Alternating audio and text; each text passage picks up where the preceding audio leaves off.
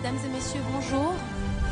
Ladies and gentlemen, hello and welcome to the second day of the conference, the high-level conference on the Lake Chad region taking place here in Niger. Welcome, and thank you for being with us again today. After very fruitful proceedings yesterday, we will invite you to please try to find your seat as quickly as possible so we can start our opening, please. Thank you.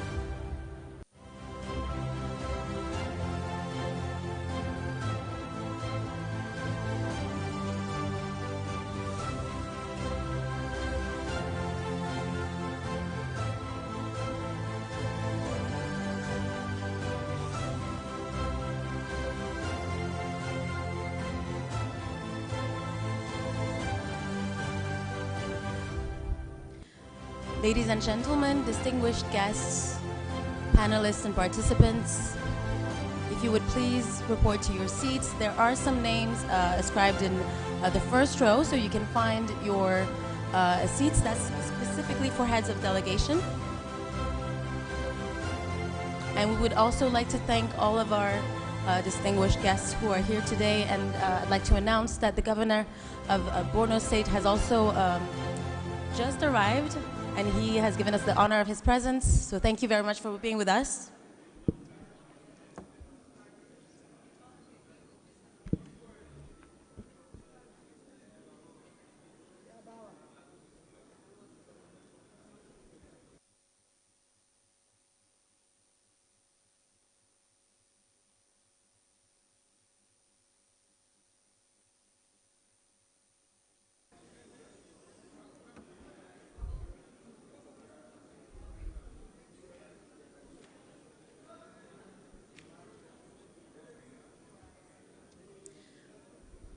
Distinguished guests, participants, panelists, and speakers, partners, thank you so much for being with us for the second day of this high-level conference on the Lake Chad Basin region. Thank you very much for your attention. We will proceed now. We will first begin today's proceedings with a sort of a summary of the key takeaways from the first day of the workings and the different sessions that took place. So I will give the floor to my colleague Wole to give that summary, and then we will have a keynote speech from the head of the Norwegian Refugee Council in a few minutes as well. Thank you, Hanan. Good morning again to everyone. And yesterday, of course, started very well with the opening ceremony, where many key messages were put forth. And then we moved on to the first panel session. So what I'll try to do is just to highlight a couple of takeaways from the panel sessions that we had yesterday. The first one was obviously about trends, progress, and challenges in the Lake Chad region. And just to highlight a couple of takeaways, clearly there are so many key messages, but I'll just say first that convergence between Nexus actors must be found. That was a big message that was emphasized in that session. The Lake Chad Basin Stabilization Model has proved to be successful as we try to look to progress. That point was made, and the speakers also suggested that it should be replicated in the Limpopo-Guama region. Accelerators to stabilize sustainable development in the Sahel can be found in boosting industrialization, water and energy. The humanitarian system is overstretched. That was another big message in that session. And access to one of the biggest challenges that aid is facing, or rather access is one of the biggest challenges that aid is facing, and local organizations are part of the response to this challenge. And in terms of action points, the 4 countries of the Lake Chad Basin should integrate their national law on humanitarian exceptions following the model of Chad, and civil-military coordination mechanisms should be reinforced with a focus on reinforcing civilian protection. The last key action point was that violations of human rights must be monitored, reported, and addressed through established and well-funded accountability mechanisms. There was also another panel session, and the theme of that one was on creating a safe environment for civilians. And some of the key messages in that panel included that human rights, localization, and developing people-centered approach should be a priority from all actors in the Lake Chad region. And another key message was that there is a dire need to reinforce the presence of security forces and police in areas freed from the presence of non-state armed groups to encourage the rehabilitation and reintegration, and to also reinforce civil-military coordination while redirecting it in the direction of joint programs and actions in the objective of reinforcing the protection of civilians. And in terms of actions, there was a suggestion that there is a need to create a chart for girls in the Sahel. Girls must not be forgotten, and they should be put at the center of the response. And then the Grand Bargain recalls the need for the localization and increasing financing to local NGOs, and these engagements must be fulfilled. The last panel we had yesterday was on durable solutions to displacement, and that was well moderated. And some of the key messages included that displacement cannot be addressed only as a humanitarian issue alone. It should be considered a shared responsibility. And then durable solutions is composed of a tripartite structure that comprises return, reintegration, and relocation. And conditions for return must be built and ensured in time. And in terms of key actions, before the key actions, a key obstacle that was highlighted in that session was that security, the lack of efficient coordination, and returns that do not last, and the reattachment of issues only to the humanitarian pillar. In terms of possible actions, increase humanitarian expertise in development and stabilization actors is an example for this, and then the establishment of task forces on durable solutions should be implemented by the various countries. So clearly, many other messages were shared during the sessions, but I just thought to highlight a couple of them. Of course, later today, we'll be wrapping up all the other key messages and also be announcing some of the pledges made at the sessions today. So on that note, I'll hand over back to her then. Thank you very much, Wole. Ladies and gentlemen, just a reminder, you do have access to translation devices that you can use to follow up with all the discussions that we're having today, and those discussions are happening in English and French, so please make use of those devices, and you should be able to hear and select the language with the third button on this device. Now, without further ado, I'm going to announce the keynote speaker for this the opening of day 2, who will set us off on, I believe, what will be very fruitful discussions today. He was finally able to make it. I know he had some difficulties arriving to Niamey, but he is here today, and we're very happy to have him. Mr. Egeland, Jan Egeland, Secretary General of the Norwegian Refugee Council. You have the floor.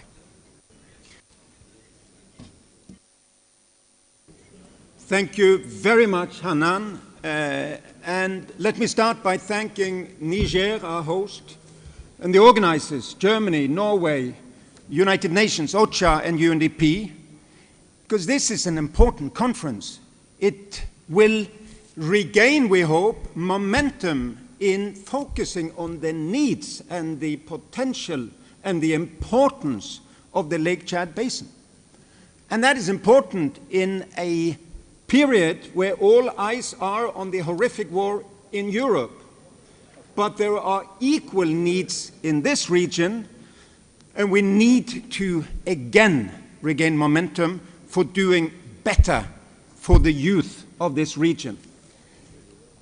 We're in the youngest region in the world. We're in the youngest country in the youngest region in the world. 50% of the population of this country are under 15. In Europe, 15% of the population in aging Europe is under 15. Of course, this is a great potential. This is a great opportunity. Of course, there is also great challenges that follows this. So we have to work together to bring hope to the youth and the children of this region. We can only do it together, but we also have to recognize that we have different roles, different responsibility, different opportunities as actors. And I represent humanitarian organizations, humanitarian non-governmental organizations. We are hundreds of organizations in the Lake Chad Basin, local, national, regional, international organizations. We're here to serve the population of the region. We're here to do our utmost to bring hope to the youth of the youngest region of the world. But you, the other partners in this, need to enable our work as unarmed, neutral, impartial, and independent humanitarian actors. I was on the first Lake Chad Basin Conference in Oslo, 2017. Again, great momentum, great optimism. Since then, a lot of good work has happened. We are more organizations on the ground, there are more projects, there is actually also more funding. But I think we have to realize that we have had regression also in a number of areas. I remember in 2017 there were 2.5 million displaced people because of violence, accumulated over the years until that time. Since that time, another 2.8 million people have been displaced. And they've been displaced by violence. These are families who did not want to leave. They had to leave because armed men came and torched their village. They threatened the population. They killed the father. They raped the mother. And the family had to leave. So the reality is that we have an enormous challenge before us to be able to regain hope for the youth of the region. 70% of the youth my organization, NRC, surveyed in Niger said, we do not have hopes at the moment for education, livelihoods, and a safe and protected future. 70%. So I think we need to be honest. The challenges are immense. Now, to be able to work as humanitarian organizations, we need to be respected as independent, neutral, impartial. All over the world, from Ukraine to Colombia to Myanmar, we're guided by impartiality, which means we go where the needs are. We are not political. So, when we are asked to take military escort, when we're asked to go here but not there, when we are kept away from regions, when we are kept away from people in need, it violates the humanitarian principles. We're not able to do what we could do. And we can do so much. We collectively help tens of millions of people across the world. We can help many more people also in the Lake Chad Basin, but then we need to be enabled as unarmed, humanitarian, neutral, impartial workers. In 2020, one of the main armed groups declared non-governmental organizations a target. They said, we're coming after you, because they identified us with the militaries of the region, with having taken sides in the conflict. So they started to kill us. In 2021, 30 humanitarian colleagues were killed. 30. In all of the 3 years before, 5 were killed. Because we became targets, because our aid was seen as politicized and militarized. It's very, very important to impress upon governments, donors, militaries. You need to help us to still remain neutral, to look neutral. If not, we become targets, and then we cannot help the people of this region. Now, let me end then by listing 5 priorities, which I think non-governmental organizations share, really, and where we beg for your help. Number 1, we need more resources, more funding. I just checked that my own organization, active in all of the Lake Chad Basin, we have 3 times more resources pledged for Ukraine alone than we have for the 4 Lake Chad Basin countries combined. So we have a fraction of this resources per person, per child in need here, as we would have in Europe, not even half, a fraction, a handful, 5% or so of what we have there. Shouldn't be like that. A child in Niger is as valuable as a child in Ukraine. Secondly, and I'm back to now the roles as I see it as governments, as donors, and the United Nations. Enable our work. The restrictions on our access, the restrictions on our visas, the restrictions of our work permits, the restrictions on permits to do distributions and so on, is holding us back. Can we please have forums where we problem solve so that we can unleash the full potential of the non-governmental organizations across the region? Third point, protection of civilians is not a side effect of stabilization. It should be the purpose of stabilization.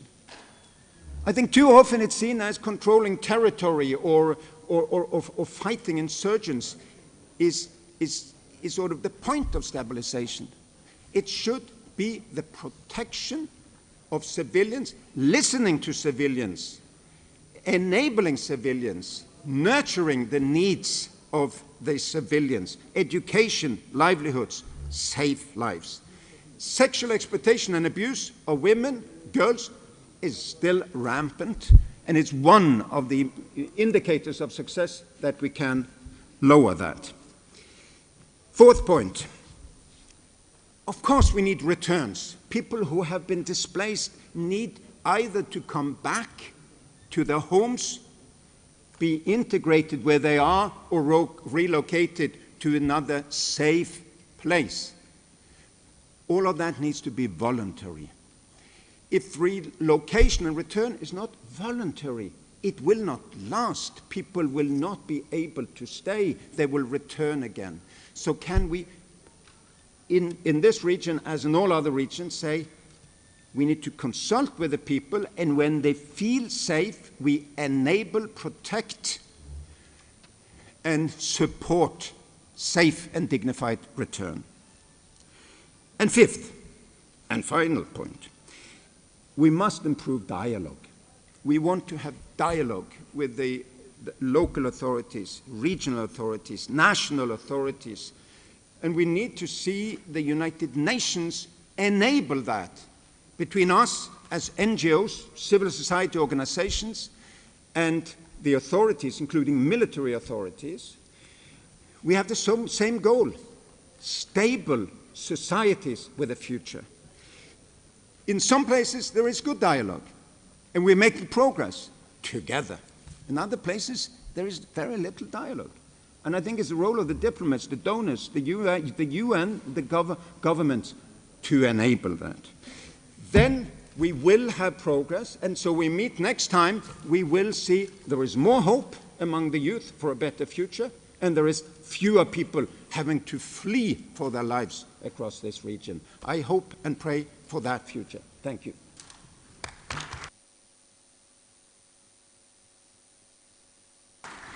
Thank you very much, Mr. Egeland, for this thoughtful and inspiring keynote speech, for emphasizing or re-emphasizing the need to reignite interest and, this momentum that we should have on humanitarian issues that are still ongoing in the Lake Chad Basin, and for reminding us that the reason, or one of the key reasons we are gathered here, is of course the protection of civilians and communities in that region. This will allow me really to transition to the next, or the first session of the day, which you did mention. You did speak about the rampant violence that is still ongoing in that region, and we will address that, and our panelists will address that in a few minutes in the upcoming session, which will be focused on a comprehensive approach to exits from violent extremists and armed groups. So without further ado, I'm going to call to sit and then introduce himself, the panelists for this high-level session, Mr. Matthias Schmale, a resident coordinator, humanitarian coordinator in Nigeria.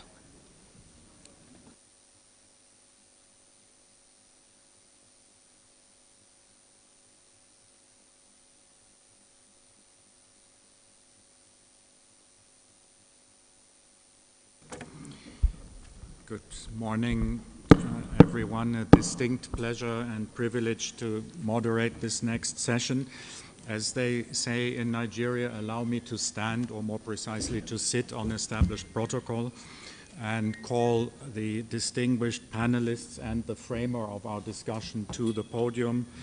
Professor Zulum, the governor of Borno, if you could please join us. General Mahmoudou Abu Tarka, if he's here, please join us. We've got Dr. Fatima from the Neem Foundation. I'll say a bit more on who they represent. Closer to the mic. Mohamed Yahya from the UNDP is on his way there.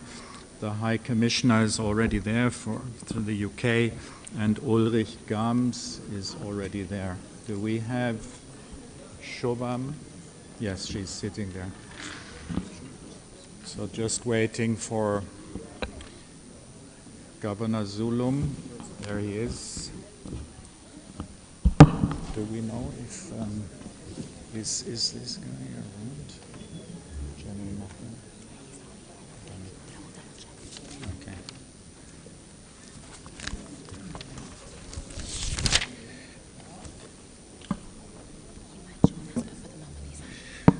Okay, thank you very much. We are still waiting for one panelist who we hope will join us.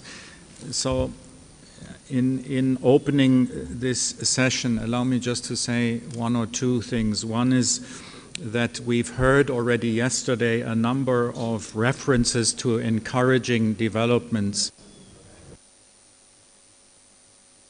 and twice specific references to Borno, so really a pleasure to have Governor Zulum here. We had reference from the Deputy German Foreign Minister as well as the Africa Director for the UNDP, Mrs. Ahuna. We had references to the border area on this side in Niger of positive developments.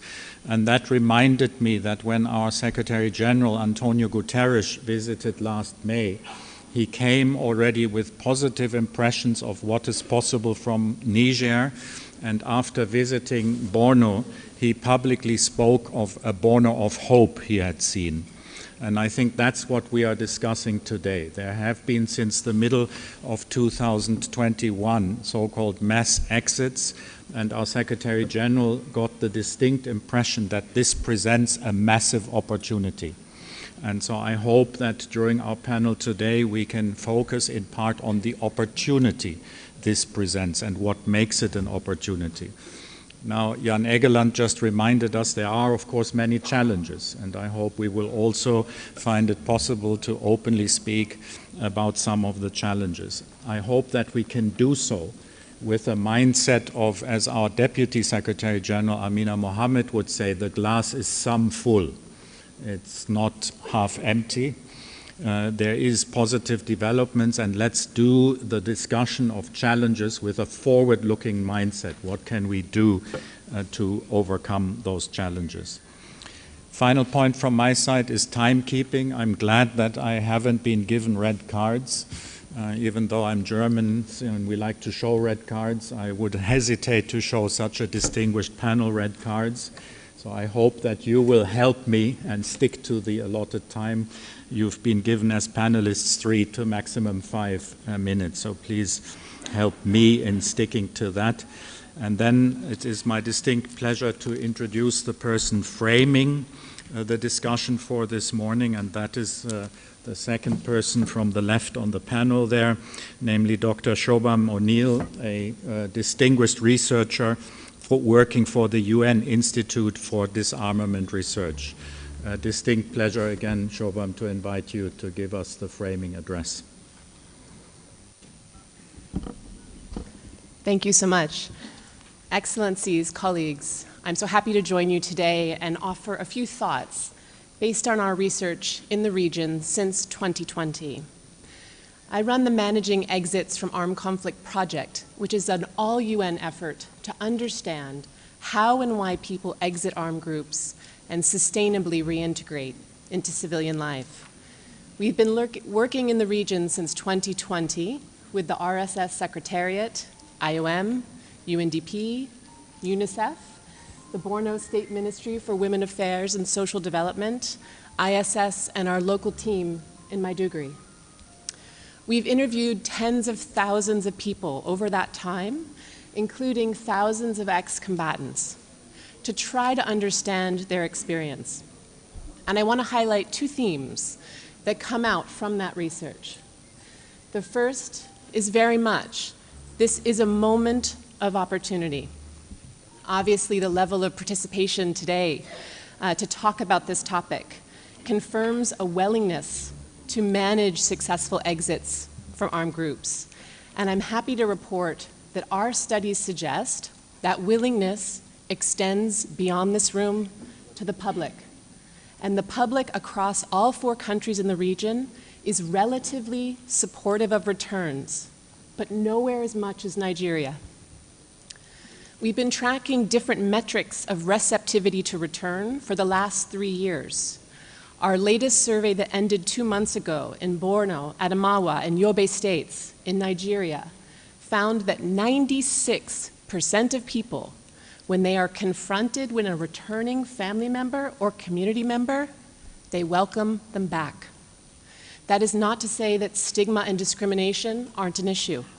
That's not to say that communities aren't scared or angry, but still, they find a way to accept returnees home. Now listen, community receptivity should not be taken for granted, nor assumed to be unaffected by return trends or the policy that governs them, including approaches to accountability. For example, our studies have shown when the public knows about exit procedures, they are more likely to support the people coming out of those programs. If the public knows about the Hajj transit camp in Maiduguri, they are 12 to 14% more likely to accept the people who exit it. So this isn't just about the substance of our programs, it's about how we communicate them. And not just to the public, but also to the people that we want to defect from armed groups.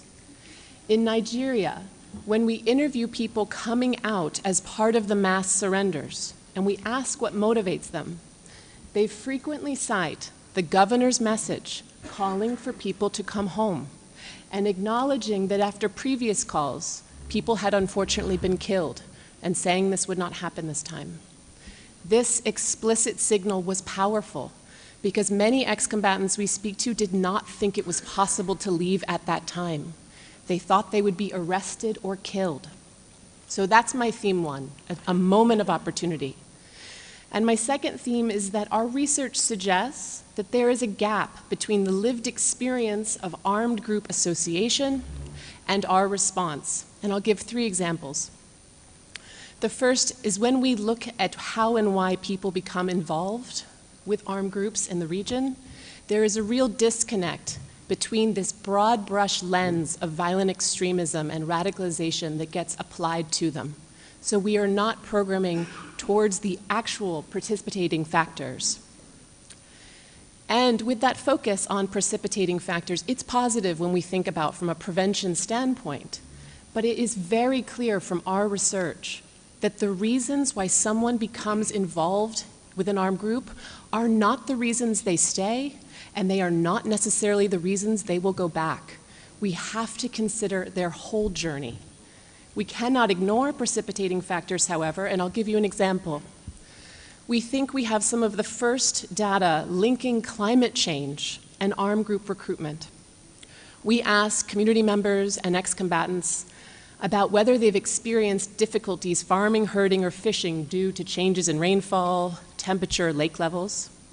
Of those who say that they have experienced these challenges, many of them end up in armed groups. In Chad, 37% of ex-combatants who had these difficulties said they were one of the reasons that they got involved in the first place. These challenges will be there when they come home, and we must address them. Lastly, time with armed groups has different effects on different people, particularly when we think about gender and age and over time. For example, our data is suggesting that women internalize conflict differently than men, even when you hold victimization constant.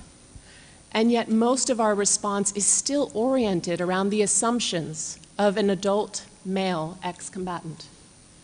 What does it mean to demobilize for a woman who was forcibly married to a Boko Haram fighter as a child when she cannot seek divorce? What does it mean to separate from a group? We interview many women who said that they would leave these men in a heartbeat if they could.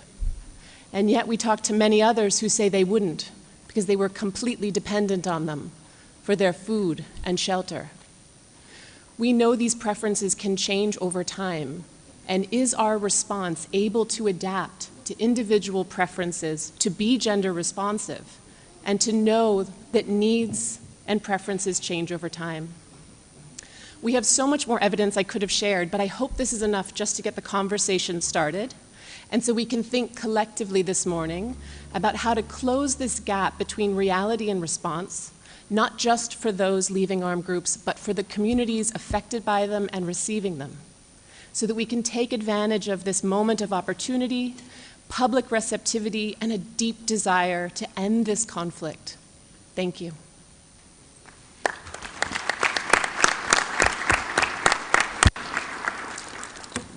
Thank you very much, Dr. Shobham, for sticking to time and for so eloquently presenting key themes that are coming out of your research. I think it's one thing to conduct research. It's a challenge to actually present it in an understandable way, and I think you've just done that for us. Rather than summarize what you've talked about, let me move straight on. I think we will come back to some of the issues you've mentioned about receptivity and gaps between reality and response as part of the discussion.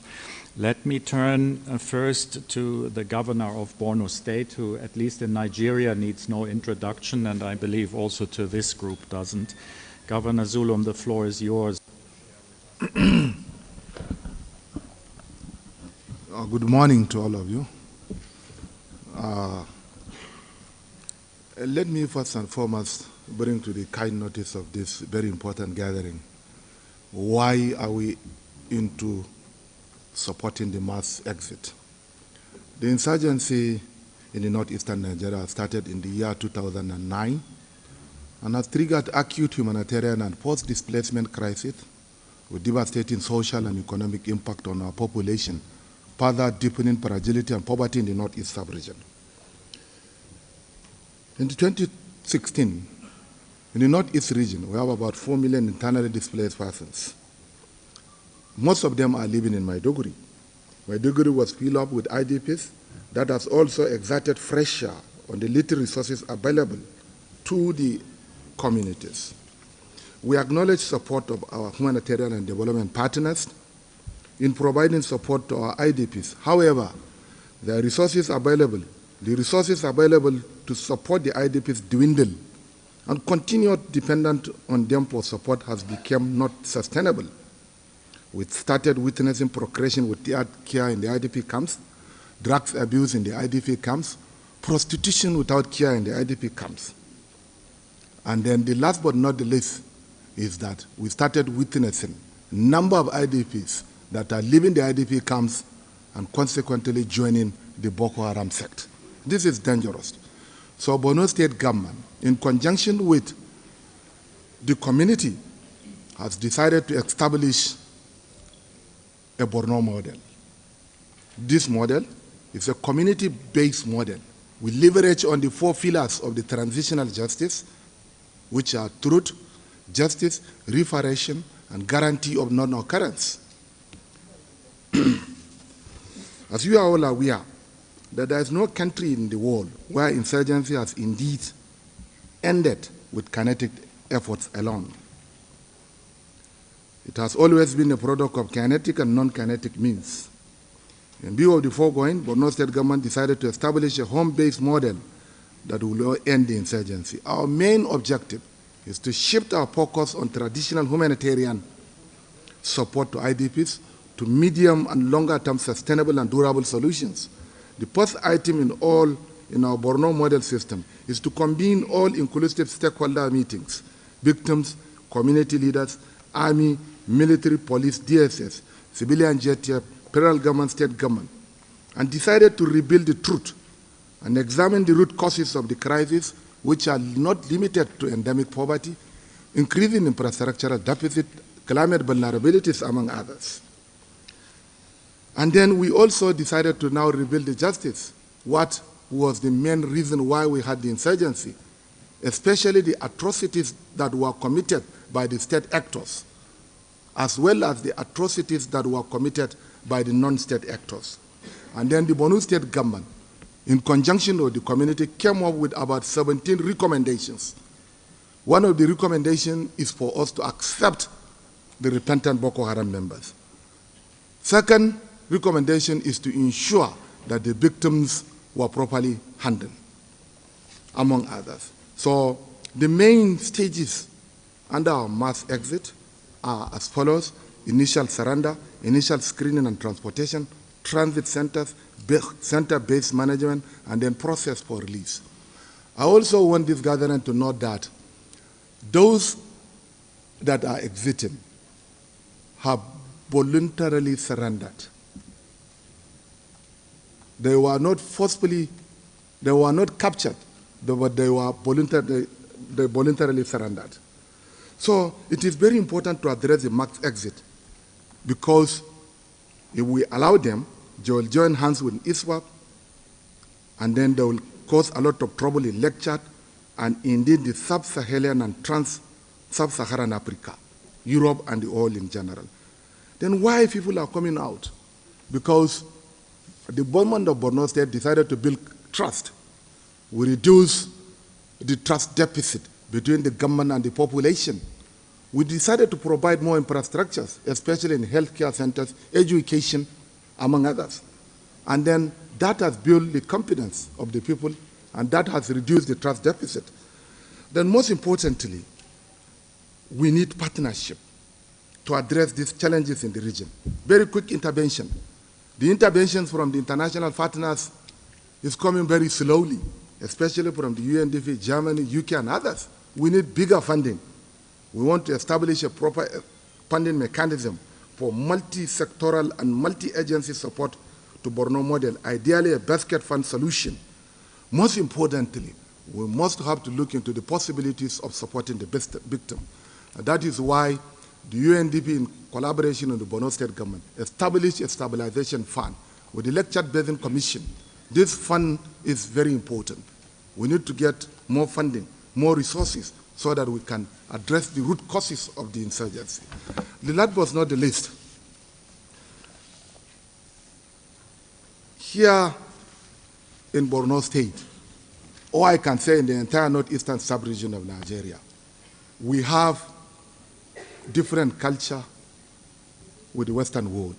So what we need is that we want you to support us to key in to our own model with a view to addressing the challenges. What is working well in Europe might not work well in Borno State. And then the greatest gap that we have between the humanitarian partners, the INGOs, and the government of Borno State is that of leadership. We want to ensure that we take the leadership, we lead the processes. We shouldn't allow somebody outside to come and dictate things for our own selves. We want you people to support us. We need to partner together. But the most important thing that you need to understand is that the government of Borno State, the federal government of Nigeria, as well as the northeastern states government, has to lead the process. That's the most important thing we need. And then we want to ensure that all those processes that are to be done in the region has to be based on community-driven approach. So, thank you very much for listening to me.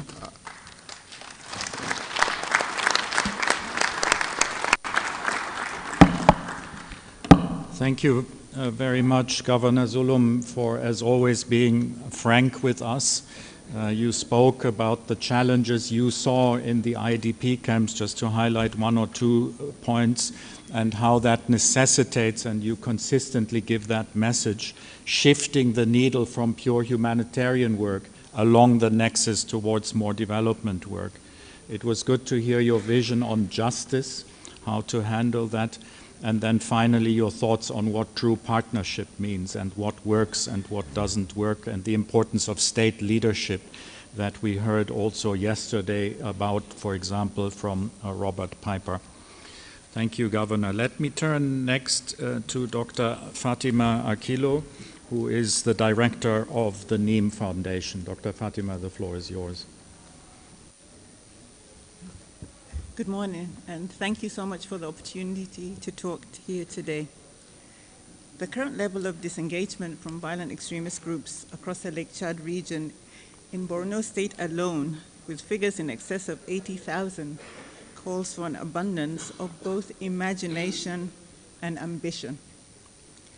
This requires the development of a multitude of skills that we would need over the next decade.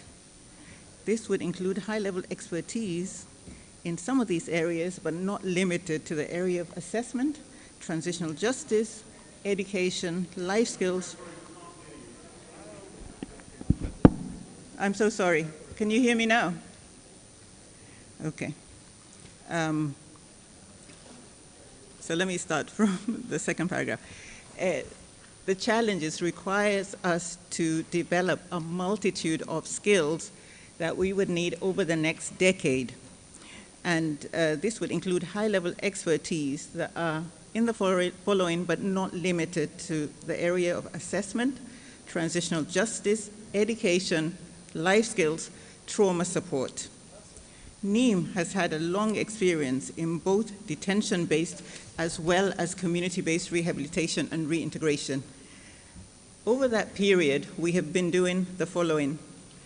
We've developed assessment tools, including the vulnerability to violent extremism scale. This scale has been used in Syria and Lebanon. It has been validated and proven to be an effective tool to assess vulnerabilities. Often when we talk about categorization, we often don't talk about areas of vulnerability, which is what this scale seeks to address. So vulnerabilities could be in the area of trauma, social vulnerabilities, historical vulnerabilities, or economic vulnerabilities. What it does, it allows us to have a more targeted response. We've also developed expertise in the measurement and treatment of trauma. We understand that through assessment of communities, we have a better understanding of what their needs are. Our trauma programs target about 30,000 people a year. We've designed assessment tools that are contextualized for our particular population. We've also designed assessment tools for children. This is particularly difficult. There are not many assessment tools currently for children in conflict.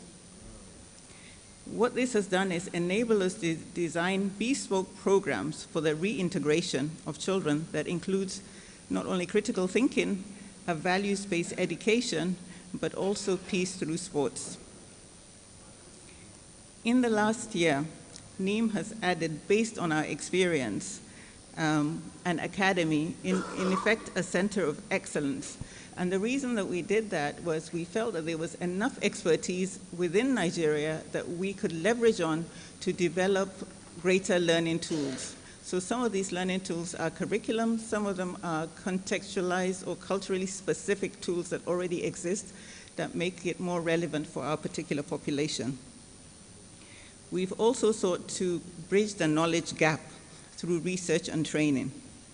So some of these tools and training are for lay counselors to be able to provide comprehensive assessment and trauma support to ensure that we have a cadre of specially trained specialists.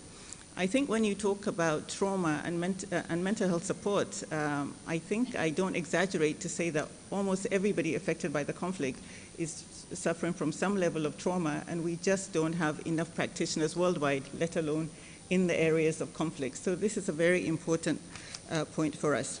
So the training that we have done so far, we have trained in excess of 400 practitioners.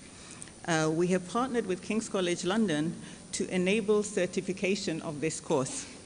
And they have also independently evaluated the work. I think yesterday, through the course of yesterday, there was a lot of emphasis on gender-based violence. We have seen this in all the areas that we work, and to that end, we have developed a gender-based response team. And what that means is that we have a team of highly qualified, trained counselors who work specifically in the area of gender-based violence. We've also seen the importance of early warning and early response. We have early warning mechanisms in more than 100 communities. This is community-led, and the response is also community-led. This has now is going to be institutionalized in the Office of the Vice President.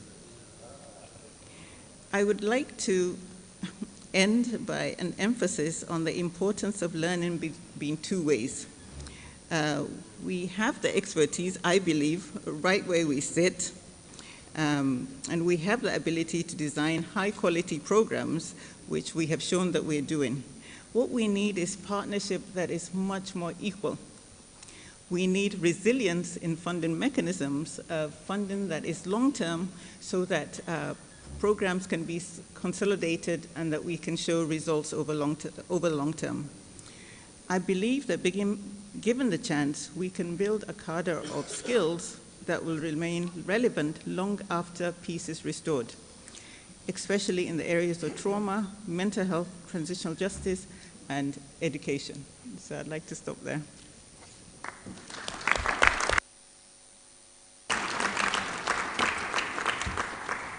Thank you very much, Dr. Fatima. What I took away amongst several points from your intervention is, number one, the importance of tailor-made assistance that is based on proper assessment of the needs of specific groups, and you highlighted those of children, including experiencing trauma. So that's what I took as one key message.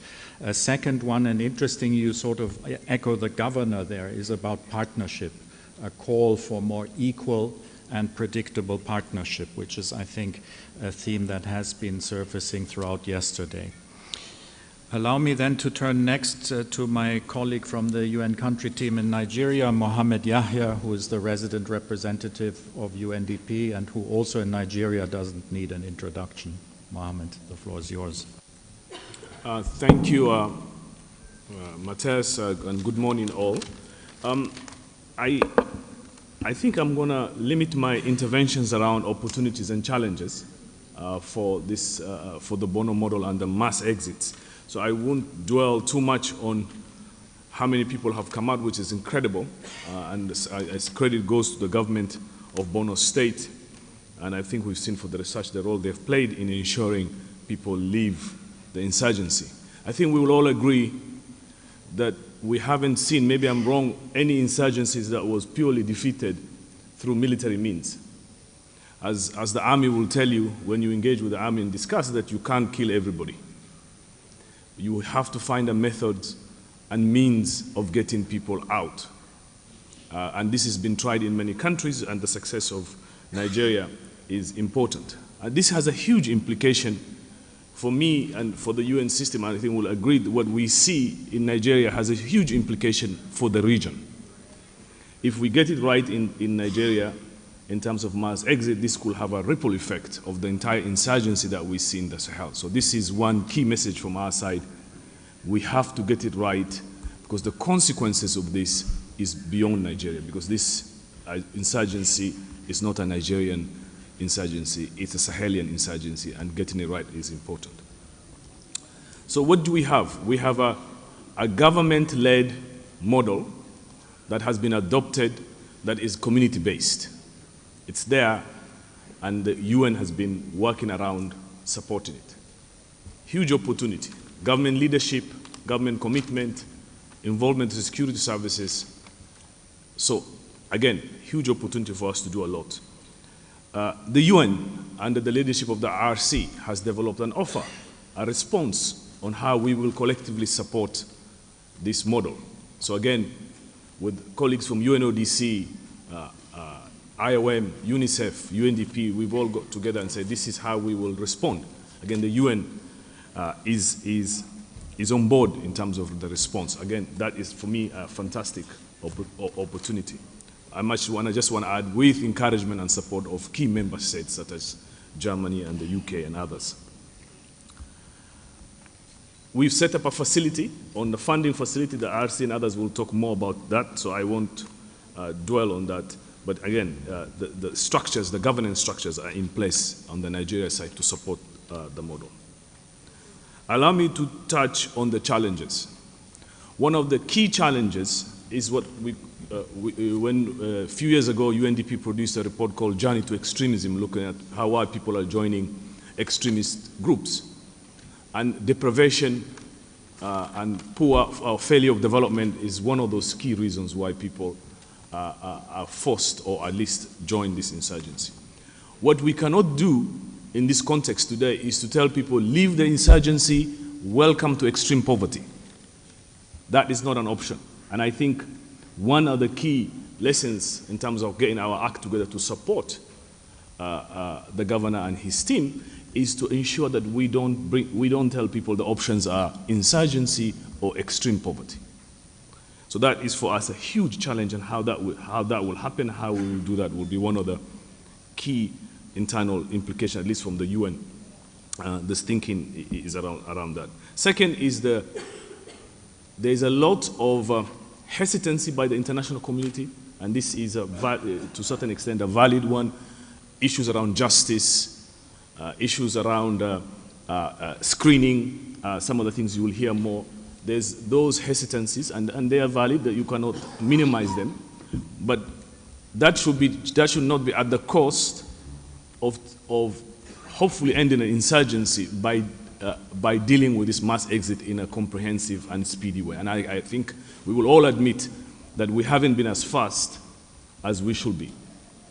However, I can say with support of our partners, we at UNDP have responded in supporting the Bono model, while overall strategy of the UN, but also overall strategy of the international community is set in place. For the last year, we've engaged in supporting the implementation, be it the reintegration, rehabilitation, the reconciliation issues, even providing meals. And the governor did not touch into this. We have thousands of people in camps who have left the insurgency, and the ability of the state alone to provide basic things such as feeding these insurgents has been a huge challenge. And I'm sure in the question and answer we will be discussing this. Other challenges are the relationship with the federal side, and I think this will come hopefully in the discussion. Nigeria is a very decentralized state. It's not like any other country in this region of the Lake Chad. The governor is directly elected. He has a lot of power, constitutional power, that is very different in Cameroon or Niger or Chad. So how does that work within a context of mass exit, where there are some international norms that are housed at the federal level? And this is the kind of discussions we are having. I'll just finish by saying I think we will all agree that this insurgency will be ended by multiple approaches, kinetic, non-kinetic, and the mass exit offers us this lifetime opportunity to do things differently. And my only appeal is that we engage. If we have concerns, the concerns should be through engagement and trying to find a solution. And the Bono model allows us to do that. Thank you very much.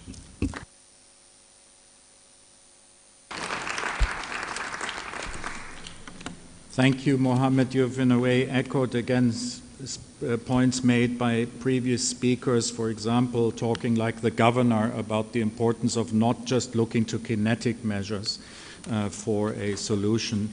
You highlighted in that context, and I like your terminology that's Twitter-worthy, saying we cannot give the message, leave the insurgency, welcome to extreme poverty.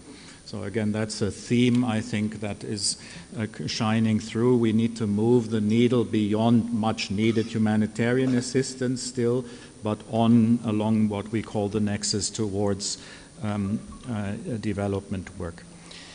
Allow me next to give the floor to another very distinguished panel member, the British High Commissioner based in... Thank you, Matthias, and good morning, everybody. So my remarks are going to focus on the progress we've made towards creation of the multi-donor basket fund that the Governor mentioned was so crucial to taking forward this work. But I do want to start by commending Governor Zulum for his leadership in this area. The mass exit provides a clear opportunity, as the Governor and as Mo have said, to shift the dial fundamentally on this conflict, but only if we and the international partner side get our response right. The UK hosted a Wilton Park conference last March, and all 4 Lake Chad regional states endorsed the model of the community-based reintegration approach that lies at the heart of the Borno State model.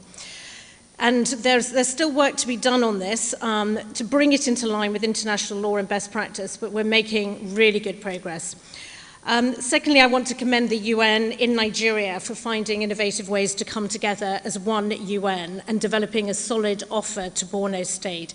We all know it can be very challenging for UN agencies to align and work together, but I feel very proud that I think we in Nigeria can cite the UN example on collaboration as a real success story.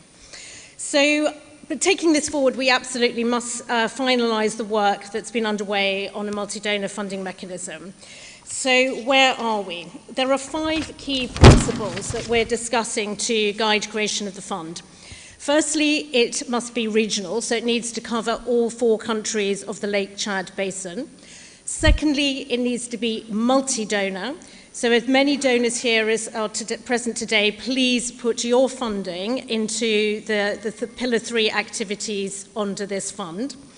Thirdly, it needs to be multi-agency, so that all the implementing partners, not just the UN, but for example the World Bank and NGOs, are funded through this mechanism.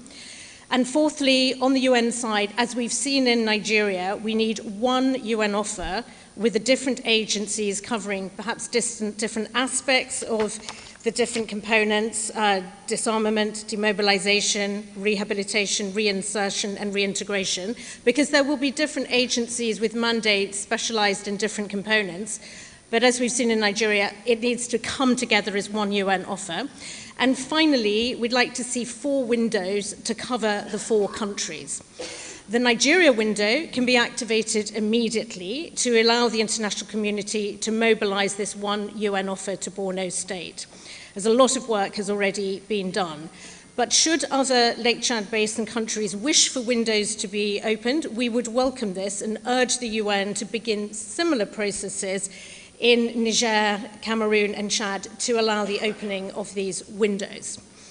As the UK, we've been a strong supporter of the creation of this fund. It was at Wilton Park that we started these discussions.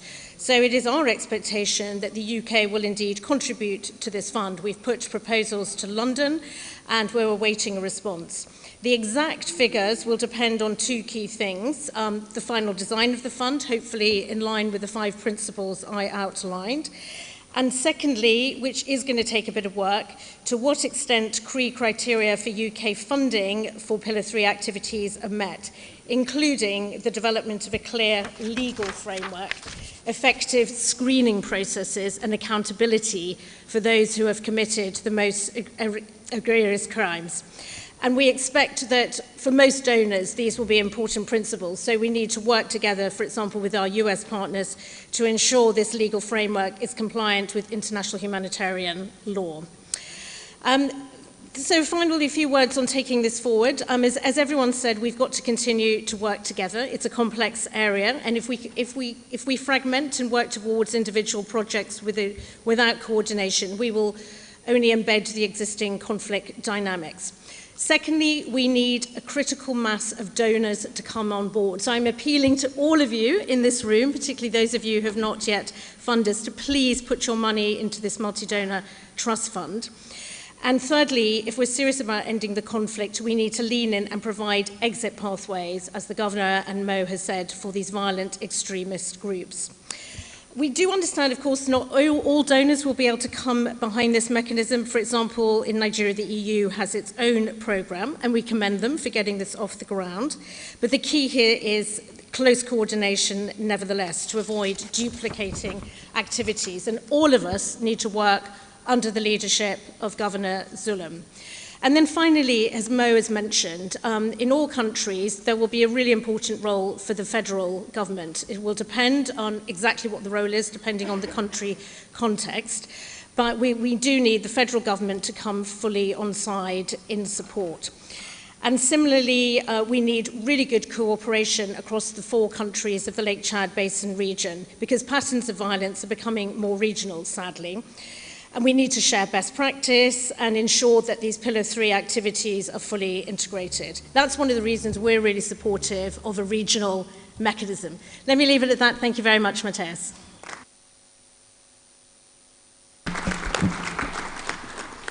Thank you very much, High Commissioner, and thank you for underlining, like others, the importance of working together, acknowledging the one UN offer. Allow me to use the opportunity to highlight that it's not just the UN, but it's the whole international community, and you, High Commissioner, lead a group of like-minded ambassadors in Nigeria, which has been a very helpful part of getting on one page, not just as UN, but with all international partners. Thank you for outlining clear criteria and principles for setting up this one basket fund mechanism and for appealing for support from others there. And then, like others, including the Governor, you've spoken about needing to get the balance right between the federal and the state level, amongst other things. Let me finally, last but not least, turn to Ulrich Gams, who is the Crime Prevention and Criminal Justice Officer for the UN Office of Drugs and Crime. Ulrich, the floor is yours. Merci, Monsieur le Président. Permettez-moi d'abord de remercier le Niger pour sa magnifique hospitalité, ainsi que les organisateurs de cette conférence. Mr. Chairman, my contribution will address how UNODC supports the countries affected by Boko Haram in dealing with the exits, with a focus on screening, prosecution, rehabilitation, and reintegration strategies. Through its field offices in all 4 countries, UNODC provides governments with technical assistance in these areas, in partnership with the Lake Chad Basin Commission and with our UN partners. For instance, while I'm speaking to you, a few miles from here, UNODC is training Niger military officers and justice officers in the collection and preservation of so-called battlefield evidence. In Chad, UNODC, together with UN Office on Counterterrorism and the Counterterrorism Executive Directorate, and in collaboration with the Lake Chad Basin Commission, IOM, and UNDP, supported a multi-agency effort to develop a national action plan on screening, prosecution, rehabilitation, and reintegration of persons associated with Boko Haram, which was finalized in November 2022. In Nigeria, UNODC supports the criminal justice system at federal level and in Borno, Adamawa, and Yobe states by restoring police evidence storage facilities, providing forensic equipment, training investigators, prosecutors, judges, and defense counsel. UNODC's support has helped preparing terrorism cases for trial, but also in identifying more than 3,000 persons, including several hundreds of children, against whom there was insufficient evidence and who were therefore released from custody. UNODC also assists the Nigeria Corrections Service in strengthening the management and rehabilitation of prisoners associated with Boko Haram, particularly at Maiduguri Maximum Security Prison. Building on our ongoing work, we look forward to expanding our cooperation to support countries in taking advantage of the unprecedented opportunity offered by the mass exodus.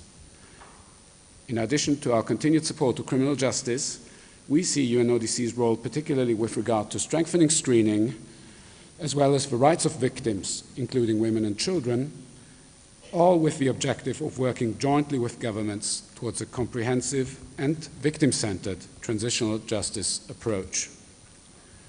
As stated in the Regional Stabilization Strategy and the Borno State Government's April 22 paper on the Borno model, screening is central to separate those who should be held accountable for crimes from the large majority who require support with rehabilitation and reintegration. In concert with other UN agencies and under the overall leadership of the UNRCs, UNODC can contribute technical expertise regarding key aspects of a functioning screening system, including understanding of the terrorism threat, linkages between screening and justice, and protecting vulnerable persons. Other panelists have already discussed the importance of women's rights and gender sensitivity in managing mass exits. Considering the time constraints, I want to highlight just two aspects in that regard. First, it is very important, not only for justice, but also for rehabilitation and reintegration purposes, that crimes of sexual and gender-based violence are not ignored in screening those leaving Boko Haram and bringing those most responsible to justice. In Nigeria, UNODC has trained Nigerian experts who have in the meantime trained themselves more than 500 of their peers on accountability for sexual and gender-based violence. We are very pleased that trained prosecutors have informed us that they will bring charges related to sexual violence in the next round of terrorism hearings. Second, previous speakers have highlighted the important role of traditional justice mechanisms in or as part of a comprehensive transitional justice strategy. It will be important to make sure that these mechanisms enjoy legitimacy in the eyes of the victims, are complemented by criminal justice for the most serious crimes, and do not consolidate inequalities between men and women. In this regard, there are very important lessons learned from other conflicts, and particularly I would draw your attention to a study that was done in post-conflict Uganda on the impact that traditional justice mechanisms for reconciliation have had on women's rights. As my time is coming to an end, let me approach the question of protecting children from violence in the context of the exits by highlighting two important developments. First, following Niger and Chad, also Nigeria has signed with the UN system a handover protocol for children associated with armed groups. Second, on 1st of December 2022, the government of Nigeria launched the Nigeria Call for Action, a political declaration that endorses the UNODC roadmap on treatment of children associated with terrorist groups and adopts key principles that should inform any action aimed to protect children from terrorism and violent extremism. The adoption of this declaration is a recognition that children should not be defined by conflict. They should not be defined by terrorism. They are children first and victims of criminal strategies that all too often they cannot escape. To sum up, UNODC stands ready to bring to the table important assets as parts of the UN's offer to countries affected by the mass exits, including with regard to screening, comprehensive and victim-centered transitional justice, and the protection of children and victims of SGBV. I thank you for your kind attention, and together with my colleagues representing UNODC in Niger, Nigeria, and in Dakar at the regional level, I look forward to continuing this discussion.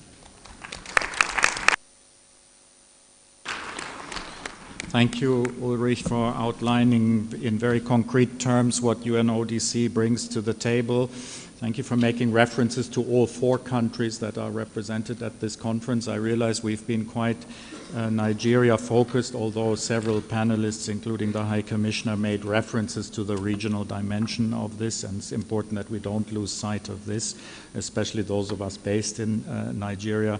Thank you also for outlining the complementarity for acknowledging the importance of traditional justice and outlining the complementarity, as I understood you talking about, of conventional justice and the importance of that. Ladies and gentlemen, if I may, rather than turning back to the panel at this point, ask a list of 8 speakers from the floor to go next for 2 minutes each. One reason for that is that there's a number of speakers not from Nigeria, so we might balance a little bit the perspectives we've heard. Otherwise, my UN colleagues will say we shouldn't have asked the RC from Nigeria to moderate this panel. It's all about Nigeria. Let me first call on Germany. Mrs. Heike Thiel, please. Thank you very much.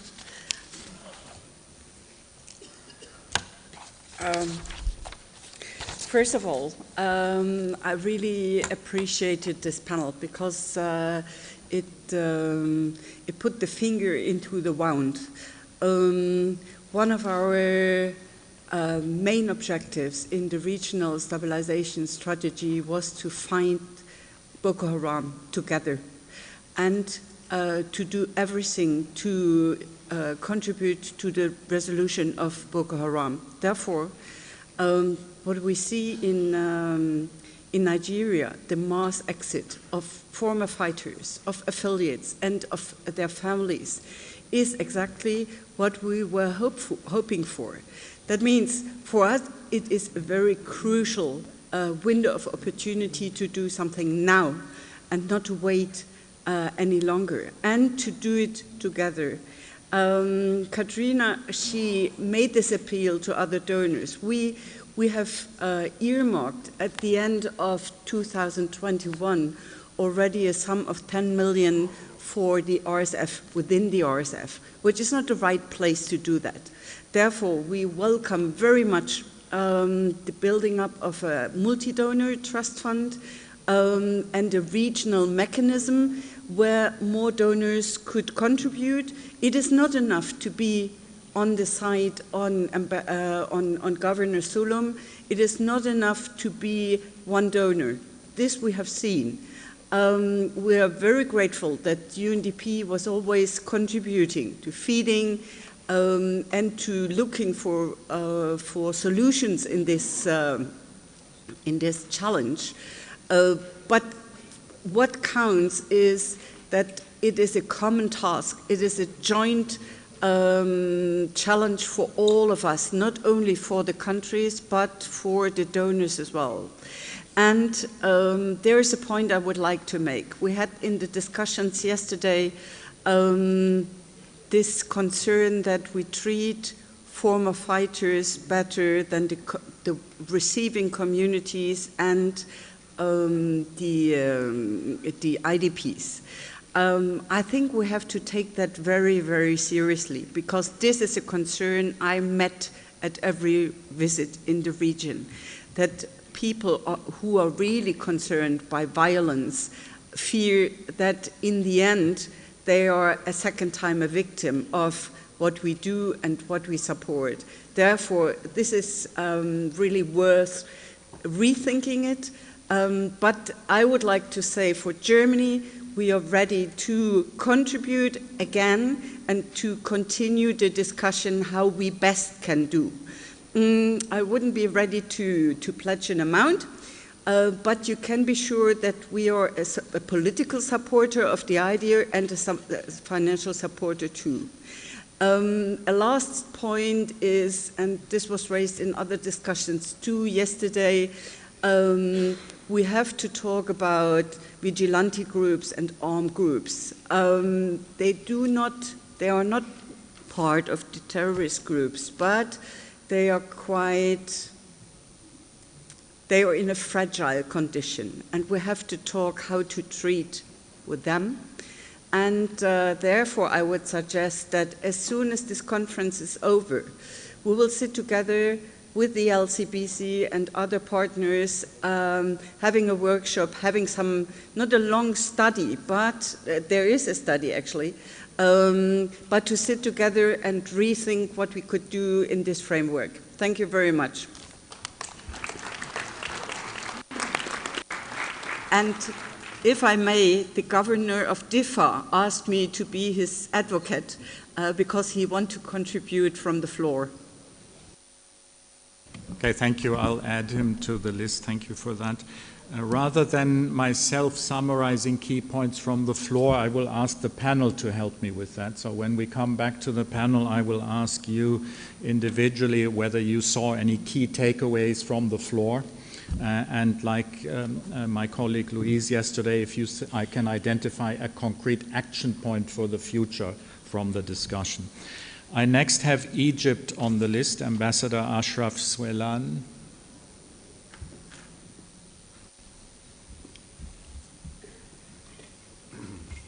Excellencies, ladies and gentlemen, allow me at the outset to express Egypt's appreciation to the government of Niger for hosting this important and timely conference, and for the co-hosts, UNDP, OCHA, the Lake Chad Basin Commission, with significant support from the governments of Germany and Norway. The Lake Chad Basin countries in particular, and Africa in general, has for years been confronting the scourge of Boko Haram and other terrorist organizations. Over the years, we have come to understand the complexity of the nexus between terrorism, conflict, transnational organized crime, all compounded by the impacts of climate change, as have been referred to by one of our speakers today.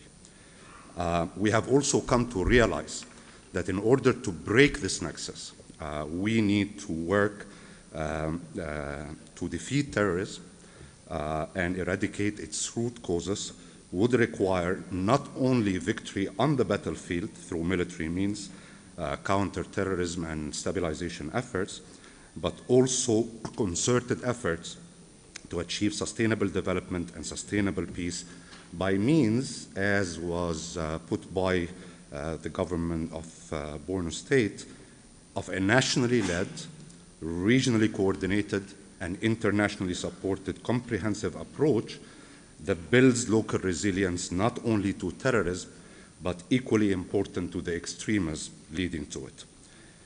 And it is in this context that I commend the countries of the Lake Chad region for their recent efforts.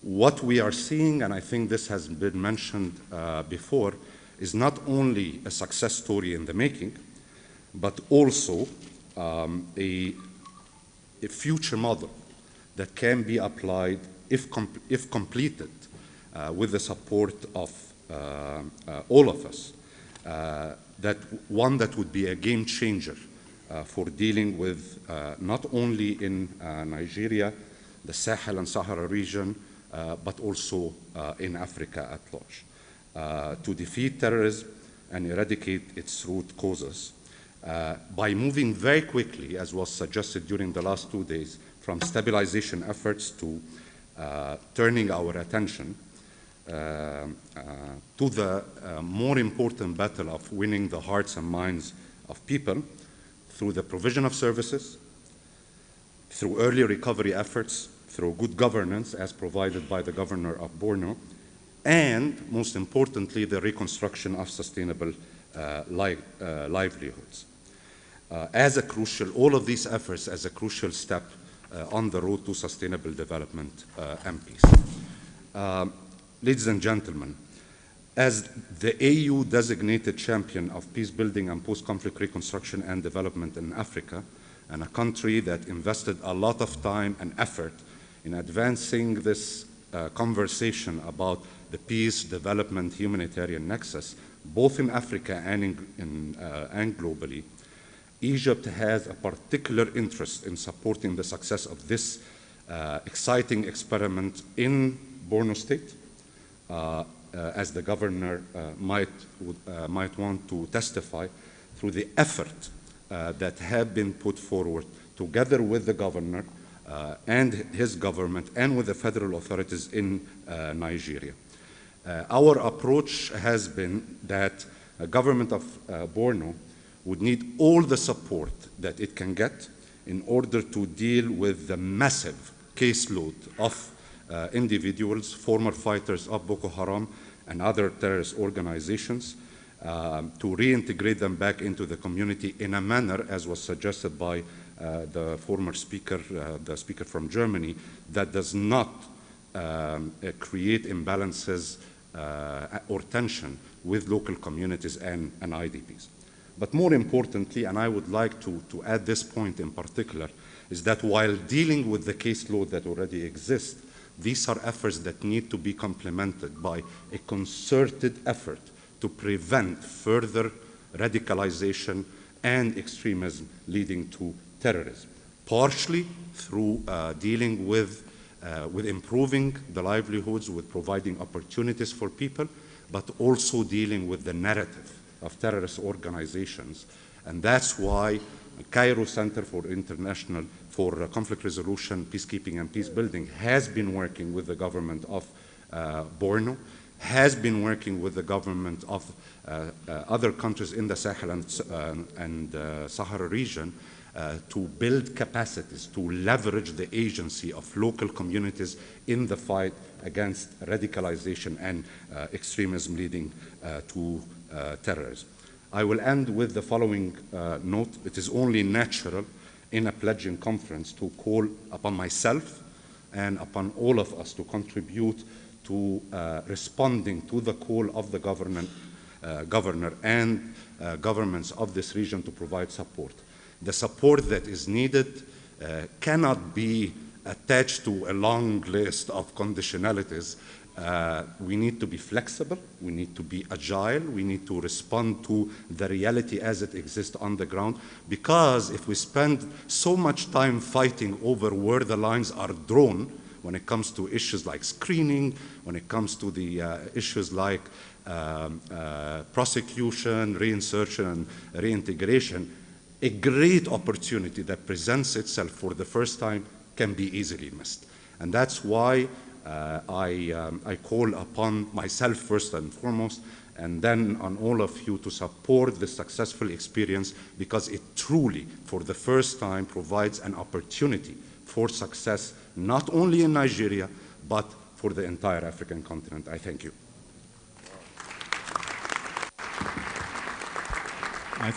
I thank the ambassador from Egypt. I have another 8 speakers on my list, so if I can really ask you to stick to your 2 minutes so we can go back to the panel.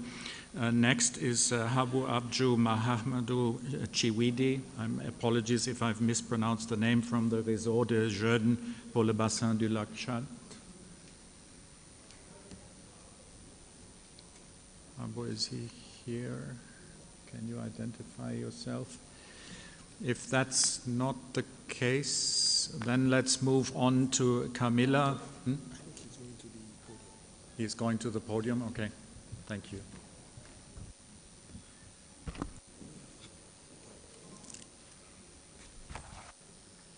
Thank you. Wait, Camilla, I think we've got... Oh. Okay. Merci beaucoup de m'avoir donné la parole. Donc, je m'appelle M. Mohamed Habou Chouidi, je viens de la région de Difa. Sur cette thématique d'aujourd'hui, je voudrais contribuer surtout aux efforts des jeunes que nous sommes, puisque je suis du réseau de jeunes du bassin du lac Tchad. Donc, je voudrais, à travers mon intervention, montrer les efforts que les jeunes sont en train de fournir dans la région du lac Tchad, et particulièrement dans la région de Difa, pour contribuer à la défection du groupe armé non étatique. Vous savez, la France de la jeunesse aujourd'hui a atteint un nombre assez important de 1,8 milliard de jeunes dans le monde, donc 90% de cette frange vivent dans les pays en développement comme la région du lac Tchad.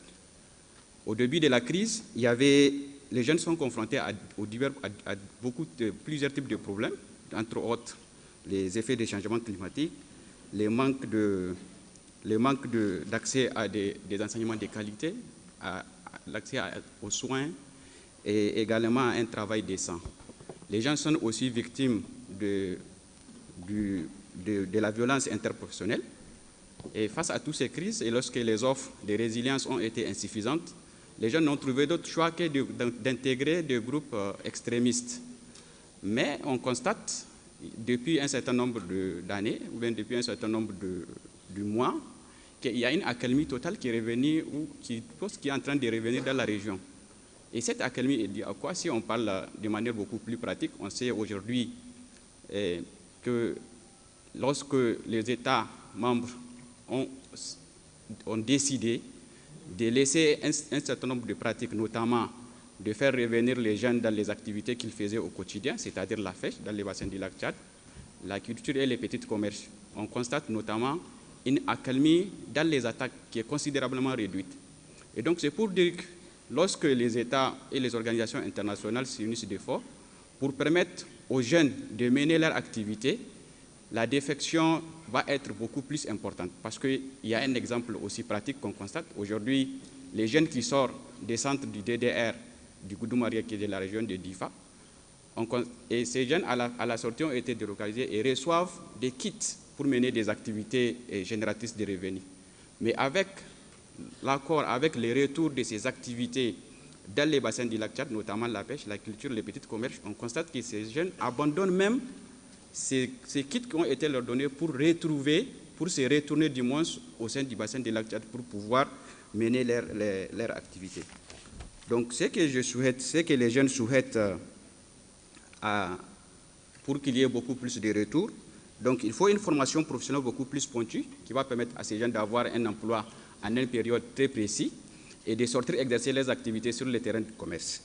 Il faut également avoir des activités ou des documents civils qui vont permettre à ces jeunes de ne plus être identifiés comme étant des jeunes qui sont retournés de la crise, avoir accès à une carte d'identité nationale, avoir accès à une nationalité, avoir accès également à un extrait de naissance. Il faut également avoir un métier durable. Donc ces métiers durables ne peuvent être obtenus que lorsque les autorités et les bailleurs de fonds unissent leurs efforts pour permettre à avoir une formation professionnelle beaucoup plus pointue. Alors le souhait que je vais formuler au nom de jeunes au cours de mon intervention, c'est de construire une région du lac Tchad dans laquelle les jeunes jouissent de leurs droits et leurs moyens de développer pleinement leur potentiel et qui reconnaissent leur capacité d'action en tant qu'acteurs de changement dans les bassins du lac Tchad. Merci beaucoup de m'avoir donné la parole.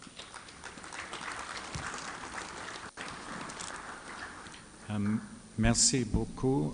I turn next to Camilla Corradin, who represents the International NGO Network in Nigeria. Camilla, the floor is yours.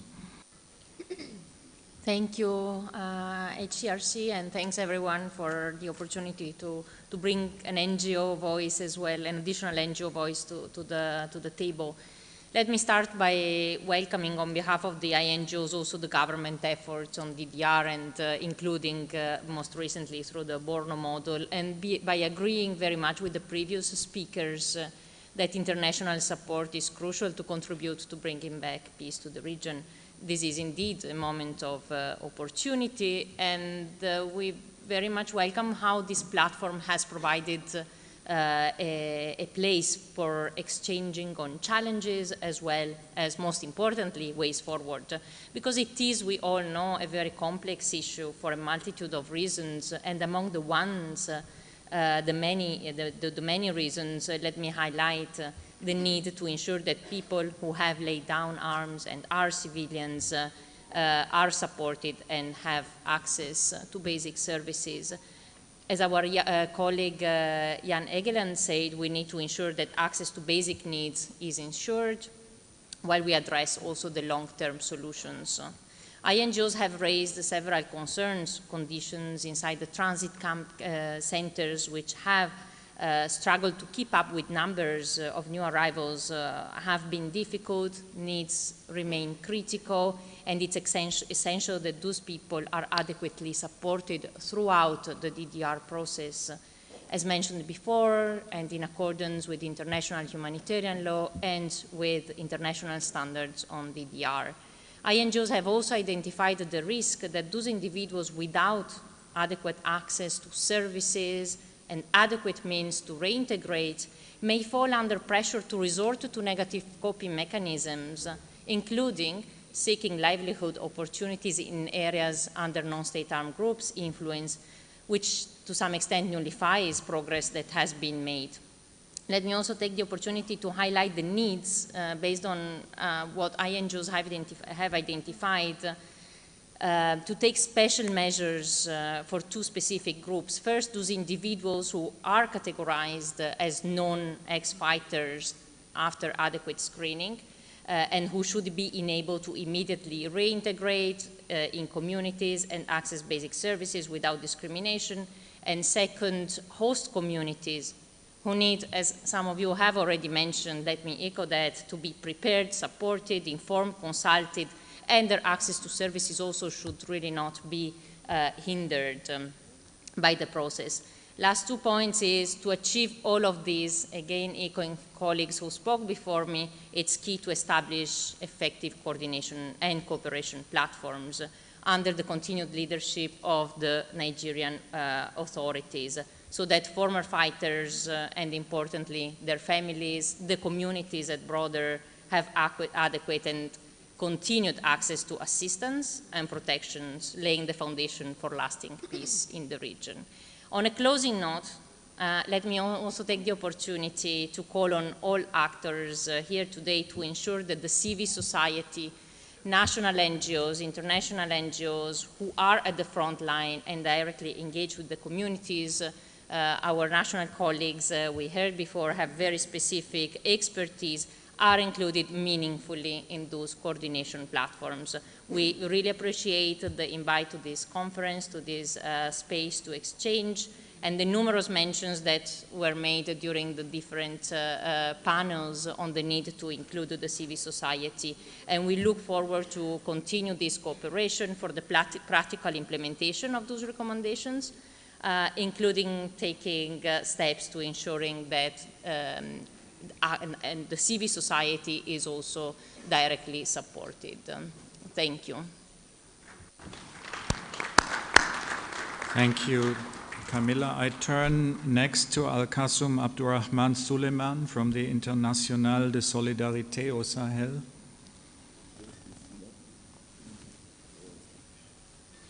Okay, walking to the podium.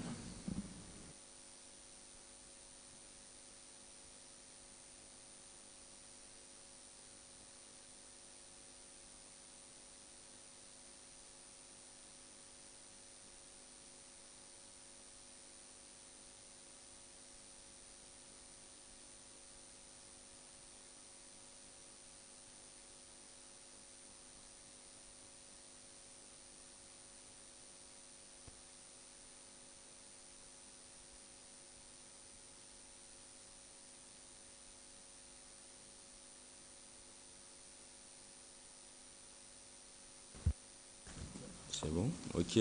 Merci à l'assistance. En tout cas, merci pour cette occasion qui nous a permis de parler au nom du Salon international de solidarité au Sahel, qui est une initiative événementielle humanitaire qui concerne toute la zone du Sahel. Mais je vais revenir un peu sur ça après avoir parlé du thème de ces panels qui consiste à parler des questions de sortie de crise ou de déradicalisation.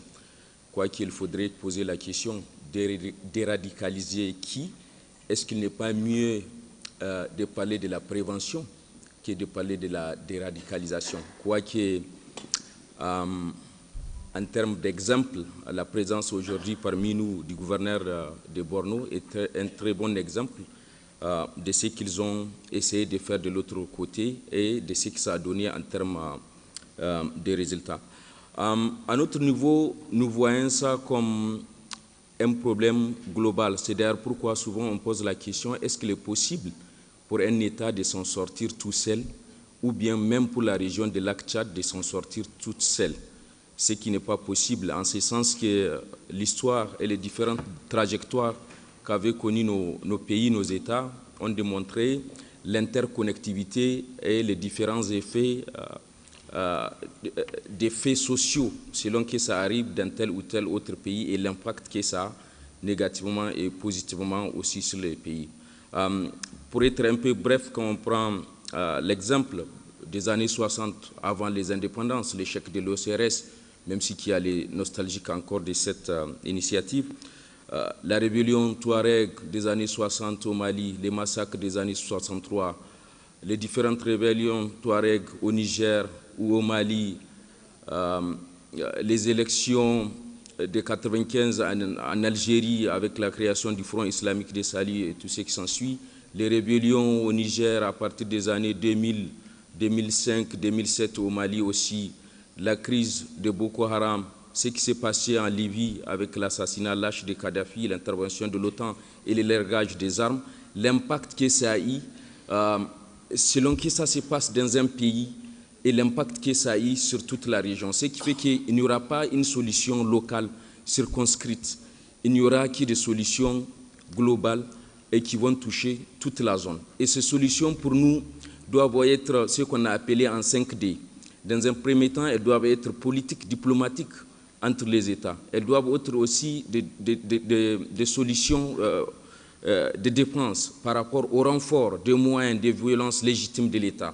Les armées doivent être fortes, doivent avoir la capacité d'agir et d'assurer la sécurité des populations. Il en est de même pour les différents services des renseignements. Et en plus de ça, aussi les questions par rapport à la digitalisation.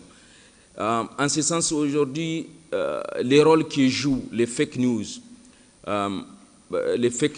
dans la désinformation, dans la manipulation de conscience de nos populations, elles participent aussi dans la radicalisation. Est-ce que les efforts que nous déployons dans la déradicalisation du point de vue digital sont à la hauteur des efforts qui sont fournis par les personnes malveillantes, par des organisations malveillantes dans la diffusion des fausses informations? Donc il y a aussi des questions liées au développement et tout ça. Et c'est le lieu aussi peut-être de remercier aussi, d'apprécier les gestes qui ont été faits récemment par le PNUD dans le cadre de contributions et de soutien à l'État du Niger. J'ai constaté récemment des moyens, des équipements logistiques et de communication qui ont été fournis aussi aux forces de défense et de sécurité pour dire qu'il ne peut pas avoir de prévention, de déradicalisation sans que les appareils des États ne soient forts. C'est d'ailleurs pourquoi, dans ce même ordre d'idées, nous on a pensé à quelque chose qu'on a appelé Salon international de solidarité au Sahel. Le Salon international de solidarité au Sahel, c'est une initiative sahélienne locale qui vise à réunir tous les acteurs humanitaires, les acteurs étatiques qui interviennent dans cette zone pour faire face à cette situation que nous appelons souvent instabilité stable, puisque nous intervenons depuis plus de 10 ans, mais est-ce que les résultats aujourd'hui sont à la hauteur de ce qui est attendu? Est-ce qu'ils sont à la hauteur des moyens qui sont déployés? Est-ce que nos interventions sont même adaptées par rapport à ce que nous faisons? Est-ce que les solutions ne sont pas des solutions qui sont parachutées, qui ne correspondent pas aux besoins réellement des populations locales? Voilà, c'est l'occasion aujourd'hui aussi d'apprécier le discours hier de Madame Ahouna, qui parlait de solutions locales dans le cadre de la gestion des différentes crises et de prévention, et c'est très important. Donc, on me dit qu'il est temps. Et donc voilà, ce Salon international de solidarité internationale qui est une initiative locale et qui vise à réunir tous les acteurs de la solidarité internationale et des acteurs étatiques ici à Niamey, au Niger. Et aussi, il vise des questions de renforcement des capacités, notamment la création du College of Humanitarian Affairs, qui est un centre de formation technique destiné à la formation au recyclage des acteurs humanitaires qui interviennent au Sahel ou sahéliens et qui souhaitent intervenir au Sahel. Ça serait aussi un centre stratégique sur des questions de recherche liées aux causes, aux conséquences et aux perspectives par rapport aux différentes réponses que nous osons apporter dans le cadre de cette crise multidimensionnelle. Je suis aussi porteur d'un message du réseau des femmes de G5 qu'ils m'ont demandé de lire ici. Donc voilà, ils ont dit « Le Niger et les laboratoires d'Inexis sur la bonne... sur des questions de paix et de sécurité, notamment en ce qui concerne les questions des femmes, de la lutte contre la violence sexuelle et tout ça, et quand on sait aussi l'impact que tout ça a dans la radicalisation, est-ce qu'il n'est pas mieux de penser à créer un centre de formation sur des questions de paix et de sécurité destiné à la formation des femmes, du bassin du lac Tchad? C'est ça le message dont je suis porteur, et merci une fois de plus pour cette occasion que vous nous avez offerte. Mais je vais aussi conclure en disant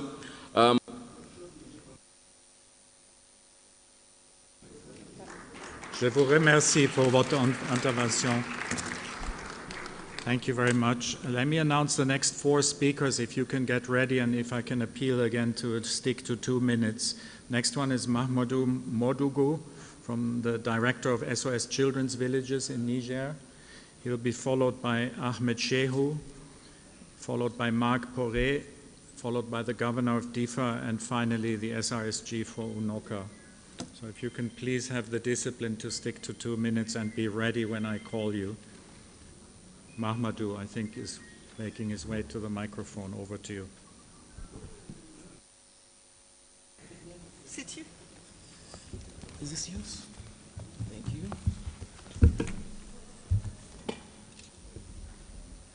You can go ahead. Is this okay? Yeah, it's okay. Mesdames et messieurs, distingués invités, merci de cette opportunité. Je voudrais d'abord commencer par attirer l'attention des participants sur les statistiques que nous avons sur la situation des enfants au niveau mondial. Plus d'1 milliard d'enfants et jeunes qui souffrent de négligence, de violences physiques, sexuelles et émotionnelles, et ce, chaque année. De plus, le nombre d'enfants dans le besoin ne cesse d'augmenter du fait de l'impact de la pauvreté, des conflits géopolitiques et des catastrophes naturelles. La crise dans le bassin du lac Tchad en est une parfaite illustration. Et nous l'avons vécu à travers la mise en œuvre de nos programmes d'urgence que nous avions eu à mettre dans la région de Difa, sous financement allemand, et à travers la mise en place des mécanismes communautaires de protection et de réinsertion. Mesdames et messieurs, je vous invite pour qu'ensemble nous puissions faire bloc pour briser cette spirale et même pour l'empêcher de se mettre en place, car elle se traduira inévitablement par une situation d'enfants en conflit dans les groupes armés. Mesdames et messieurs, constatant que les conflits autour du lac Tchad perdurent et renforcent la vulnérabilité des adolescents et des jeunes, conscient qu'il faut mutualiser les efforts et les ressources des différents États pour assurer la réalisation des droits des enfants en Afrique, appelons à des actions concrètes, immédiates et soutenues, dont, entre autres, conformément à la conférence, conformément à la résolution 2601 des Nations Unies, protégeant le droit à l'éducation dans les conflits armés, la déclaration sur la sécurité dans les écoles qui fournit des mesures pratiques pour faciliter l'accès, la qualité et la continuité de l'éducation, affecter un budget conséquent à l'élimination des pratiques néfastes pour soutenir la mise en œuvre des programmes et plans stratégiques relatifs à l'éducation dans les conflits armés. Créer des plateformes qui engagent de manière significative les jeunes dans les programmes et les processus d'autonomisation et de réinsertion afin que le risque de les voir glisser dans la spirale des groupes armés ou terroristes. Renforcer la collaboration, l'engagement et le partage d'informations entre les États membres et toutes les parties prenantes sur la promotion de l'employabilité des jeunes. Enfin, nous tenons les conférenciers redevables pour que Oslo 3 ne soit pas une conférence de plus, mais celle qui concrétise les recommandations qui en découleront. Je vous remercie.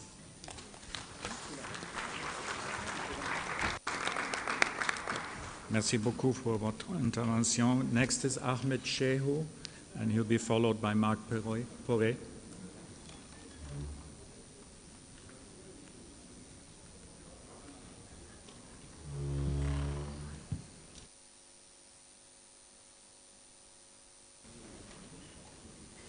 Thank you for this great opportunity. I want to start on behalf of the Network of Civil Society Lecture to appreciate the international community and donor agencies for their interest in the lecture region, especially the government of Norway and then Germany for hosting the first, second, and now here we are in Niamey for the third conference here. We, the citizens and the people of lecture have appreciated that. Then we all know why we are here. As a result of this insurgency, a lot of communities were displaced, a lot of lives were lost, and it's almost 13 years now. And we have to commend the effort of Nigerian government, especially under the leadership of Borno State Governor, for coming up with this initiative about the issue of that exit. As a civil society, we are involved in the process where the 17 point he mentioned, we are in the table when this discussion happened. So I'm using this opportunity as a point of advocacy to appeal to order for the 3 countries that are here in Lake Chad and also the governors to involve the civil society in their decision-making process as the voice of the voiceless. It really counts. As a civil society, we are much involved in this, but we have challenges. And some of the challenges in respect to the issue of this reintegration is we need aggressive engagement because we are closer to the people and we work with the people. So if the situation is happening, I think the region should provide unhindered access to the civil society because some of them are like, for instance, what we have in Borno, some of them are from other countries, they need to be like move around. So I think unlimited access across the region is very important to us. Our point of advocacy to the donor and international committee is as this exit requires a long-term solution, require a long-term solution. So we need a long-term, flexible, and then sustainable funding. After Oslo 1, Oslo 2, if we are still waiting for funds to be given to organizations before it will be given to the civil society, it's really not going to be impactful. So these are the challenges we're having. A quick recommendation in respect to from the civil society in the region is we are advocating that technical and financial support to be provided to the government of Nigeria, especially the government of Borno State. We are at the camp when 2,000 return, and the attention is so massive. And the next time we returned, we went back, we saw about 80,000 of them there. And you see, as a government, I think Borno State government cannot be handle the situation alone. It really requires the support of the international community. I want to end by also appealing that direct and then long-term funding should be provided to the civil society in the region because it's a long-term activity that requires sensitization, engagement, monitoring, and evaluation. So one-off grant, I think, cannot be able to provide the solution to this. One factor that is currently on the pipeline is the issue of community engagement and accountability to the affected population. I think the civil society should be provided, and then the government should create an enabling environment for interaction to be taking place between the communities that those people are returned, and then for other activities to take place. I want to end finally by emphasizing that we need to also look at the international standard about appeasing the people that the communities are returning to. Those communities, the government needs the support of international community to construct some healing processes project in the community so that the aggression and then the feeling that the people have, the perception that the repentant are more empowered, and then for them to go back to the community will be really solved. Thank you for the opportunity. Thank you, Ahmed. Mark, apologies. My understanding is that the special representative of the Secretary General for UNOCHA has to leave soon. So if you bear with me, Mark, if I can give him the floor first. The floor is yours, SR. Merci, Monsieur le modérateur. Mesdames et Messieurs les panélistes, chers collègues du système des Nations Unies, chers participants, je voudrais tout d'abord remercier les organisateurs de cette importante réunion sur le bassin du lac Tchad, la 3e du genre, de m'y avoir convié et m'excuser d'être venu en retard pour des raisons indépendantes de ma volonté. En tant que représentant spécial du secrétaire général des Nations Unies pour l'Afrique centrale, je dirais que les dynamiques dans ce bassin concernent aussi bien la région de l'Afrique de l'Ouest que celle de l'Afrique centrale, avec notamment le Tchad et le Cameroun qui sont directement concernés et au-delà d'autres pays de la région d'Afrique centrale. Les questions de l'extrémisme violent et du terrorisme, de conflits intercommunautaires, de transhumance ou d'impact du changement climatique sont à cet égard des défis communs. Parce que ces défis sont communs, les solutions doivent l'être aussi, et c'est pourquoi mon bureau, le bureau de l'Afrique de l'Ouest, celui de l'envoyé spécial pour le développement au Sahel, coordonnons nos actions en harmonie avec la CBLT et les États membres pour avoir un impact positif qui changera la difficile réalité à laquelle les États et les populations de la région du bassin du lac Tchad sont aujourd'hui confrontés. Pour revenir sur le thème sous examen, il convient par exemple de saluer la coopération entre la CBLT et le système des Nations Unies, dont le Bureau des affaires du désarmement. Pour faire face aux groupes extrémistes violents, il est nécessaire pour les États de développer une approche commune de la gestion de la sortie des groupes extrémistes violents afin d'éviter de créer un facteur d'attraction d'un pays vers un autre à cause des différences dans les modalités de réinsertion. Certaines des personnes associées à Boko Haram ou à ISWAP qui ont accepté de se remettre à la disposition, de se mettre plutôt à la disposition des autorités, telles que les femmes non combattantes et les mineurs, doivent plutôt être considérées comme victimes et doivent à cet égard faire l'objet d'une attention et d'un traitement particulier. Pour conclure, Monsieur le modérateur, je voudrais réitérer la disponibilité de mon bureau, UNOCA, à renforcer la coordination entre les différents bureaux, agences, ONG et autres partenaires pour assurer une plus grande efficacité à nos stratégies et actions. De solidarité et d'engagement, il en faut au profit de populations du bassin du lac Tchad. La communauté internationale en a les moyens et c'est le moment d'agir avant qu'il ne soit tard. Je vous remercie de votre attention et de l'opportunité que vous m'avez donnée de contribuer à ce débat. Merci. Je vous remercie, ambassadeur, et bon voyage. I turn next to Mark, and then the final speaker will be the governor of DIFA, Mark.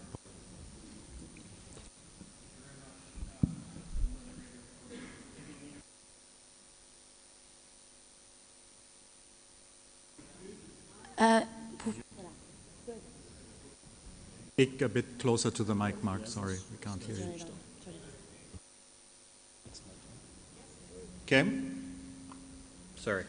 Okay, I will intervene in French. Selon les chiffres du PNUD, la crise du bassin du lac Tchad a fait plus de 350 000 morts. Ce chiffre n'inclut pas les milliers de victimes de violences sexuelles, d'enlèvements, de garçons recrutés de force et de filles mariées sans leur consentement. La communauté internationale a reconnu que ces crimes ne peuvent pas rester impunis.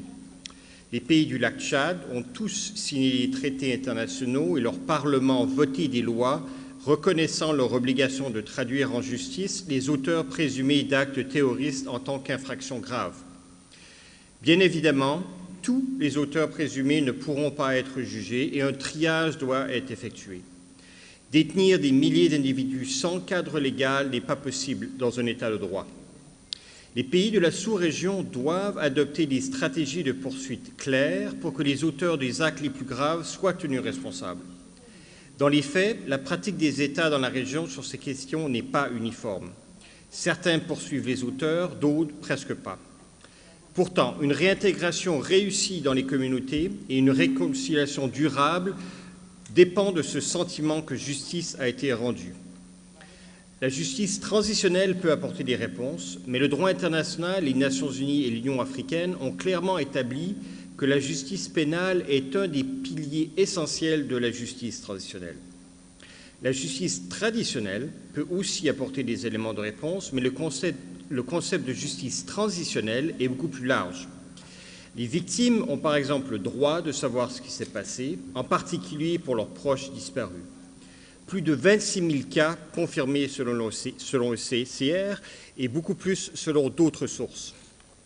Finalement, je voudrais souligner le besoin d'accompagnement et de réhabilitation des anciens membres de Boko Haram, qu'ils soient poursuivis en justice ou pas.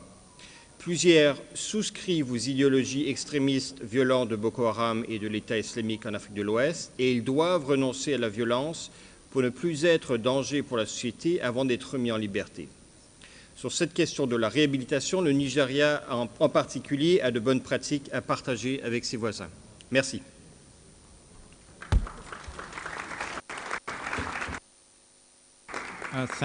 Thank you, Mark. Last but not least, the governor of DIFA. Gouverneur, vous avez la parole. Merci beaucoup. Mon intervention concerne un peu la procédure d'accueil des repentis Quand par exemple nous recevons des repentis, une fois qu'ils s'annoncent, ils s'annoncent par appel téléphonique, par le numéro de quelqu'un qu'ils connaissent peut-être, ou à travers le numéro d'un membre des forces de défense et de sécurité. Et quand ils sont annoncés, ils sont accueillis par les FDS, les forces de défense et de sécurité. Ils sont auditionnés et une fois l'investigation terminée par les services antiterroristes, on les met à la disposition des autorités pour le rapatriement au niveau du centre de repentis. Mais je me suis rendu compte une fois quand j'avais visité le centre de repentis, j'étais en ce moment conseiller spécial à la présidence, je n'étais pas encore gouverneur.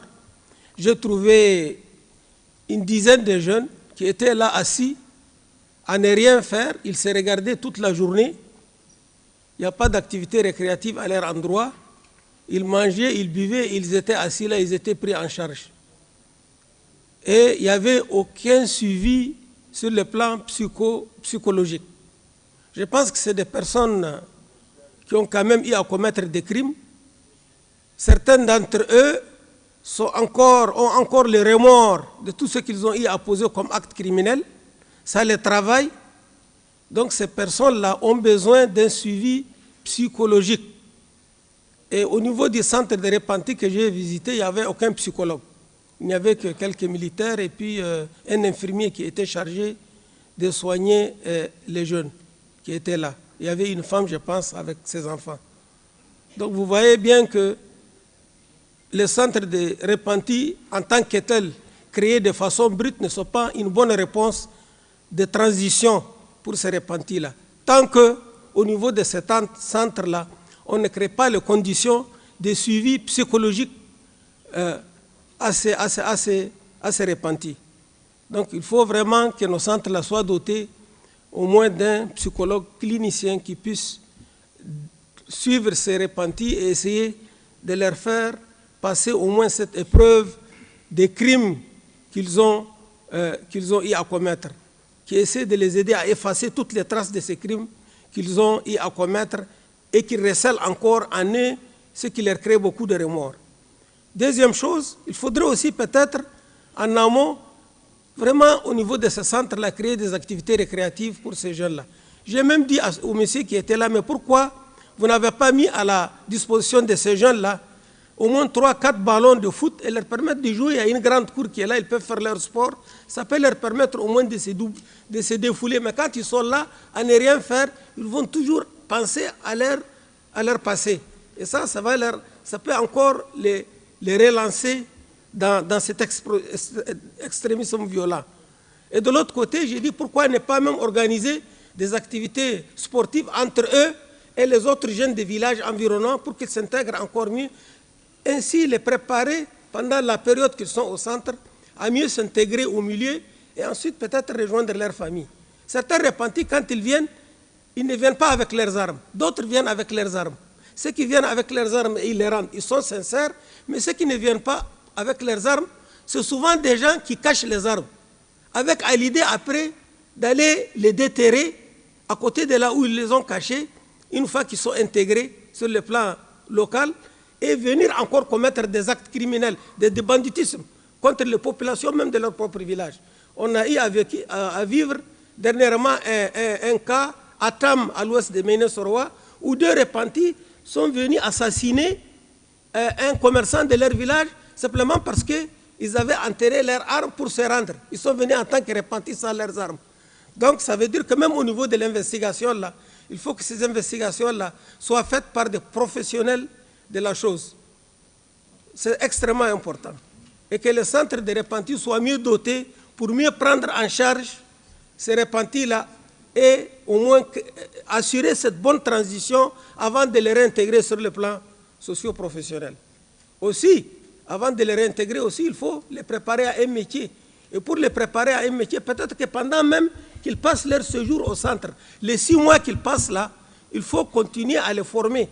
Quand ils quittent le centre, il faut qu'ils soient formés à des métiers et qu'ils soient dotés de kits, qu'on évite de leur donner l'argent en espèces. Quand vous leur remettez l'argent en espèces, ils le dépensent. ils vous reviennent encore quelques jours pour vous dire que c'est fini, ils n'ont plus rien à faire.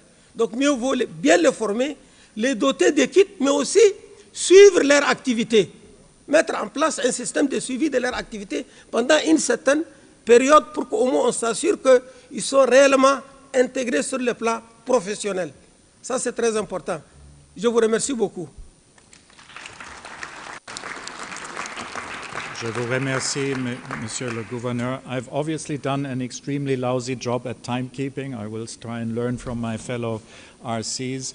I'm told we can only give the panel 1 to 2 minutes max each. I will do it in reverse order. We'll start with Shobham, but then reverse order so that Governor Zulum has the last word. Shobham, any key message you're taking away? If you can all... Thank you. Thank you for all the really helpful feedback, comments, and questions. I'll just pick up 2 points. The first was the point raised by Germany on community security actors, and I want to thank you for your really analytical leadership on this and sort of understanding this population and how to address it. And I think this is an area where we have to have a focus. We spend a lot of time interviewing members of the CJTF, vigilantes, other militias throughout the region. And when you talk about peace building, we can't only talk about demobilization for one set of armed actors. We have to think about how this other set of community mobilized groups transforms as the security situation improves. In some of our research with individuals who are current or former members, it's not always easy to stand down. We apply an assumption around kind of a rebel group that is hard when you're in the community that has been mobilized. And also many of these groups are morphing into different types of actors. When we talk to them about what they're proud of now, they talk about the social norms policing they do, particularly on women's behavior and on youth. So there's a real question on how these groups can be integrated, professionalized, or demobilized into a sustainable other livelihood. My other point quickly is on youth. I was so pleased to hear so much focus this morning on youth. And generational conflict is often an underappreciated component of many of the conflicts in the region. We need to create a society where youth have opportunities, a place, but also a voice. And yet, youth voices are often completely absent from how we debate our next steps on this conflict. They aren't discussed as our strategic partners in our response. And I would urge us all, because it's quite difficult. I spend a lot of time doing participatory work with youth. It's hard, it takes time, it takes money, it's an investment. But I think one thing we might come out of this meeting with is that commitment to invest on engaging youth, not only as a future, but our partners in creating that future. Thank you. Thank you. Next, Ulrich Garms from UNODC. Merci, Monsieur le Président. Je vais intervenir en français. Je voudrais répondre à l'intervention du représentant des jeunes de d'IFA. Notre directrice exécutoire, Madame Gadawali, nous a donné une directive très claire dans la nouvelle stratégie de l'ONUDC pour l'Afrique de renforcer la coopération avec les organisations des jeunes. Nous y travaillons déjà dans notre engagement dans la région ici du bassin du lac Tchad. En novembre, l'ONUDC, ensemble au gouvernement de l'Allemagne, a organisé une grande conférence à Cotonou où il y a eu un dialogue entre les représentants des organisations des jeunes et les représentants des États membres de toute la région de l'Afrique occidentale. Nous avons aussi, dans le cadre de notre projet au Nigeria, des organisations de jeunes de Borno qui coopèrent très étroitement avec nous.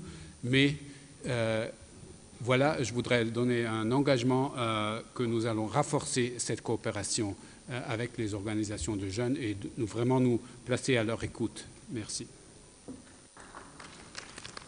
Thank you. British High Commissioner Catriona, please. Thank you very much for a rich discussion. So 2 key points struck me. The first was from the CSO NGO representative who talked about the importance of long-term funding for NGOs. And it also struck me that we should probably add a sixth principle to the establishment of the basket fund, which is the important principle of localization, seeking to direct funding where we can to these really important NGO partners. The second thing that struck me was the great intervention by the Egyptian ambassador. And I think it's just worth reflecting what he said. You know, we're focusing a lot on the challenges, but let's take a moment to congratulate ourselves on this future model. He described it as a game changer. And I think we should all be really proud of what we've achieved so far, but nevertheless, still work to be done. Thank you very much. Thank you, High Commissioner. Mohammed, UNDP.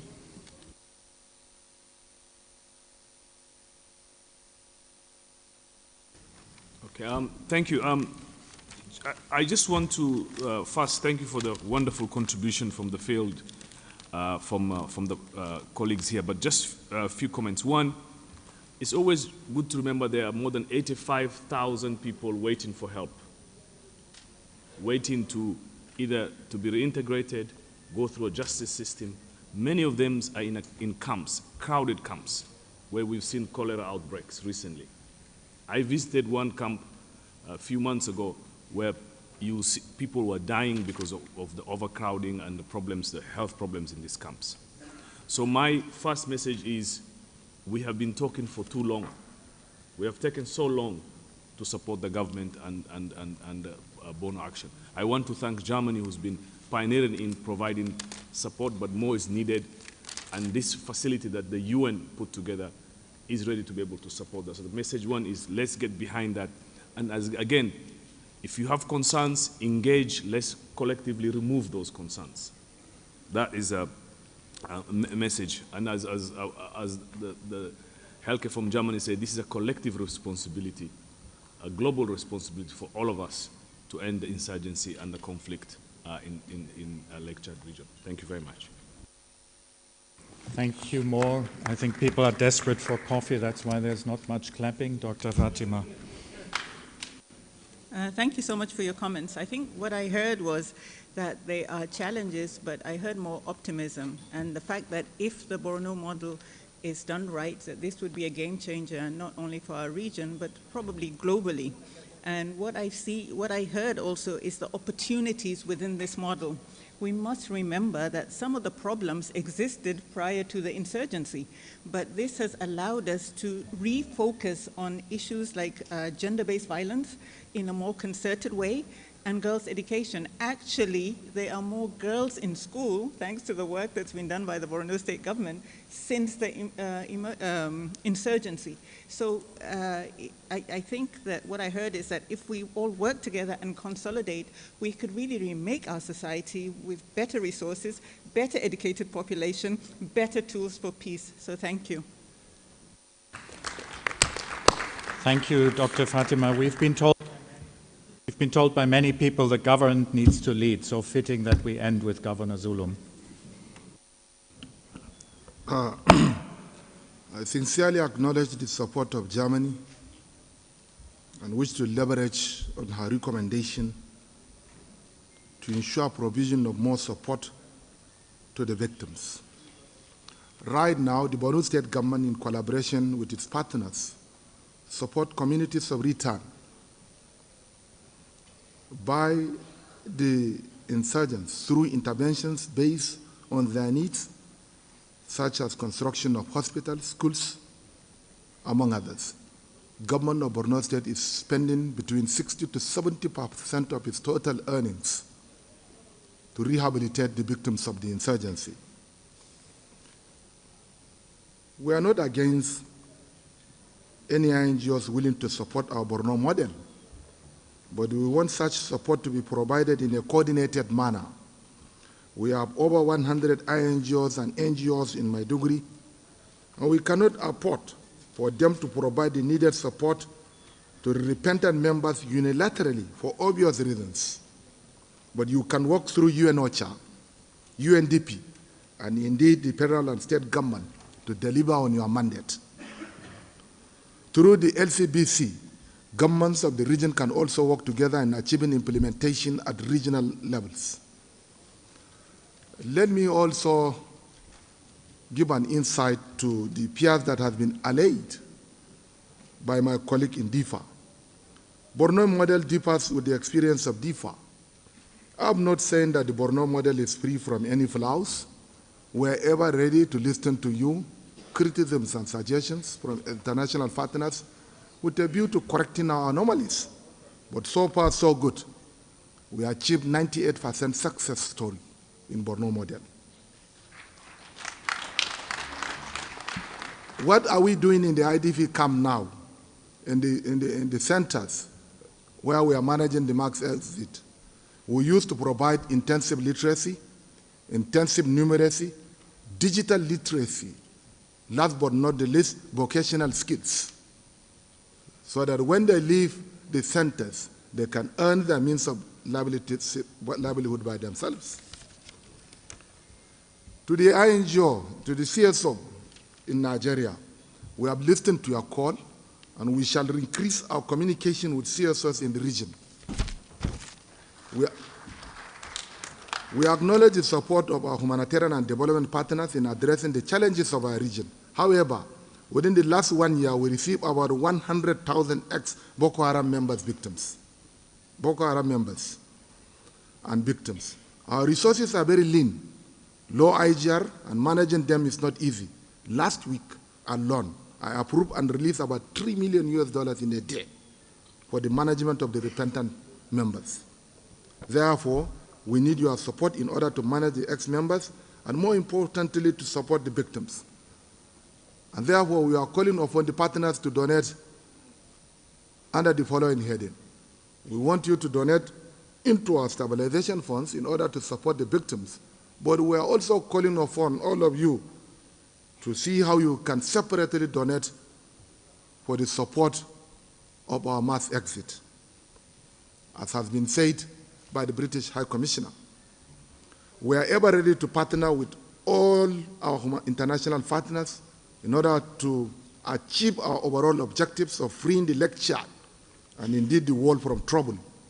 We are ready to listen to your suggestions and criticisms, and we are ever ready to make corrections where necessary. Today, the insurgency in the Northeast was reduced by about 90%, largely because of our non-kinetic approach. We should not allow this low-hanging fruits opportunity to diminish, but rather work with you to eliminate terrorism in the sub-Saharan Africa. We still have about 1 million people living in our local government areas, IDP camps, and therefore we are still calling on our humanitarian partners and development partners to provide support with a view to containing them.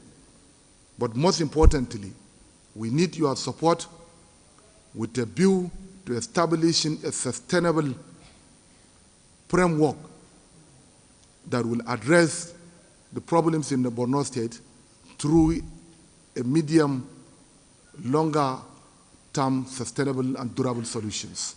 Thank you very much for your support. Thank you very much, Governor. I've run out of goodwill, so I won't do the summary, but also the panel has done an excellent summary, I think, of key messages. I hope you bear with me. In a way, we've implemented what Jan Egeland asked us to do, which is to give a platform to civil society. 50% of the speakers from the floor were civil society representatives. Thank you for your indulgence and for this rich discussion. Thank you to the panel members. Back over to the master. Thank you very much, Mr. Schmale. Yes, please, we can give him a round of applause. I think he's done an excellent job. We're going to pause for a coffee break right now, and we hope to be back by 12:15. Just a few quick announcements. Earlier, the British High Commissioner to Nigeria did mention a multi-donor trust fund, and we're all about taking pledges at this event. So if you would like to make a pledge, there are pledge forms right at this desk here, so please do your best to visit me on your way out.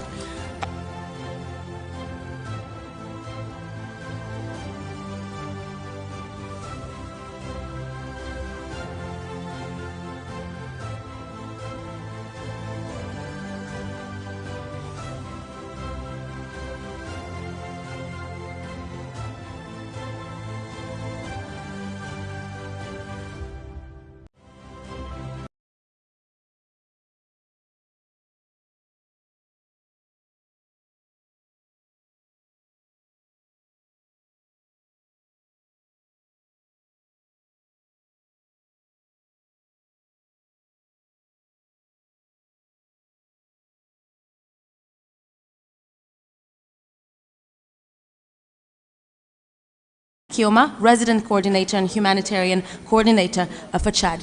Thank you very much. You have the floor.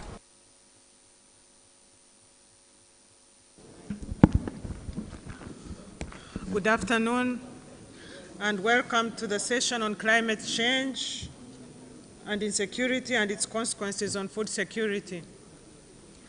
I will go straight away to the introduction of our distinguished panelists, starting with Dr. Virginie Boudet, Director of the Sahel and West Africa Program, Stockholm International Peace Research Institute. Welcome, Dr. Virginie. And the panelists are Mr. Ahmad Al-Kuda Al-Fadel, the Governor of Hajalamis in Chad, Mr. Kularambai Kunja, a climate change specialist with the Ministry of Environment in Chad. Welcome.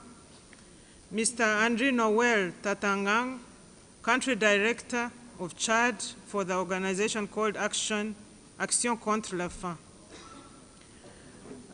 Number 4 is Mr. Erling Rimestad, Deputy Minister of Foreign Affairs of Norway.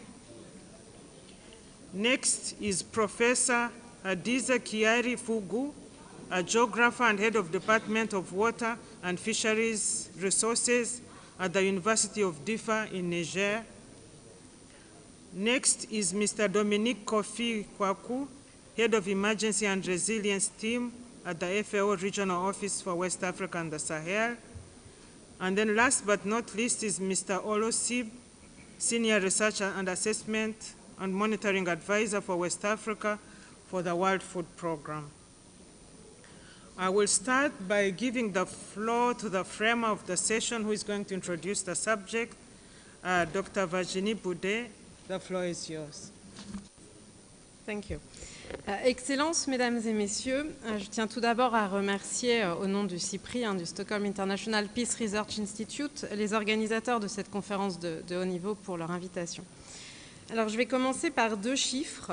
Le premier, c'est que selon OCHA, en 2022, plus de 340 000 Tchadiens ont été affectés par les inondations en juillet-août, et c'est un chiffre qui est largement supérieur à 2021, à celui de 2021. Et donc non seulement les populations ont dû se déplacer, mais ce sont aussi des milliers d'hectares de cultures, de terres agricoles et des centaines de maisons qui ont été détruites. Ce sont donc les moyens de subsistance qui sont affectés et des milliers de personnes qui sont plongées en situation d'extrême vulnérabilité. Le second, c'est que selon le cadre harmonisé pour l'Afrique de l'Ouest et le Cameroun, près de 48 millions de personnes seront affectées lors de la prochaine période de soudure si aucune intervention n'est prise rapidement.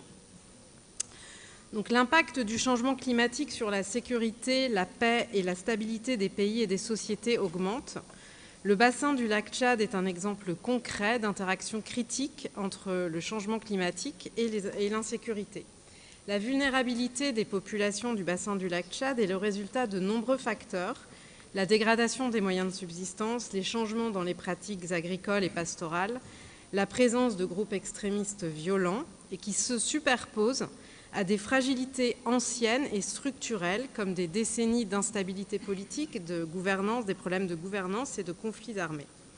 Et donc tous ces facteurs affectent la manière dont les effets du changement climatique augmentent les risques de conflits violents. Mais les effets du changement climatique ne sont pas les mêmes en fonction des contextes locaux.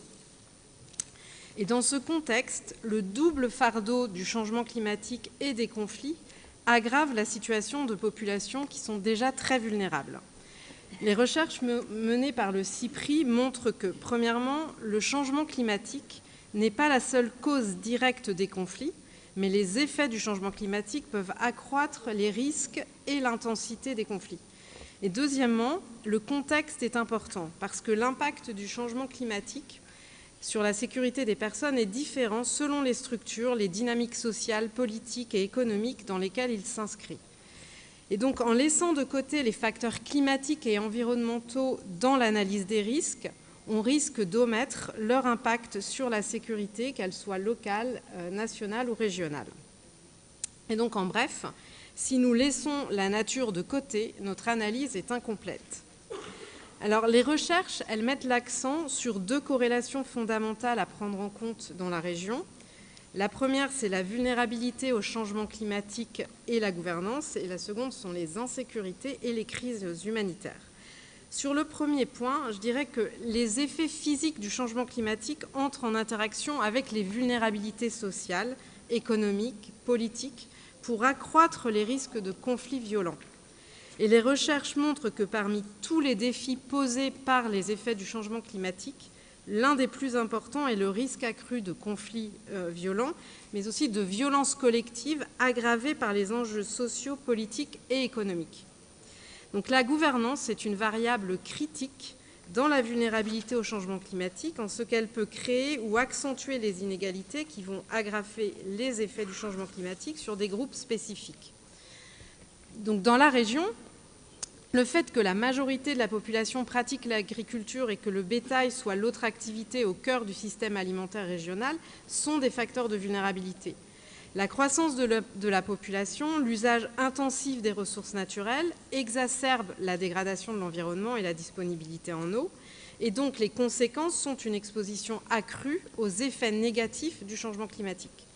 Et comme mentionné hier, les effets ont des conséquences différenciées sur les activités, notamment des femmes, qui vont passer plus de temps à aller chercher de l'eau ou du bois de chauffe, et ce qui va accroître leur charge de travail, mais va aussi les exposer à des risques spécifiques.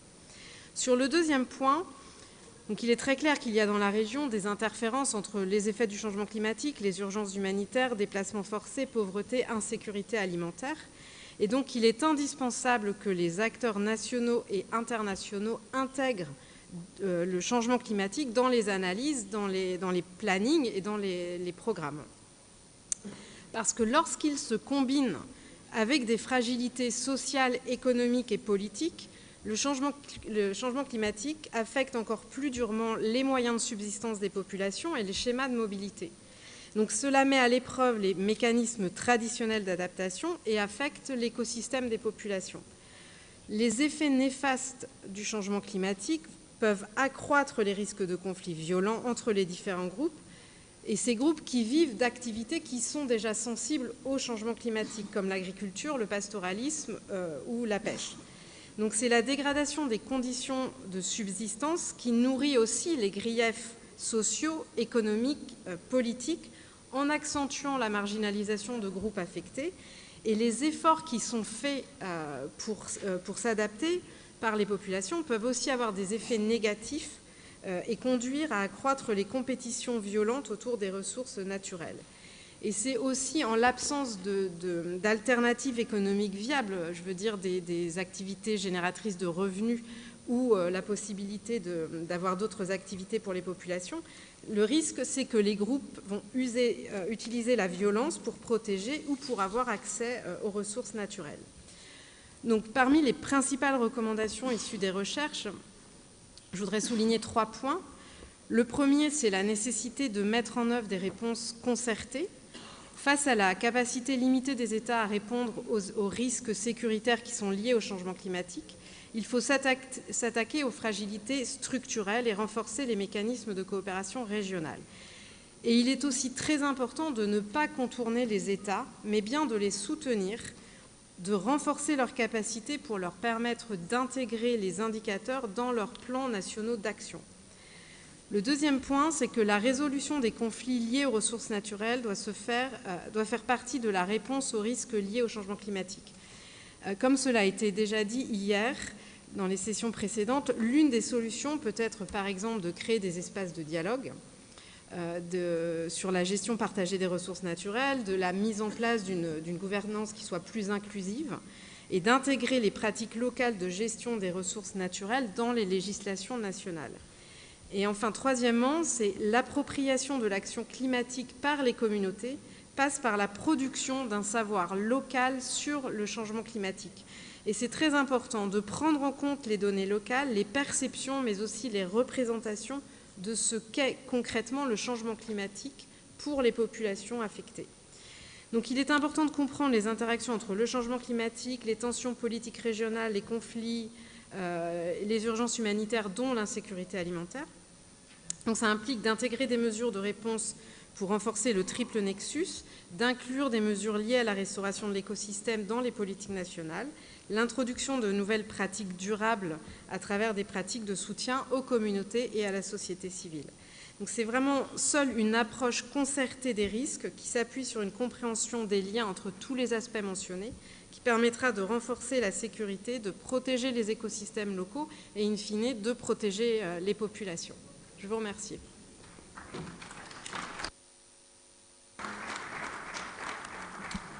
Thank you very much, Dr. Virginie, for introducing the subject very effectively, using concrete examples of recent events in the Lake Chad Basin area, and also showing us that although it may not be the only cause of vulnerability, climate change is an important factor in promoting vulnerability and insecurity and an important factor of conflict.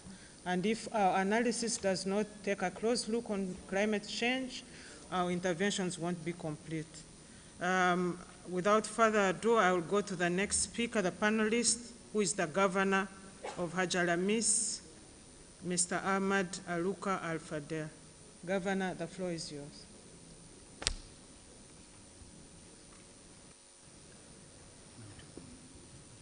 Merci. Mesdames, Messieurs, chers panélistes, le Tchad, 5e plus grand pays d'Afrique en superficie, 1 284 000 km², est l'un des pays enclavés d'Afrique centrale qui appartient à la région du Sahel. Il est considéré comme le pays le plus vulnérable au changement climatique. Une combinaison de pauvreté élevée, des conflits fréquents à laquelle s'ajoutent des risques de sécheresse et d'inondation font que le pays est confronté à de nombreuses urgences humanitaires et lutte notamment pour faire face aux conséquences du changement climatique. Par ailleurs, le pays connaît notamment de graves pénuries d'eau, ce qui pose des problèmes car la plupart des Tchadiens vivent de l'agriculture, de subsistance et de l'élevage. Les populations rurales sont les plus pauvres et donc les plus exposées au changement climatique. Cependant, les zones urbaines sont également confrontées à des problèmes d'adaptation dus notamment à l'augmentation rapide de la population. La population tchadienne est majoritairement jeune et affiche un taux de chômage élevé. Du point de vue climatique, les principaux défis et problèmes majeurs auxquels le Tchad est confronté peuvent être résumés comme suit. 1. Baisse et variabilité inter- et intra-annuelle accrue de la pluviométrie et des ressources en eau. 2. Recrudescence des phénomènes météorologiques extrêmes qui affectent souvent le pays. Sécheresse, inondations, vagues de chaleur, vents violents, qui deviendront de plus en plus intenses et fréquents au cours de la fin de ce siècle. Les évolutions climatiques actuelles font que le Tchad est considéré par la communauté scientifique internationale comme l'un des hotspots ou points marquants du changement climatique dans le monde. Cette vulnérabilité au changement climatique est aggravée par un certain nombre de facteurs auxquels le pays est confronté: pauvreté, faible capacité institutionnelle, pression humaine sur les ressources naturelles, conflits internes et externes. Les inquiétudes face aux effets du changement climatique sont donc vives, notamment en ce qui concerne la hausse des températures, la disponibilité réduite de l'eau et le risque d'inondation et autres épisodes météorologiques extrêmes. Comme fait majeur, on note qu'au cours des dernières décennies, les zones climatiques sahariennes et sahéliennes du Tchad ont progressé vers le sud de 150 km.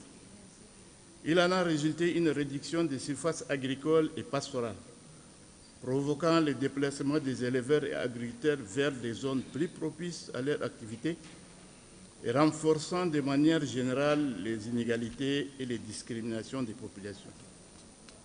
De même, le lac Tchad est passé d'une superficie de 25 000 km² en 1960 à 2500 km² aujourd'hui. Cette diminution réduit considérablement les productions agricoles et halieutiques et force l'immigration des habitants vers les terres les plus humides. Les impacts du changement climatique observés au Tchad sont importants sur les grands systèmes hydrographiques que sont les bassins du lac Tchad, les systèmes agro-silvopastoraux, halieutiques et humains. Ils impliquent des dysfonctionnements des saisons agricoles, des perturbations des cycles biologiques des cultures et une baisse des productions agricoles. Les principaux secteurs clés impactés par les changements climatiques au Tchad sont, entre autres, l'agriculture. Comme impact immédiat, il y a la baisse de la production agricole, céréalière et de rendement causant des situations d'insécurité alimentaire récurrentes. Disparition de certaines espèces culturelles, dysfonctionnement des saisons agricoles, des perturbations des cycles biologiques des cultures et une détérioration des productions agricoles suite à une hausse des températures. L'élevage, comme impact, abandon des zones pastorales, forte mortalité dans les strates fourragères avec des répercussions profondes sur les systèmes pastoraux, 30% du cheptel bovin, soit 780 000 têtes dans les régions du Kanem, du lac, du Chari-Bagirmi, de Hajar Lamis et de Bar al-Ghazal en 2009. Modification des circuits habituels des mouvements de bétail, perte de diversité bécourie, allongement des mouvements de transhumance, pâturage ayant tendance à se concentrer autour des aires protégées. Sur la pêche et aquaculture, ensablement des eaux des lacs,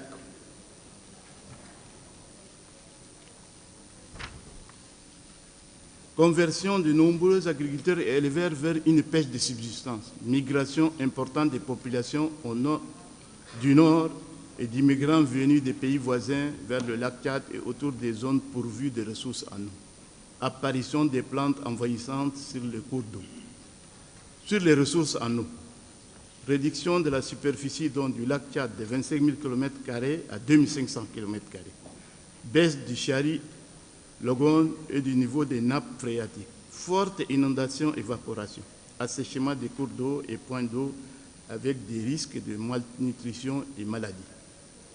Sur le peuplement humain, pression de la population et compétition pour l'accès aux ressources naturelles, terre, eau, pâturage, exode rural et flux migratoires climatiques intérieurs et extérieurs, raréfaction des ressources en eau, suscitant de nombreuses tensions sécuritaires dont les conflits entre différents usagers.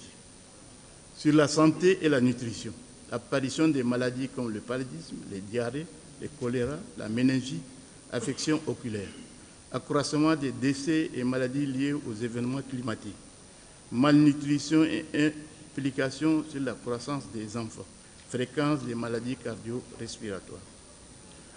Sur les ressources floristiques et faunistiques, régression progressive du couvert végétal, dépérissement accru des ligneux, destruction du couvert végétal, dégradation du potentiel productif des ressources naturelles, dégradation des habitats naturels et perte de diversité. Conscient de ces défis, le gouvernement du Tchad a clairement mis l'accent sur la nécessité de l'adaptation par rapport à l'atténuation dans ses objectifs de lutte contre les effets des changements climatiques. Dans ce contexte, plusieurs secteurs et mesures prioritaires sont définies et prises compte tenu dans la contribution déterminée au niveau national et le plan national d'adaptation. Compte tenu de cette nécessité, deux types de lutte contre les changements climatiques sont traités par ordre, l'adaptation et l'atténuation. La première priorité en matière de lutte est l'adaptation. Pour cette priorité, le gouvernement a développé le premier plan national d'adaptation avec un ensemble de priorités d'adaptation portées visant des objectifs. 1. Améliorer l'intégration de l'adaptation dans la planification du développement. 2. Renforcer la résilience au changement climatique de la société et de l'économie du Tchad. Pour cela, 8 domaines d'intervention ont été identifiés et adoptés. Il s'agit de l'agriculture, de l'élevage, de l'environnement, eau, hygiène, assainissement, énergie renouvelable, renouvelables, genre et action sociale, éducation et communication, gestion des risques et phénomènes extrêmes, infrastructures, aménagement du territoire, développement de l'habitat, de l'urbanisme et enfin les ressources halieutiques et aquaculture. Pour chacun des domaines d'intervention, un nombre d'options d'adaptation prioritaires sur la base des priorités nationales avec les parties prenantes au niveau national, régional et communautaire, reflétant ainsi les réalités nationales dont leurs coûts sont estimés. La seconde priorité en matière de lutte est l'atténuation. Conformément à l'accord de Paris, le Tchad a mis à jour la mise à jour de la contribution déterminée au niveau national comportant deux grands axes pour confirmer sa participation à l'ambition collective, celle du maintien de l'augmentation de la température moyenne mondiale à moins 2 degrés Celsius, idéalement à 1,5 degré Celsius au-dessus des niveaux pré-industriels de 1850. Cette contribution déterminée nationale combine la vision d'un Tchad émergent avec une voie de développement résiliente au climat et à faible émission de carbone, axée sur les secteurs de l'eau, de l'agriculture agroforesterie, de l'élevage et de la pêche, ainsi que les axes transversaux, renforcement des capacités technologiques, prévision des préfixations, gestion des risques, etc. L'inventaire des émissions mise à jour porte sur la période 2010 à 2018, couvre les secteurs de l'énergie, production d'électricité, industrie, transport, habitat, émissions fugitives liées à l'extraction du pétrole, du gaz et à la production de charbon du bois, l'agriculture, l'utilisation des terres, changement d'affectation des terres et foresterie, le traitement des déchets solides et liquides. Comme résultat de cet inventaire, les scénarios inconditionnels dépendant entièrement des efforts du pays va entraîner une réduction minime de 0,5% en 2030 des émissions de gaz à effet de serre.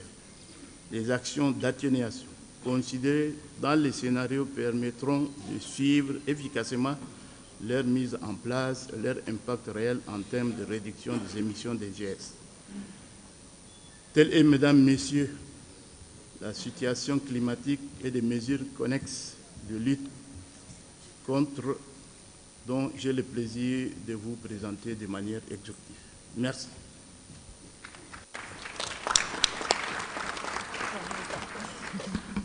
Merci beaucoup, Monsieur le Gouverneur, pour ce partage sur les impacts négatifs des changements climatiques sur la population tchadienne et les actions importantes qui ont été prises par le gouvernement.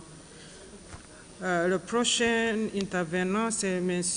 Koularambaye Koundjan, spécialiste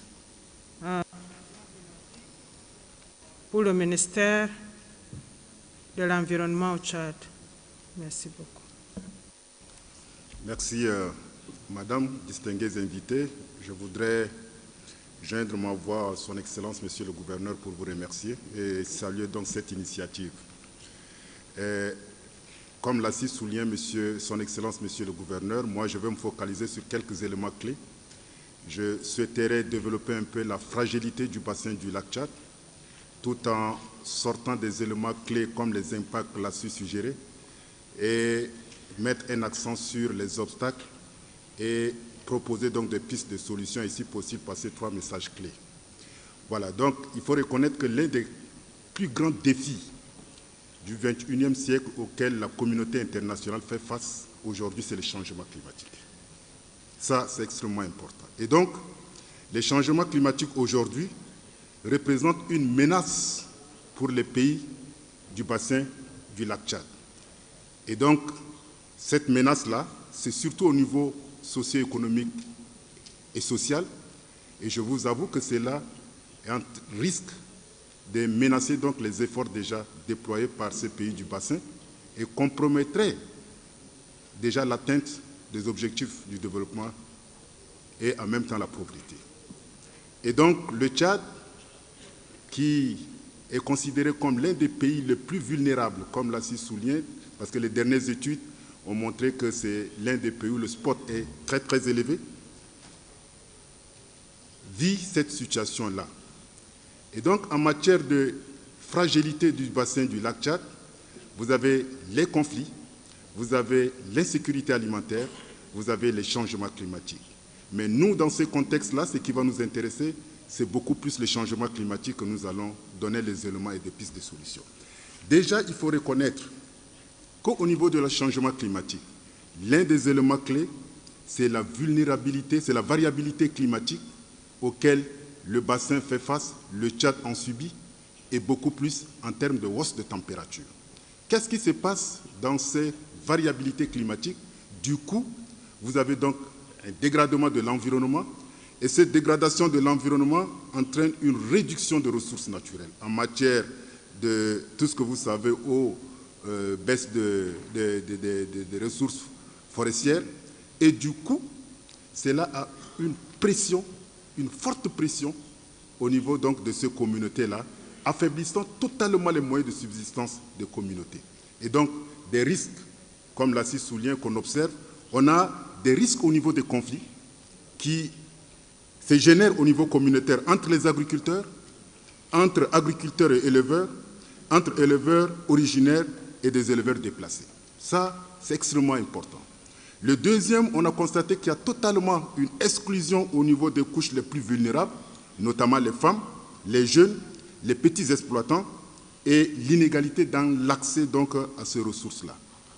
Troisième élément clé qu'on a constaté, il y a cet exode rural-là parce qu'il fallait aller dans des zones où il y a cette petite quantité de ressources. Et là, on a constaté effectivement qu'il y a un afflux des jeunes et des femmes à la recherche de ces ressources-là. L'un des risques les plus importants qu'on a constaté, c'est l'inégalité en matière d'activité.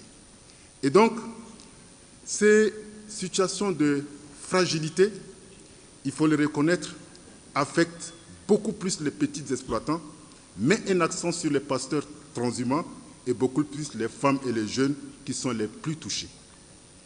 Alors, en matière de constat sur le terrain comme impact, deux impacts nous paraissent extrêmement importants. Au niveau biophysique, qu'est-ce qu'on a constaté de nos jours?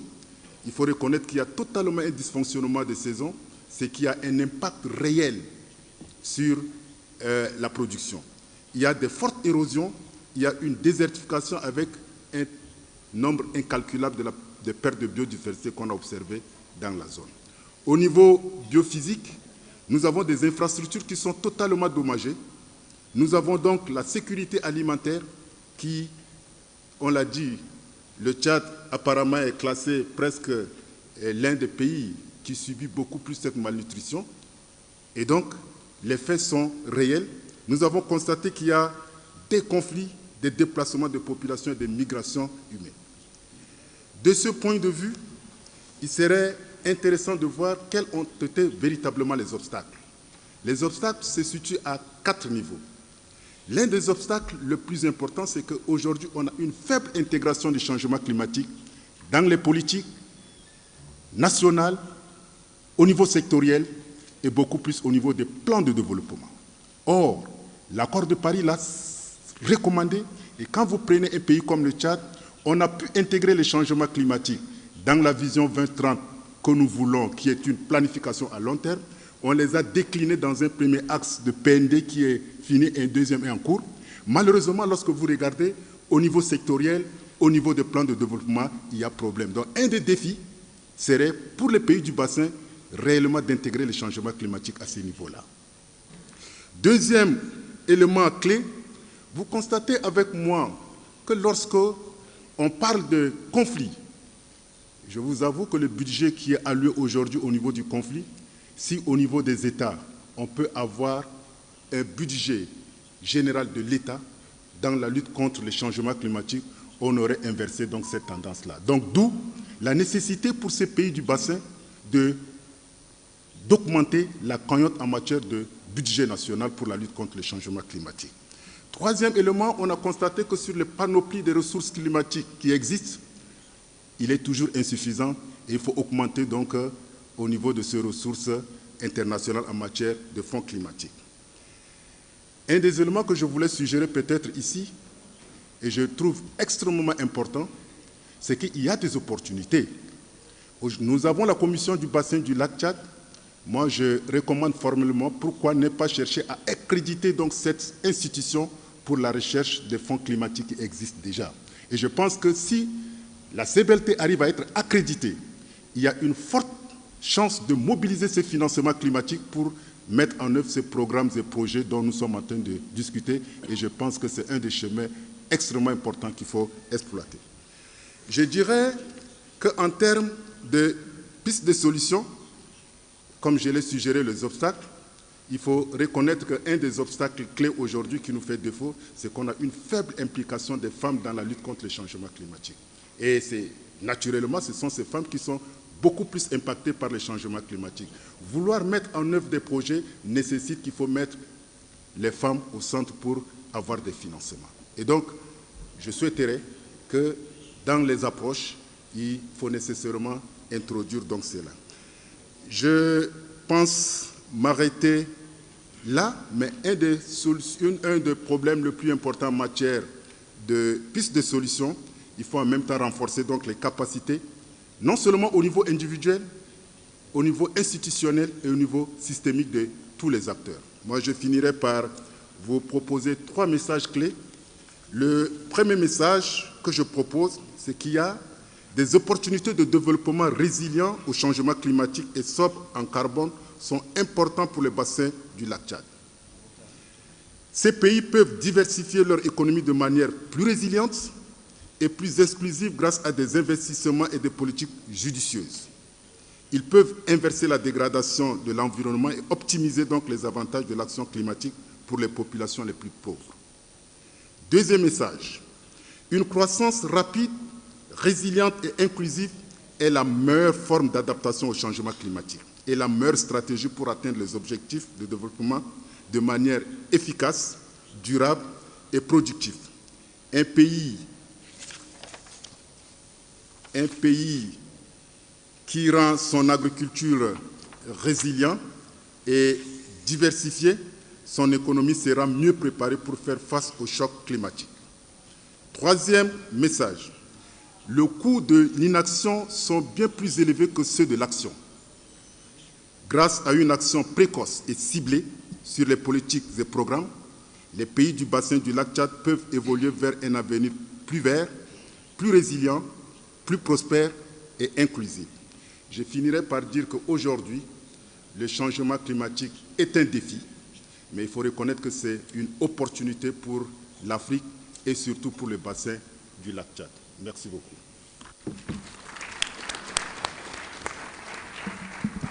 Thank you very much, Mr. Kunja, for expanding on the impacts of climate change on Chad and the wider Lake Chad Basin area, but also on insisting on climate change factors in our planning and budget processes. I think you also had some concrete recommendations for us. Dear panelists, I would like to remind you that the time allocated for each of you is 4 minutes, and if you would please try to stay within that time slot, it would be greatly appreciated. The next speaker is Mr. Henri Noël Tatangang, Country Director, Action contre le faim.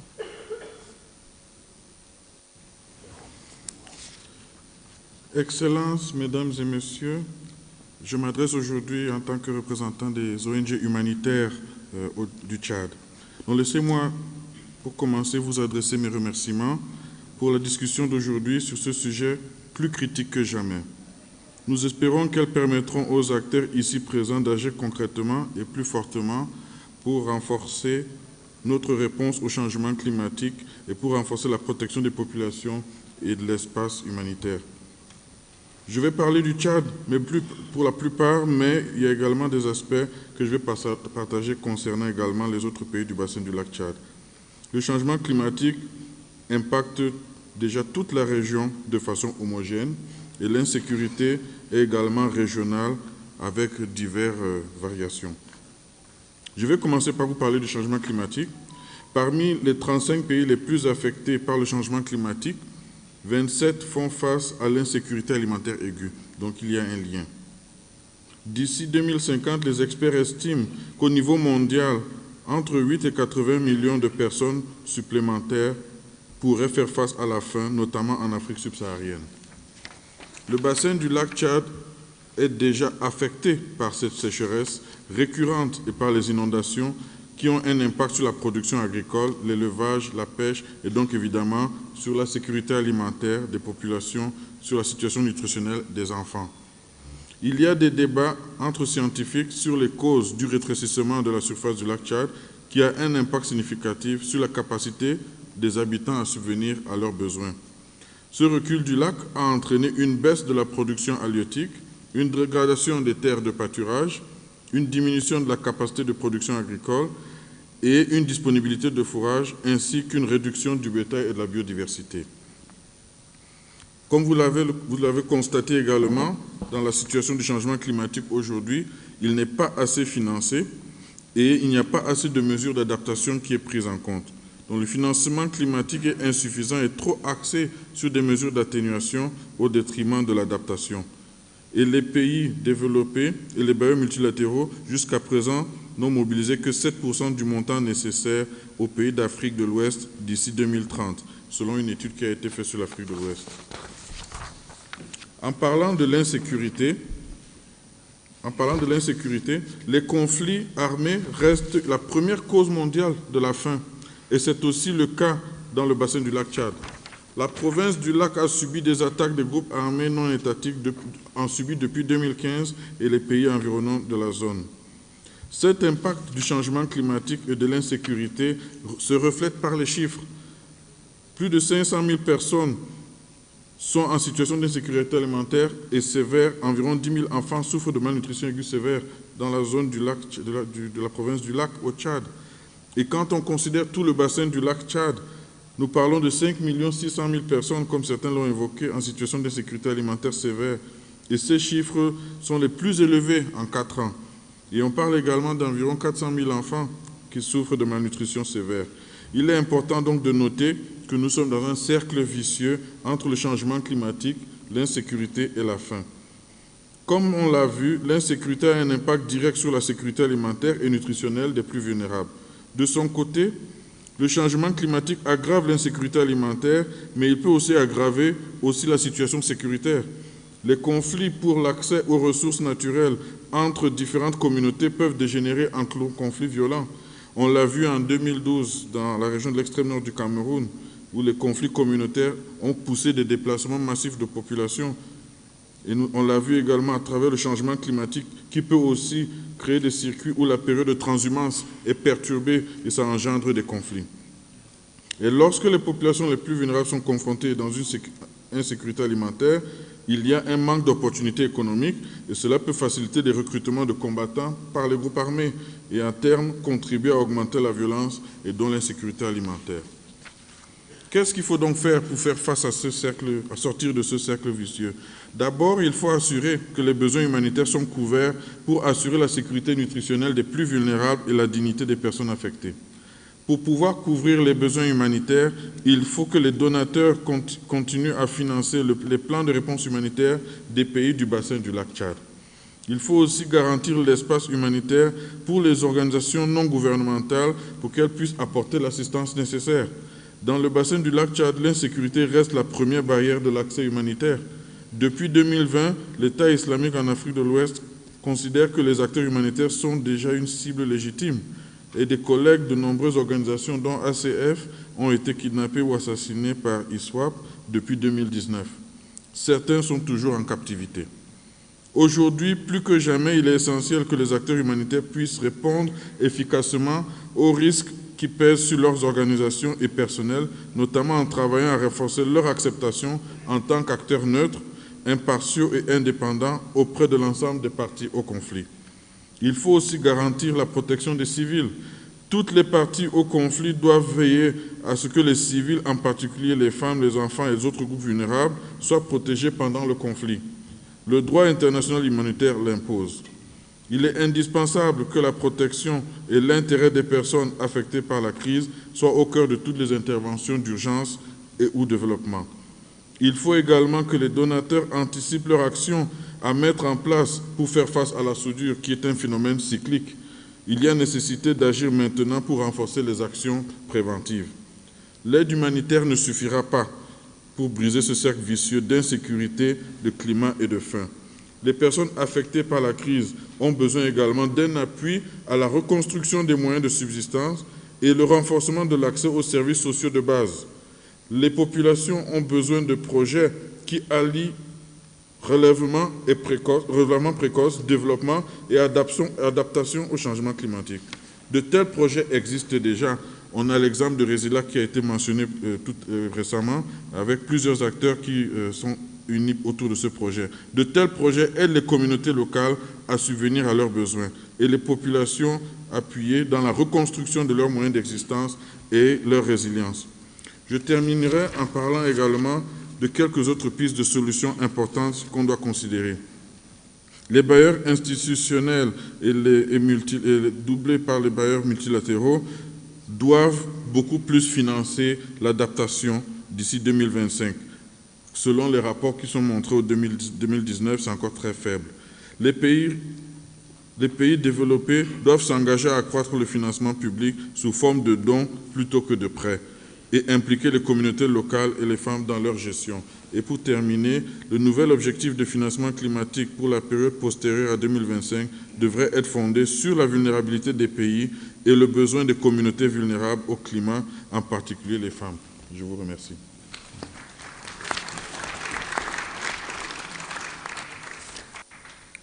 Thank you very much, Mr. Andre Noel Tatangang, who has brought in the perspective of humanitarian actors.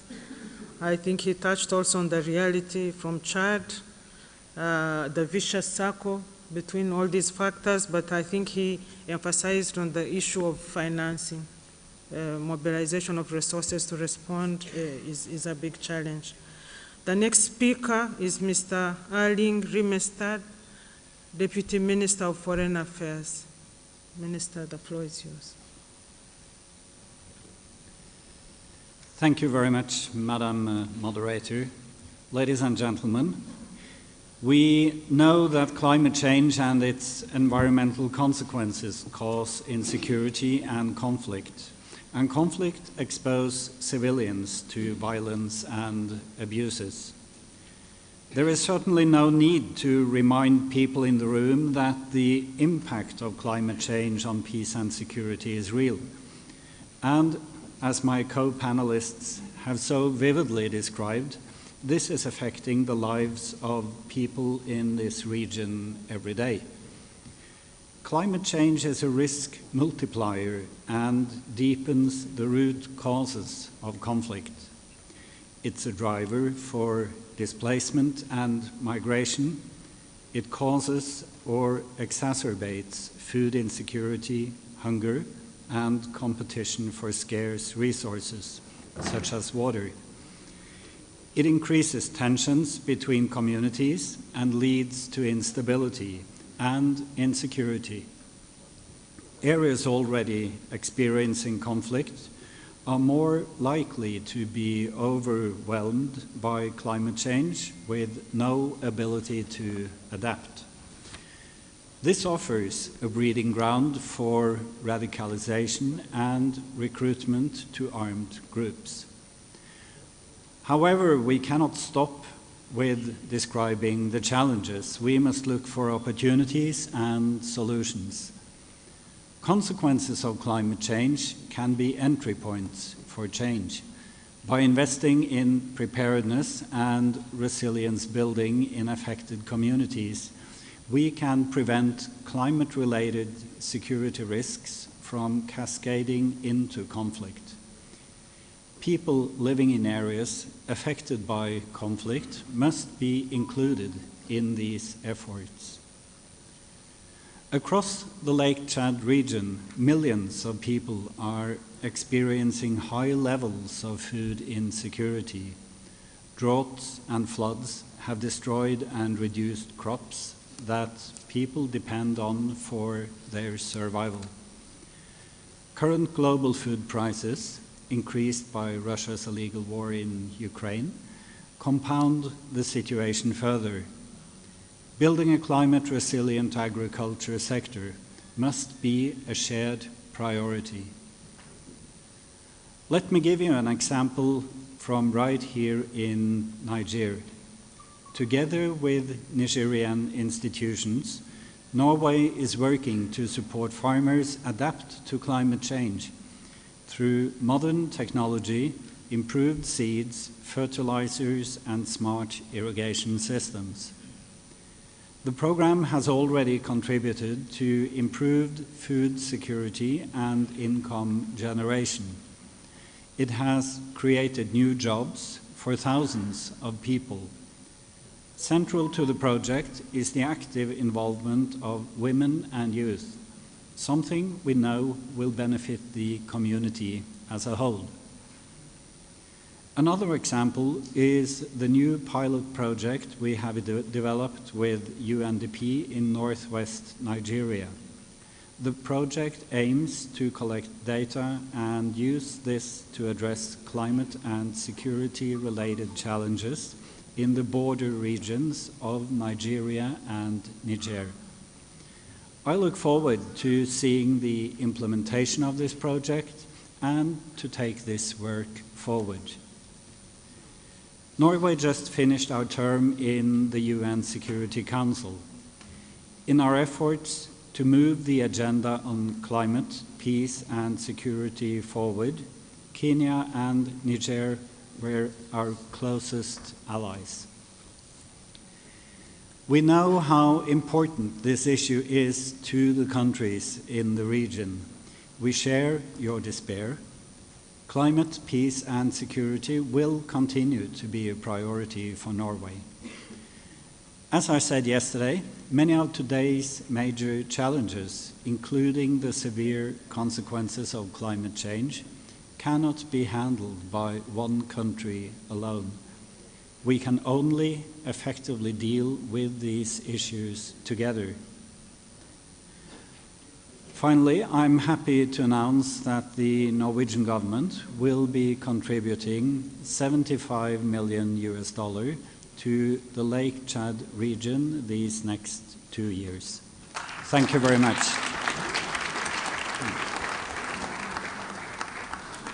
Thank you very much, Minister, for defining climate change simply as the risk multiplier.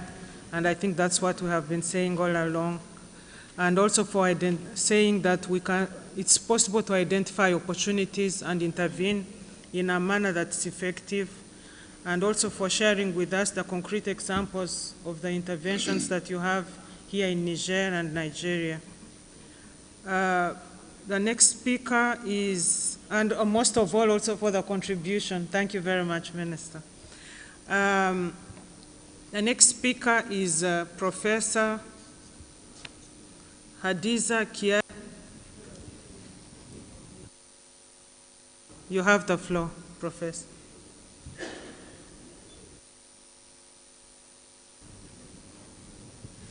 Alors, merci Madame, chers organisateurs, merci de m'avoir donné la parole, chers participants, chers invités. Donc, je prends la parole comme ça a été souligné, donc, pour avoir intervenir dans cette session sur le climat, leurs conséquences en termes de sécurité alimentaire et de ressources en eau. Alors, mon intervention va se focaliser sur deux aspects.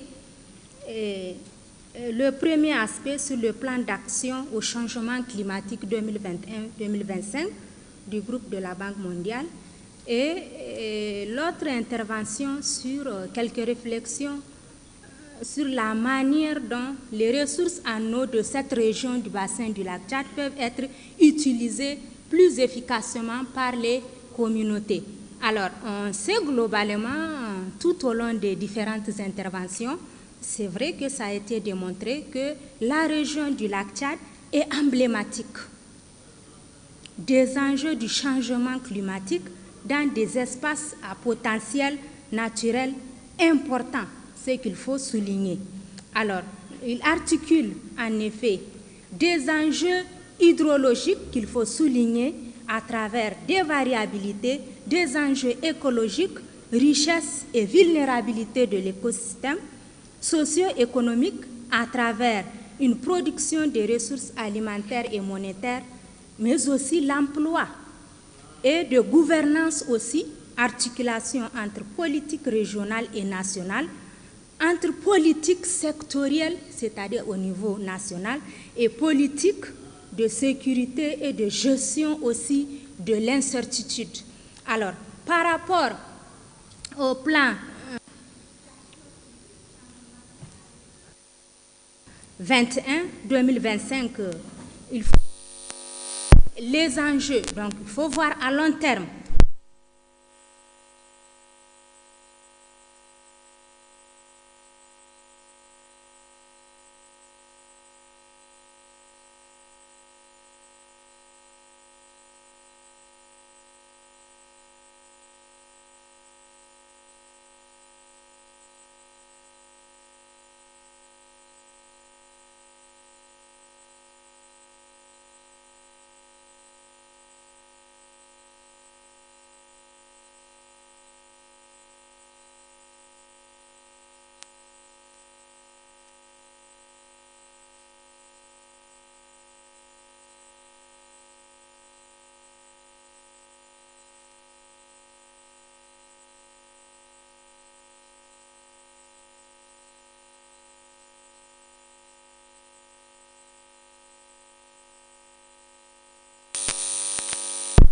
Au rétablissement de la paix et de la sécurité, il convient de faire de cette région du lac un pôle de développement régional capable de manière significative à la sécurité alimentaire, à l'emploi et à l'inclusion sociale des jeunes également, en améliorant les conditions de vie des communautés, des rives, pas seulement du bassin, des rives, des îles également, de façon durable, ainsi que la résilience d'un système caractérisé par une forte croissance démographique.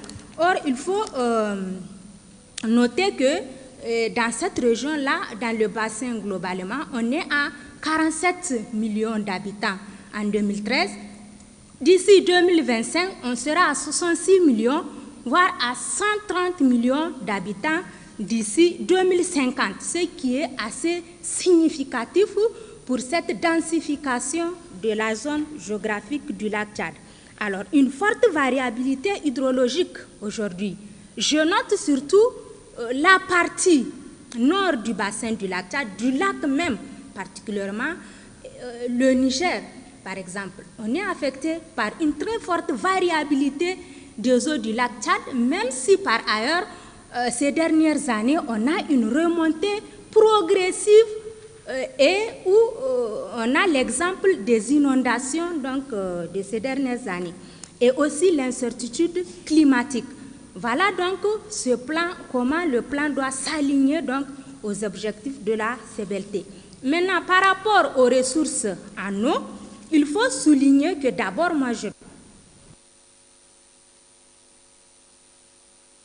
la gouvernance des ressources en eau et des ressources naturelles qu'il ne faut pas perdre de vue, c'est-à-dire toutes ces ressources associées du bassin pour préserver ce potentiel qui est là, productif.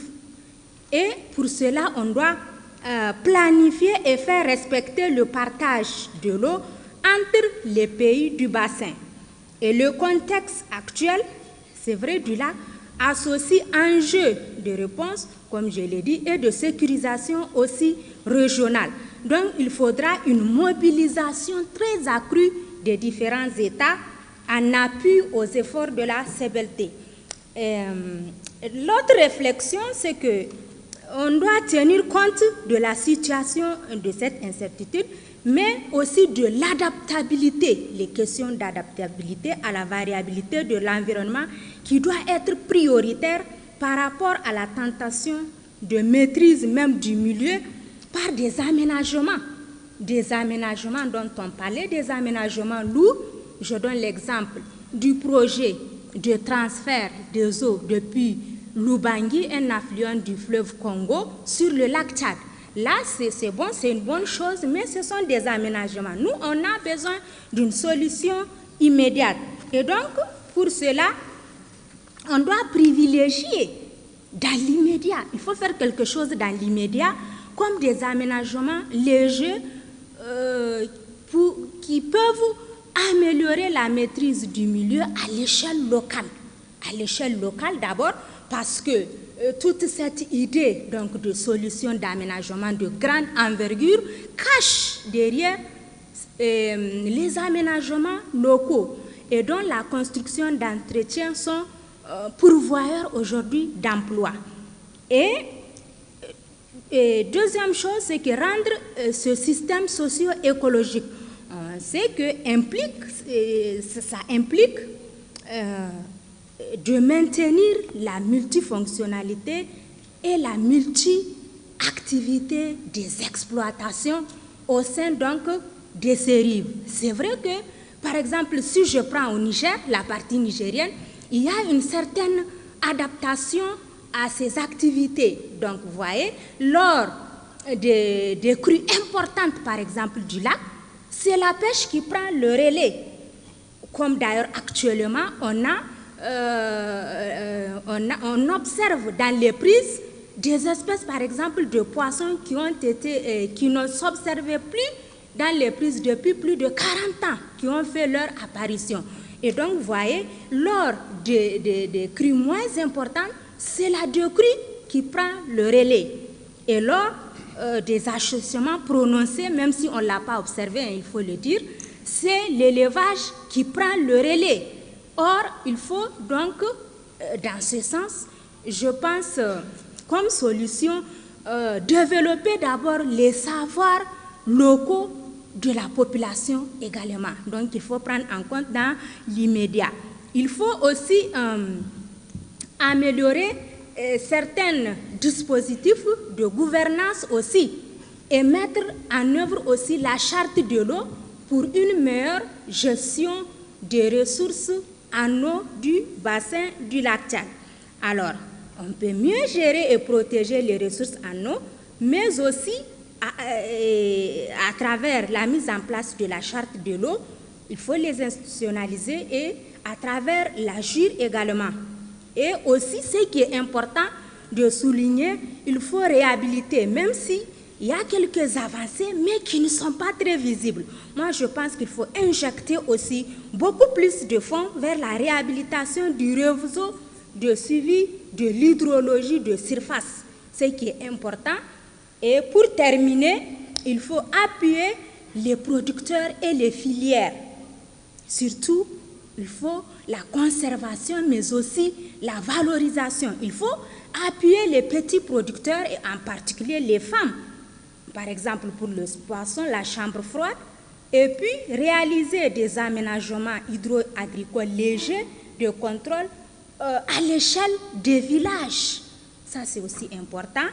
Il faut appuyer la mise en place aussi d'autres filières donc de production pastorale à travers donc, la valorisation des ressources pastorales comme les TIFA qu'il faut mentionner ici, mais aussi des programmes de reboisement des berges, mais aussi des rives éloignées du lac. On sait ce que ça génère comme conséquence, le déplacement donc des migrants forcés, même si c'est de façon très classique, c'est à l'échelle des régions affectées par la crise. On sait qu'il y a une désertification donc dans cette zone, même si par ailleurs dans la zone du lac, on a un boisement qui...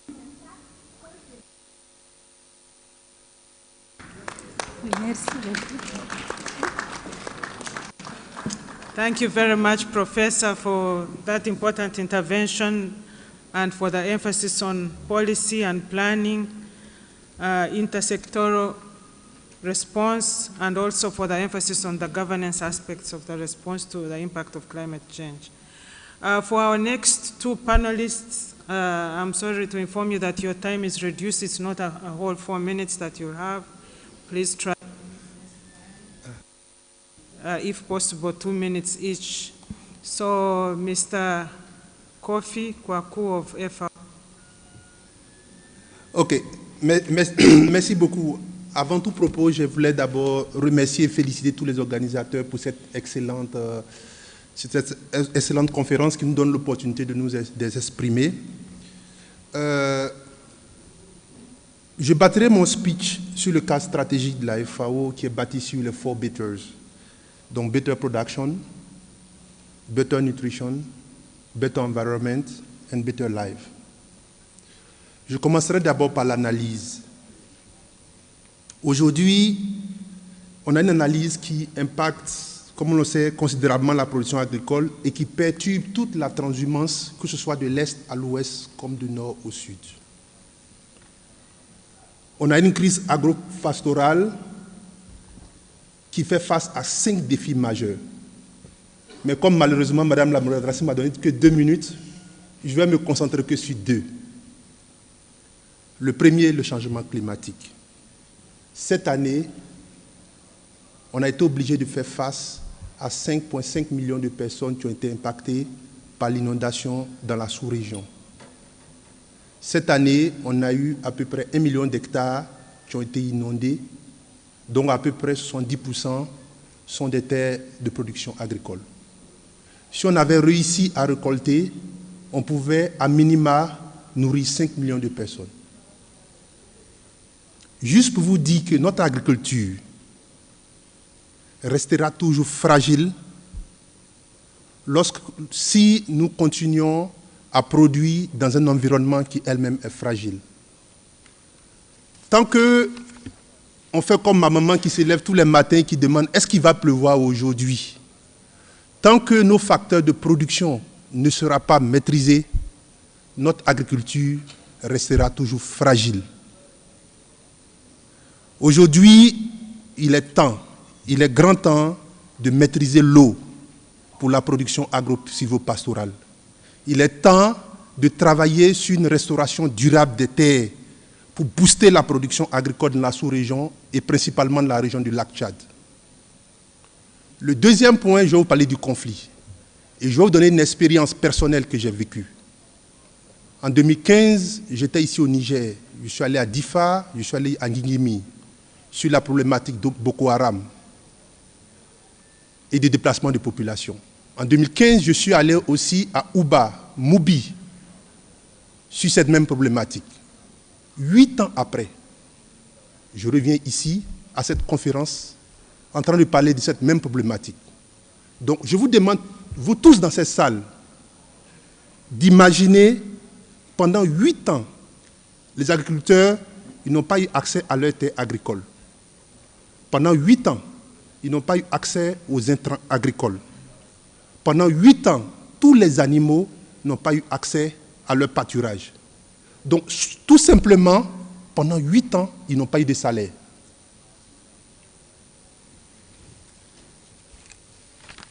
Et cela, nous parlons de 5 millions de personnes en insécurité alimentaire dans le lac Tchad. Nous parlons de 48 millions de personnes en Afrique de l'Ouest et centrale qui sont en insécurité alimentaire. Si on ne fait rien, toutes ces personnes sont une proie facile pour l'enrôlement dans les groupes armés. Sinon, les plus chanceux, ça sera l'immigration. Nous, la FAO, nous pensons qu'il est temps pour l'action. Nous pensons que tous les documents stratégiques doivent se transformer en action. Et pour cela, ces actions doivent être sous le leadership fort de nos États et de nos gouvernements, et cela sera bâti sur 4 piliers, rapidement. Le premier pilier, c'est l'analyse. Nous avons des institutions très fortes comme le SILS, Agrimet, avec l'appui de la CEDEAO qui sont là. Il faut qu'on ait des données robustes qui nous permettent de prendre des décisions rapidement. Le deuxième, c'est l'alerte et l'action anticipatoire. Cette année, à cette conférence, je vous parle de 5,5 millions de personnes.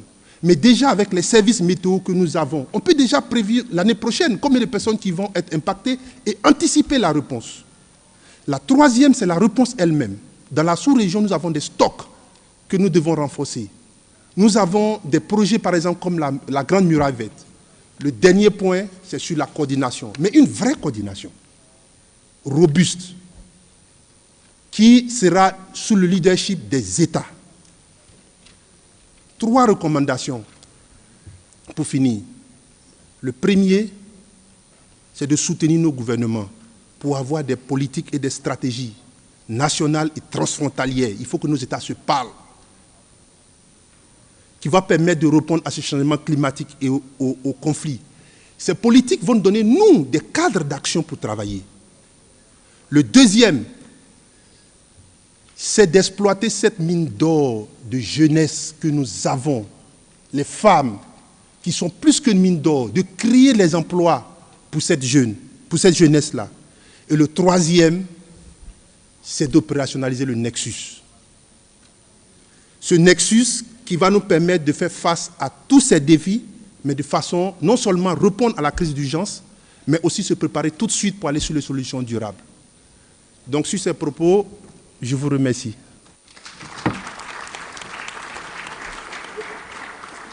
Merci beaucoup, monsieur. Oui. Alors, merci beaucoup.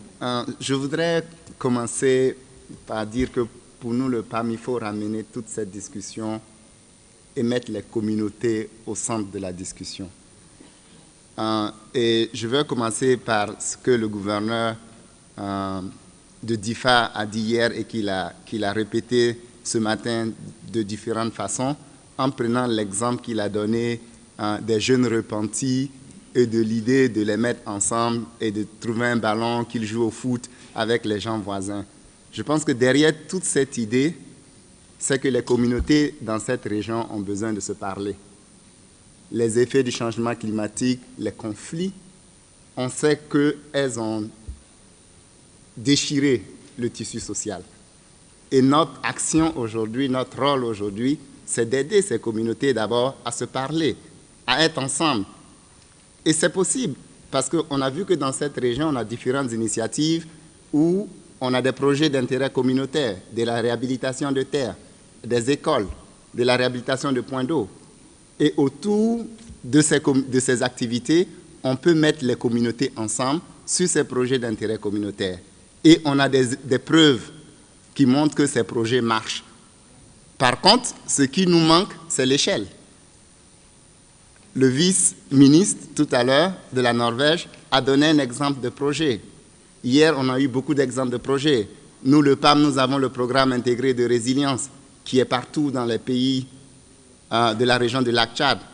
Mais il faut pouvoir arriver à travailler ensemble et à mettre tous ces programmes à l'échelle.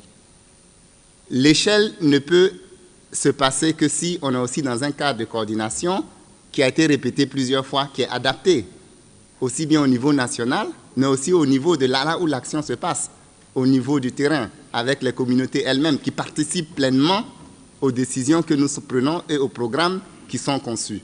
Donc, cette idée d'intégration d'activités mis ensemble, la réhabilitation des terres, l'école, la santé, tout ça dans un paquet d'activités qui bénéficient aux communautés est la solution pour s'assurer qu'on a des communautés plus résilientes et qu'on fait face à l'insécurité alimentaire. Si on atteint cet objectif, les solutions durables, à la fin, pour un monsieur ou une dame qui est à Difa ou qui est à Bol, dans le Tchad, dans la région du Tchad, la solution durable, concrètement, pour lui, ça veut dire quoi? Il est capable de diversifier ses activités. Et que quand il y a une inondation cette année, ben, il pourra peut-être compter sur le bétail qui n'a pas été inondé, parce que les cultures ont été inondées. Que l'année prochaine, quand il y a de la sécheresse, il peut compter sur le petit commerce, parce qu'il peut mener le petit commerce.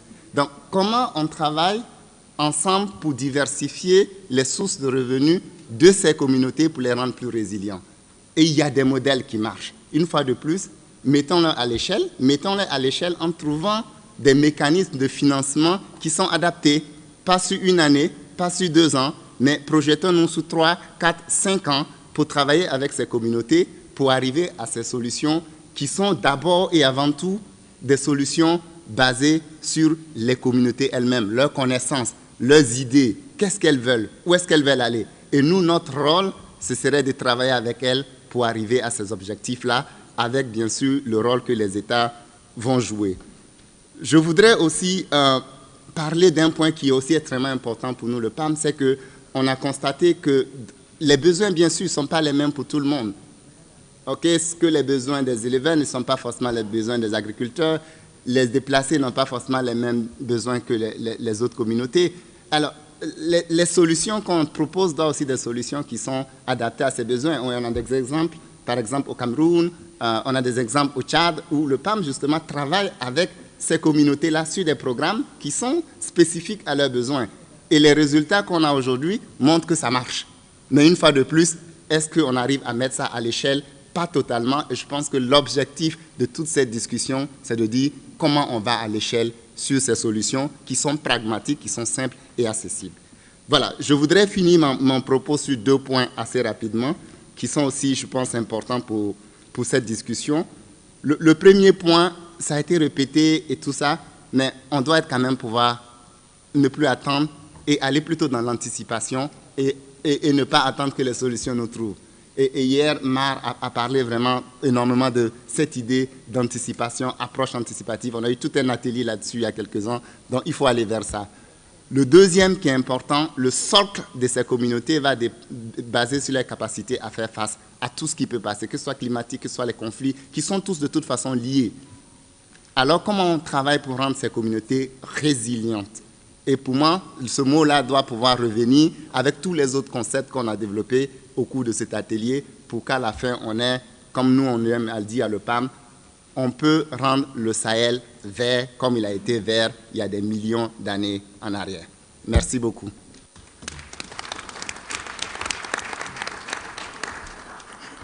Thank you very much to our panelists. Now we will take interventions from the floor. I would like to remind the people who are going to speak that you have 2 minutes maximum. I will start with Luxembourg.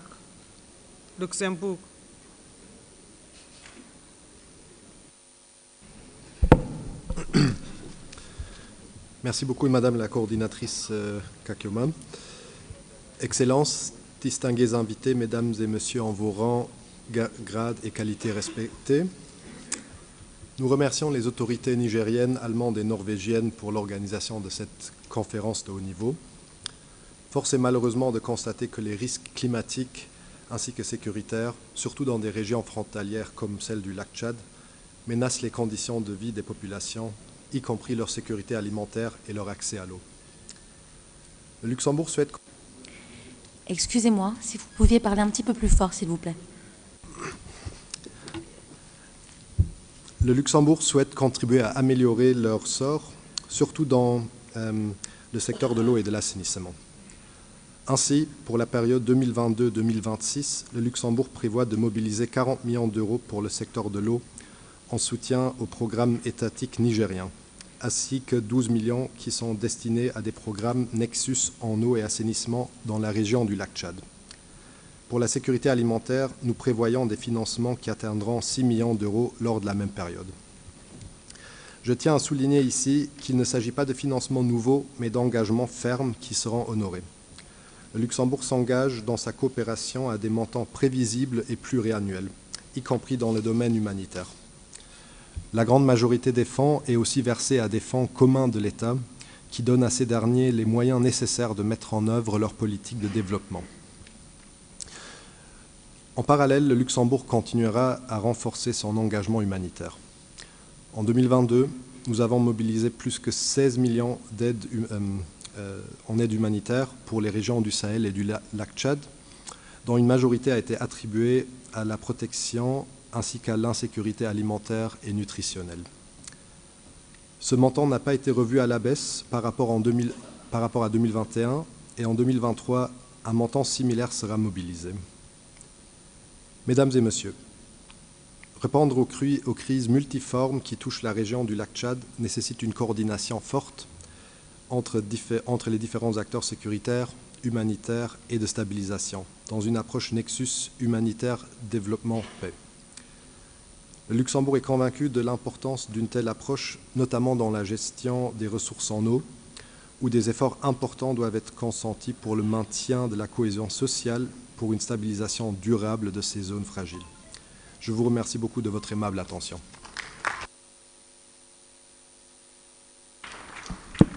Thank you very much. We'll now give the floor to Public Concern, Cameroon.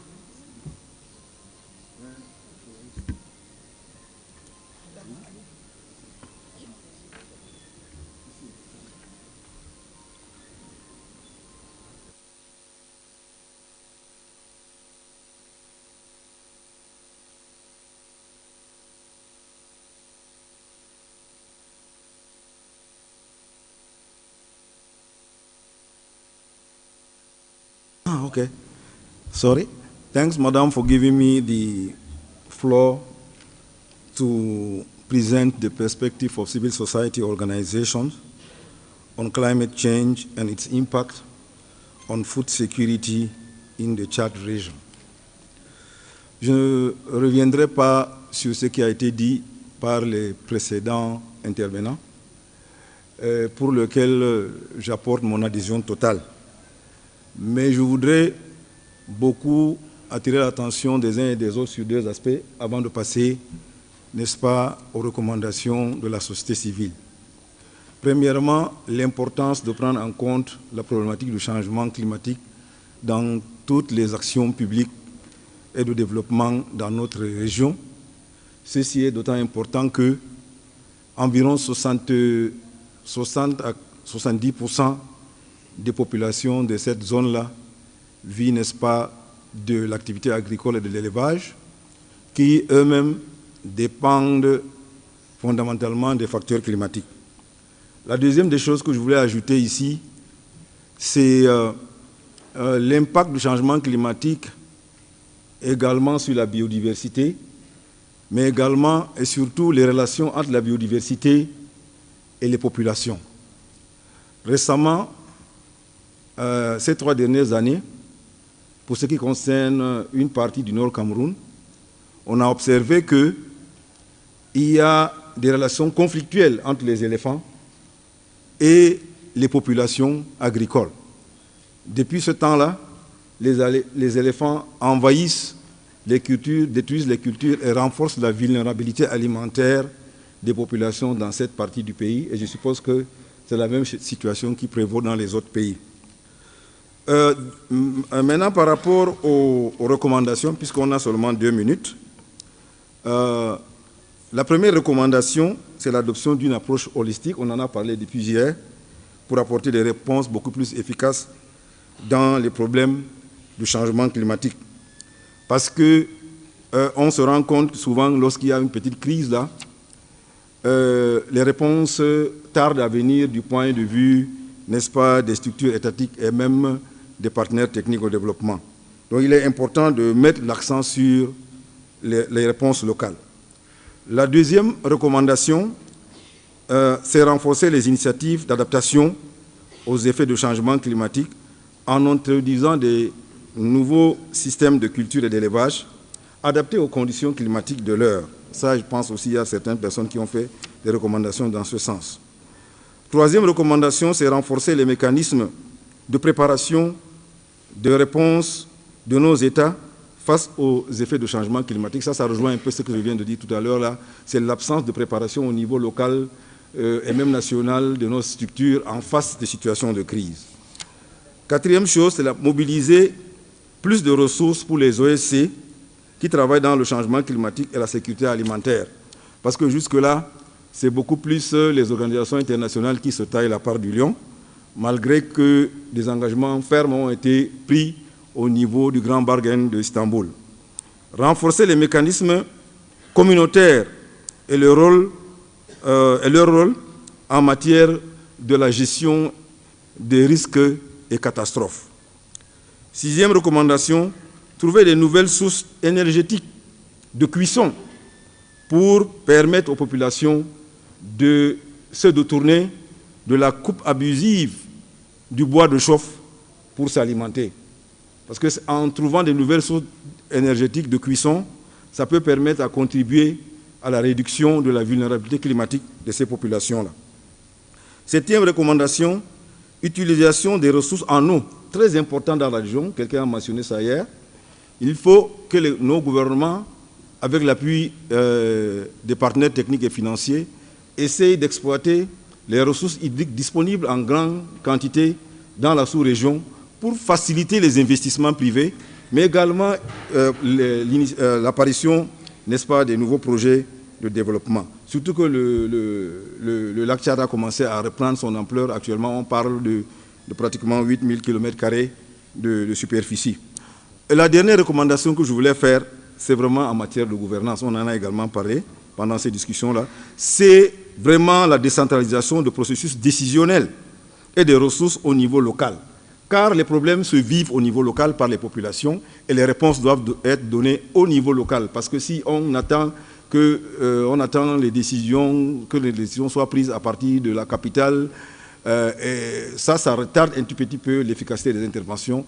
Donc nous appelons à ce qu'il y ait beaucoup plus de décentralisation du processus décisionnel et d'allocation de ressources au niveau local. Et cette recommandation s'adresse aussi bien à nos États qu'aux partenaires techniques et financiers. Je vous remercie.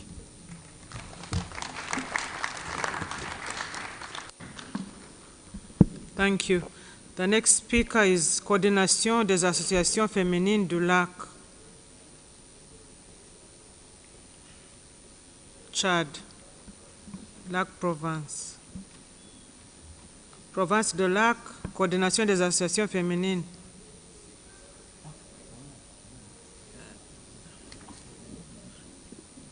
Si vous n'êtes pas là, we will go to the next speaker, who is the ambassador of the United Kingdom.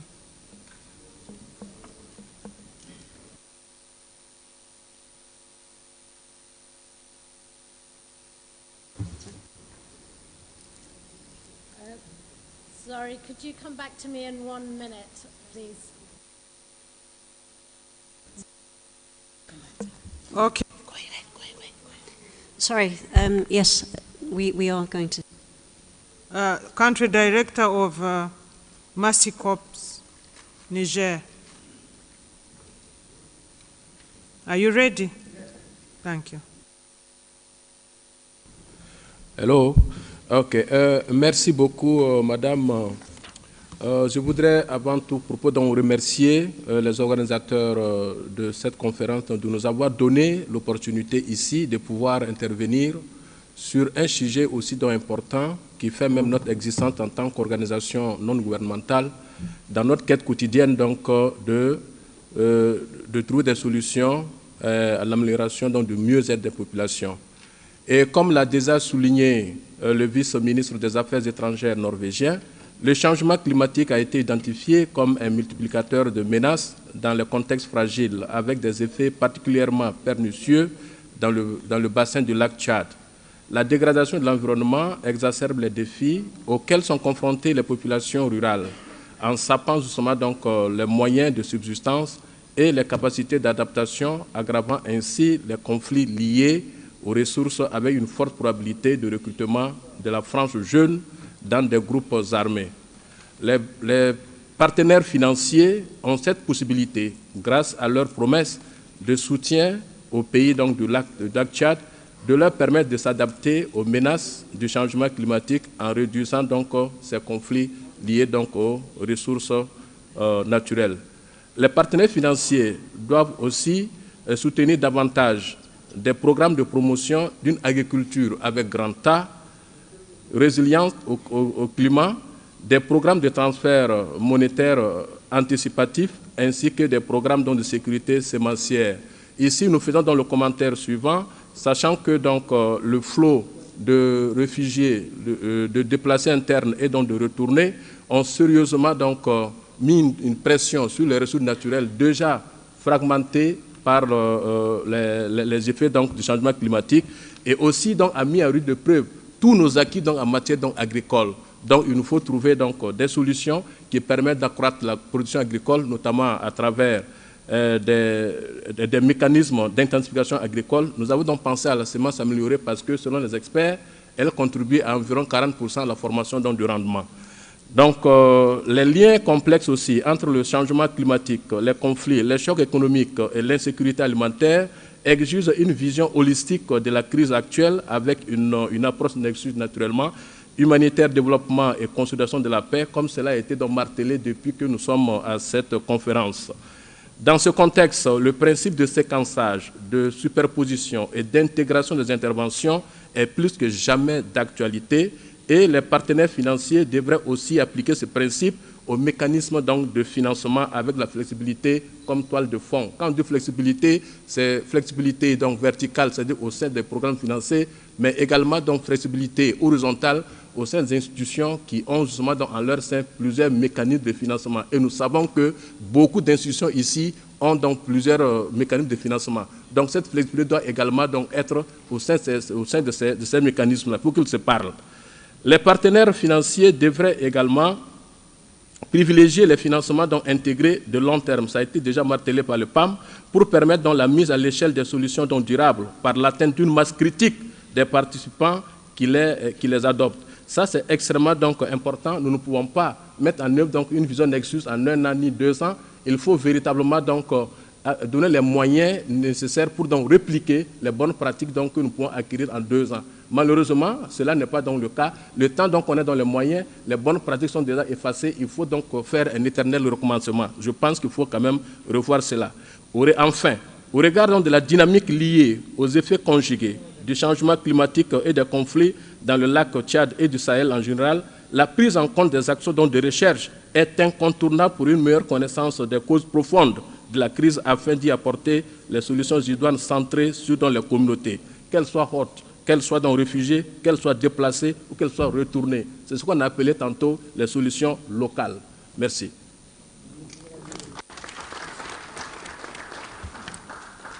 Merci beaucoup. I will now go back to the Ambassador of the United Kingdom.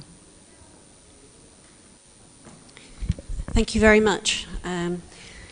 Ladies and gentlemen, from listening to the previous speakers and from yesterday, there's absolutely no doubt that climate change and environmental degradation is clearly exacerbating existing fragilities and driving conflict and migration in the region.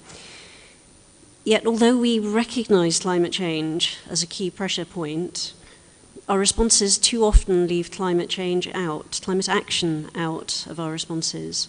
So we really need to add in the climate to the humanitarian development peace nexus. We need to promote long-term strategies and integrated approaches to addressing climate-related security risks and to building climate resilience. And as has just been said, and as was mentioned many times yesterday, anticipatory action will be key.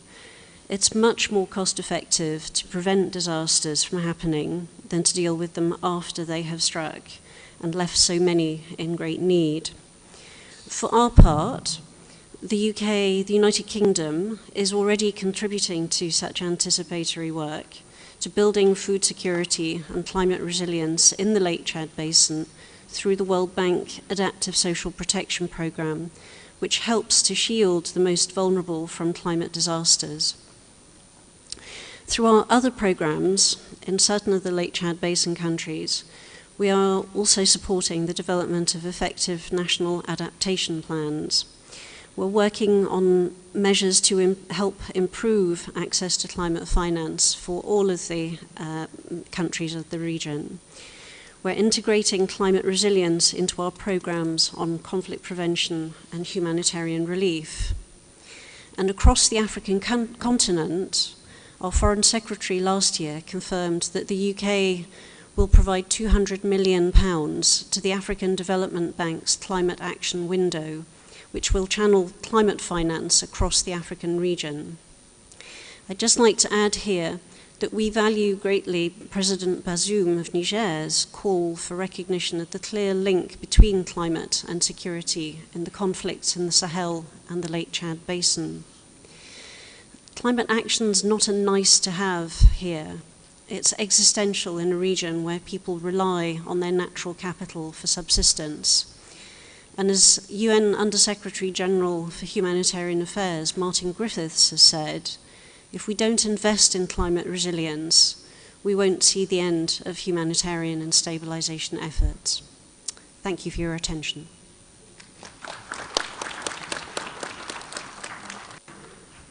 Thank you very much, Ambassador. Thank you very much. We'll now go to the cohort for existential Emergency Relief of Borno, Nigeria.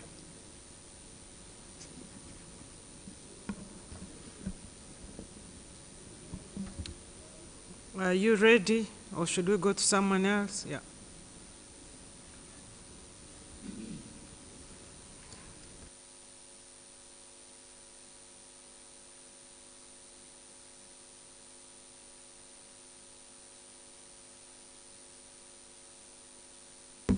Thank you. Thank you very much, our moderator. Let me start by appreciating the organizers of this very important conference. And in our own part, we view climate change as a very serious conditions within the Lake Chad region, and particularly in Borno State. We look at it as if the effects of it as something that has affected the palm of your hand, which all the fingers can be affected. So therefore, every region around the Lake Chad is well affected. And the effects are there: the shrinking of the Lake Chad, flooding effects, the drought and desertifications are all but some of the major problems caused by the climate change. And we want to also appreciate some impactful interventions by the World Bank as well as the government of Borno State in that respect. But there are a lot of ways to scale up these activities in that regard. We look at it, there must be a sustainable and long-term and durable solutions to this by involving the locals in actually having a mechanized kind of farming in respect of actually bringing about the food insecurity, to mitigate the food insecurity in that respect. The improvement of seedlings are also part of what we are recommending, that this thing should be done. Not only that, we want to recommend that every humanitarian or developmental action that is going to take place, the issue of climate should be actually integrated into it. You will see communities rebuilt, but no one single tree is actually planted, which is a missing link in that regard. So we want this to be part and parcel of all the intervention that will going to happen. We have also seen the effects in actually about the drought that causes severe malnutrition to our children in that regard. So efforts should be geared towards bringing technology that will going to actually enhance the production in that regard.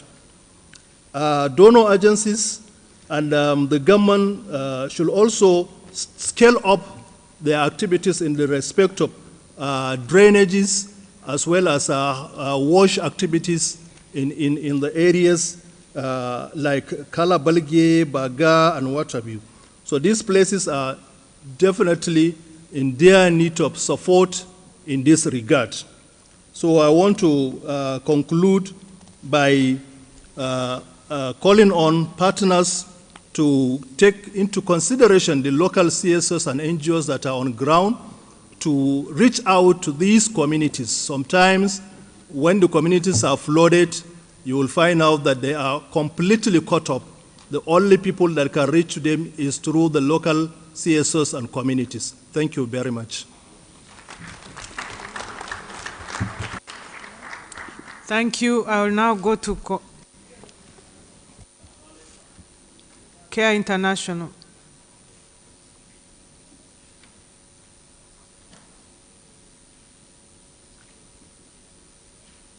If CARE International is not ready, we'll go to the International Federation of the Red Cross.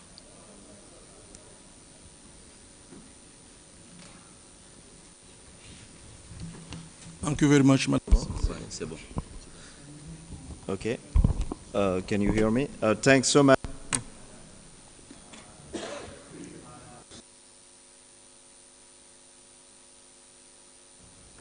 Oh, sorry. Thanks so much, Madam, for giving.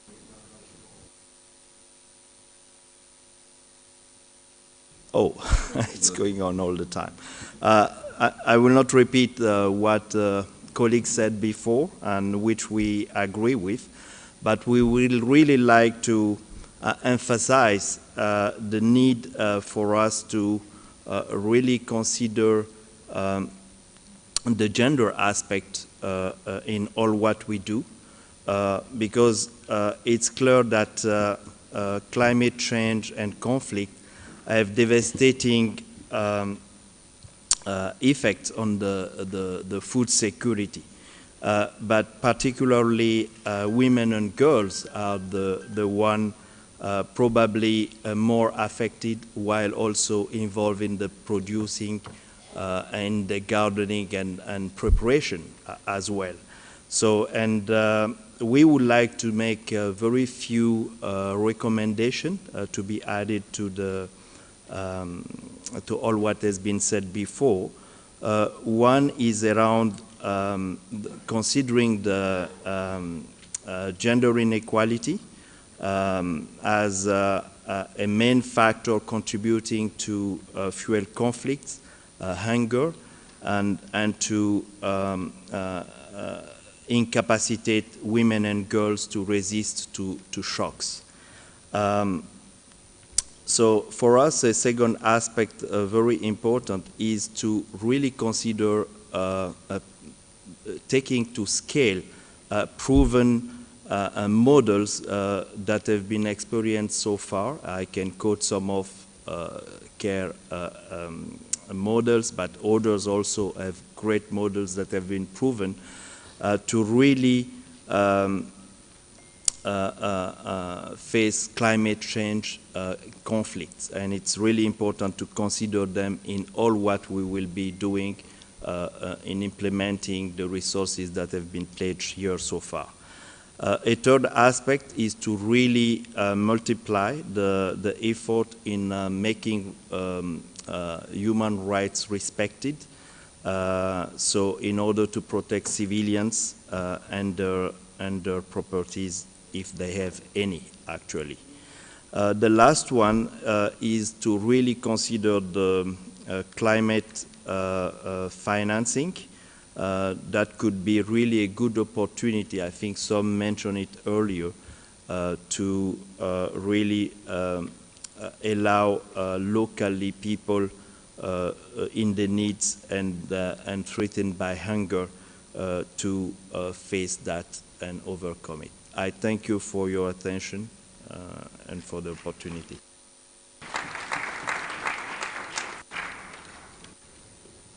Thank you. We'll go. International Federation. Is disturbing. Thank you, Madam Moderator. Permit me first to extend our gratitude to the government of Niger to have convened us for this gathering, and also we appreciate all the stakeholders who contributed to this event. Excellencies, distinguished guests, ladies and gentlemen, like all the previous interventions, we are coming with a sense of urgency and deep concern regarding the protracted humanitarian crisis affecting the Lake Chad region. And this feeling is shared by Cameroon, Niger, Chad, and Nigeria Red Cross societies. As we all know and have been saying here, the Lake Chad Basin remains a very fragile area, and climate change is aggravating this fragility. Lake Chad is vital to the inhabitants of this region, for whom, year after year, the means of subsistence are deteriorating, as our volunteers and local communities who operate close to these realities experienced by million families have observed. The loss of livelihood contributes to conflict and population movement. The consequences of climate risk are particularly severe for population whose food and economic security depends largely on direct access to water, pasture, and other natural resources, as well as on rain-fed agriculture. More than 5.3 million people have no option but to flee an untenable situation within or beyond their borders.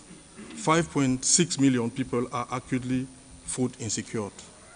Despite the instability and violence in the region, we have been able to access and respond to the most vulnerable and uphold our founding principles of humanity, neutrality, and impartiality. With the support of our national and international partners, we have been engaged with people affected by multiple hardship, forced displacement, food crisis, malnutrition, and floods. Climate change have intensified the fragility of Lake Chad and livelihoods, more noticeable and more active than other regions. It is therefore urgent to strengthen people's capacity to adapt to the consequence of climate change, but the means are often limited.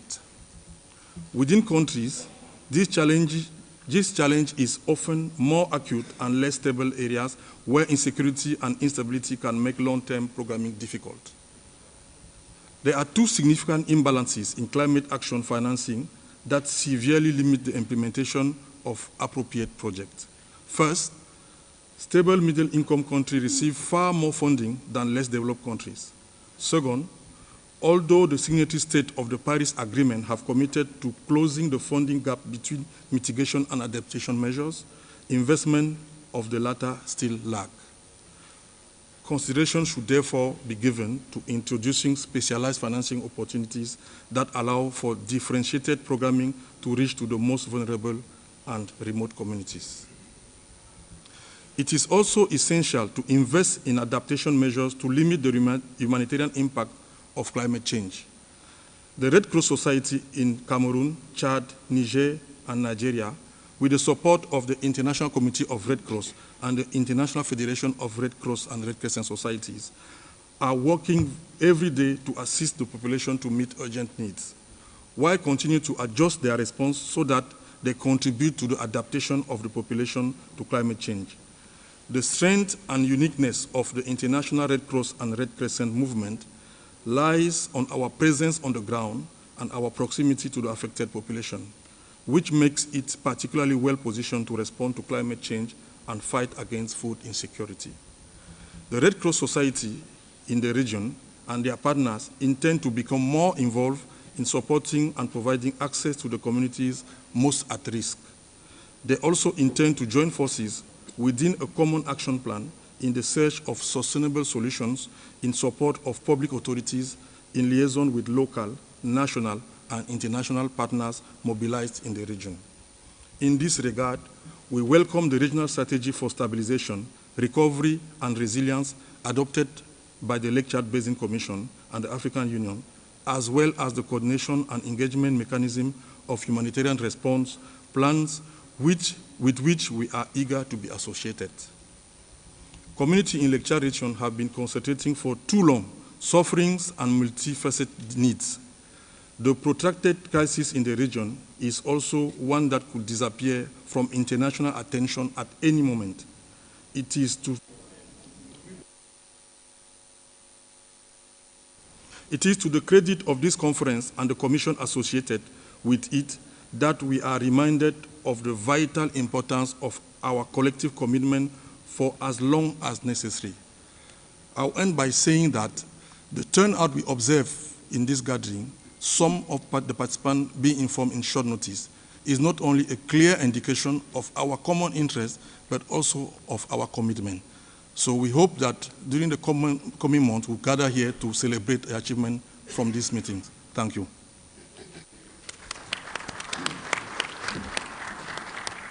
Thank you very much. Ladies and gentlemen, I beg your indulgence.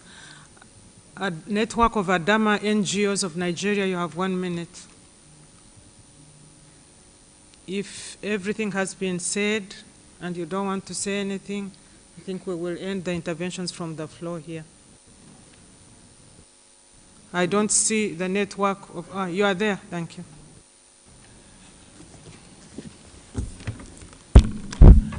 Yeah, good afternoon to everyone, and thanks to the organizers for inviting us to participate in this all-important event. Everything has been said in terms of challenges. I'll go straight to the solutions. As someone who is working in the communities across the Bay State, one of the challenges we are having is having sat down in high-level meetings like this. How do we cascade the informations and the resolutions and solutions to the community? And this is a huge challenge in the region. So for instance, how do you tell a woman whose crops have been impacted by flood that is as a result of climate change. These issues are very technical, and until we're able to speak in the language that they understand and takes back home sustainable projects that will impact positively in their lives, they won't understand it. And that's why, for us in the community, working with the people, we think there should be sustainable, smart agriculture system that will help our farming population in terms of increased investment, both public and private, in the agricultural system across the value chain production. Because if we do that, what that means is that there's going to be job creation for people across the value chain within the agro process. And again, finally, I want to say that climate change issues might not be the key drivers of crisis in the region, but however, it contributes immensely, significantly to the crisis. So what we should be doing as actors is to look at policies of government. How do we use policy to drive this process? Because as humanitarian actors, we cannot, with the little funding we are getting, do everything. But we must get our government into this situation to see that it is being driven by government actions as well, while the donor agencies support our people in the community level. And finally, in Adamawa State, in Nigeria, for instance, last year alone, 33 out of the 36 states of the Federation were affected by flood. And if you look at it, the issue of farmers' header crisis is so huge that communities around Lamude, Gire, and Numan, for instance, where people fight is because of water, access to water and access to land. And this is happening in Borno as well, happening in Yobe, as well as Lake Chad, Niger, and Cameroon. So I am suggesting that as actors, we need long-term sustainable funding for small projects, smart agriculture, that will support our communities across the region. So thank you so much. Ladies and gentlemen, this brings us to the end of interventions. And because of the time constraint, I will not go back to the panelists because everything has been said and in fact repeated. As far as I'm concerned, and I think the panelists agree with me, this is the most important discussion of this meeting. I'm not just speaking as a moderator, but I'm speaking as one of the actors on the ground. And for those of you who are not working in the field, I think we should have brought videos to show you the drama that we are living in the countries of the Lake Chad Basin area. The floods, we have never seen so much water everywhere. We have never seen so much crying. And I think if the governor of Jalamis, who is here, the governor of Lake Province in Chad, who is here, we have been in the field, we cannot respond. There's water everywhere, and many of the victims we cannot reach because of insecurity. We have never seen such food insecurity. We have never seen so many hungry people. If we are not willing to review all our plans, all our projects, all our interventions as a result of this discussion to make them more climate resilient, to do more, to invest more resources, I think everything we are discussing is not going to give any results. And I think with that, I should leave you to go to lunch, and I hope that the recommendations of this meeting will be implemented. Thank you. Thank you. Many thanks to the moderator for those stirring words to end that session. As she mentioned, we would now break for lunch. I would like to appeal to us to return. I know it's a really big ask, but we would like to continue at 3 p.m. We're already an hour behind schedule, so please do your best to go for lunch just as it was yesterday, and let's get back here at 3 o'clock. Thank you.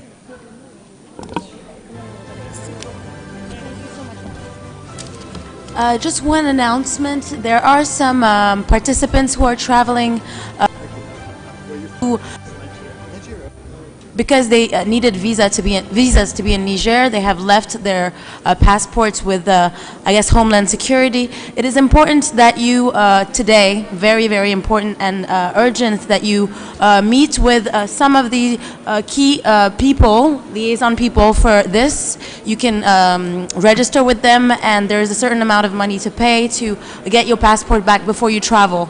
So please report to, there's a lady behind me. She will be able to provide the information and help you with the situation. Report to your seats. In the first row, you can find your name tags, and in the second row, you can try to find a seat as well. We will soon begin with our final session, discussion at least, of the day before the closing ceremony of this conference. We will also soon welcome His Excellency, the Minister of Foreign Affairs of Niger, who is in the building and who will be entering this very room in a few minutes. So I please ask that everyone reports to their seats so we can begin. And also I will call on our panelists to also try to join the podium as swiftly as possible as well. For some of them, they are in the room and they have their seat here right next to me, and it would be great if you could just join your seats. Thank you very much.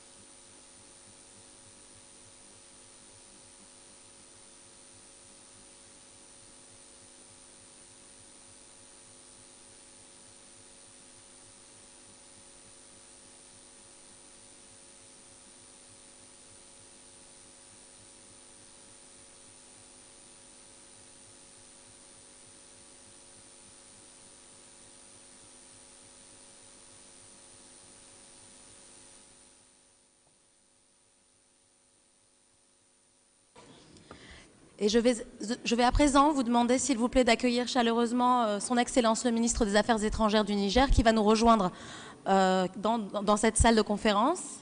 I will now please ask all of you in the audience to welcome, warmly welcome the Minister of Foreign Affairs of Niger, who will join us for this last session on new partnerships and investments in the Lake Chad region, and who will give a keynote address for this session. Thank you.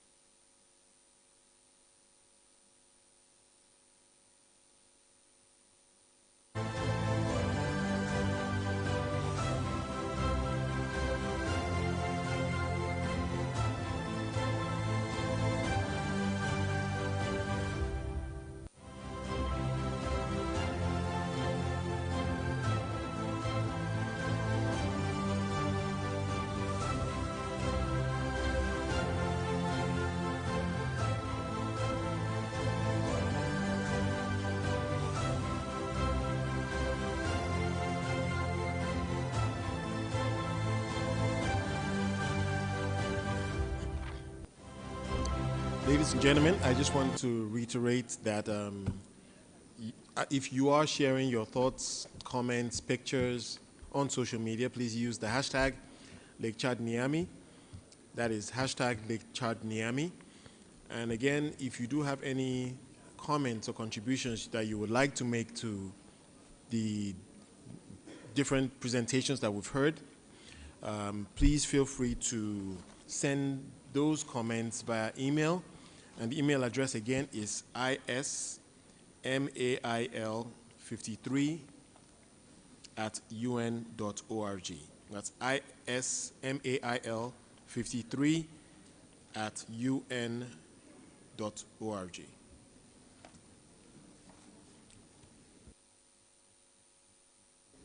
Ladies and gentlemen, we will now resume our programming with I'm going to ask you once again to welcome His Excellency the Minister of Foreign Affairs of Niger, who will just now, in a few moments, momentarily join us in this conference room.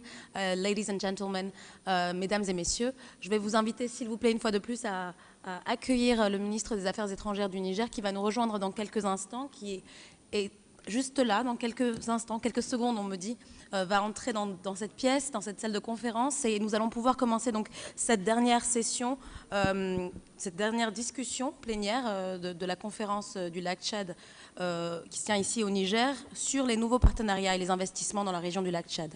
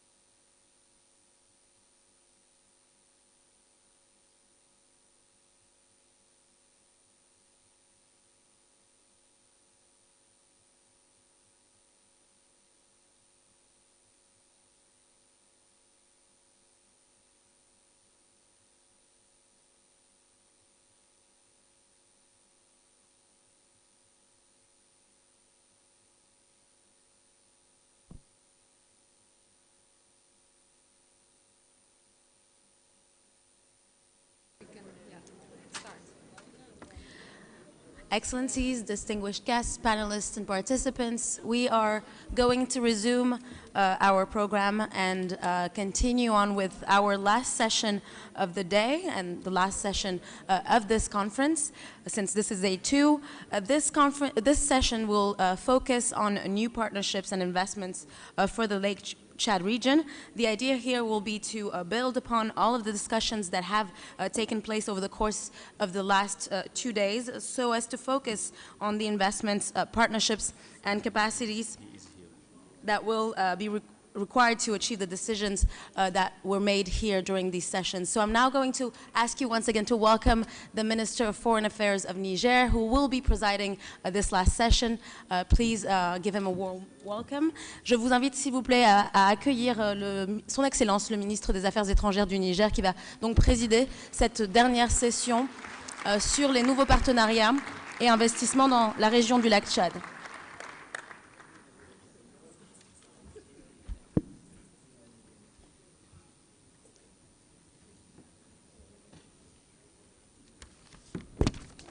Alors, sans plus attendre, je vais tout de suite vous donner la parole.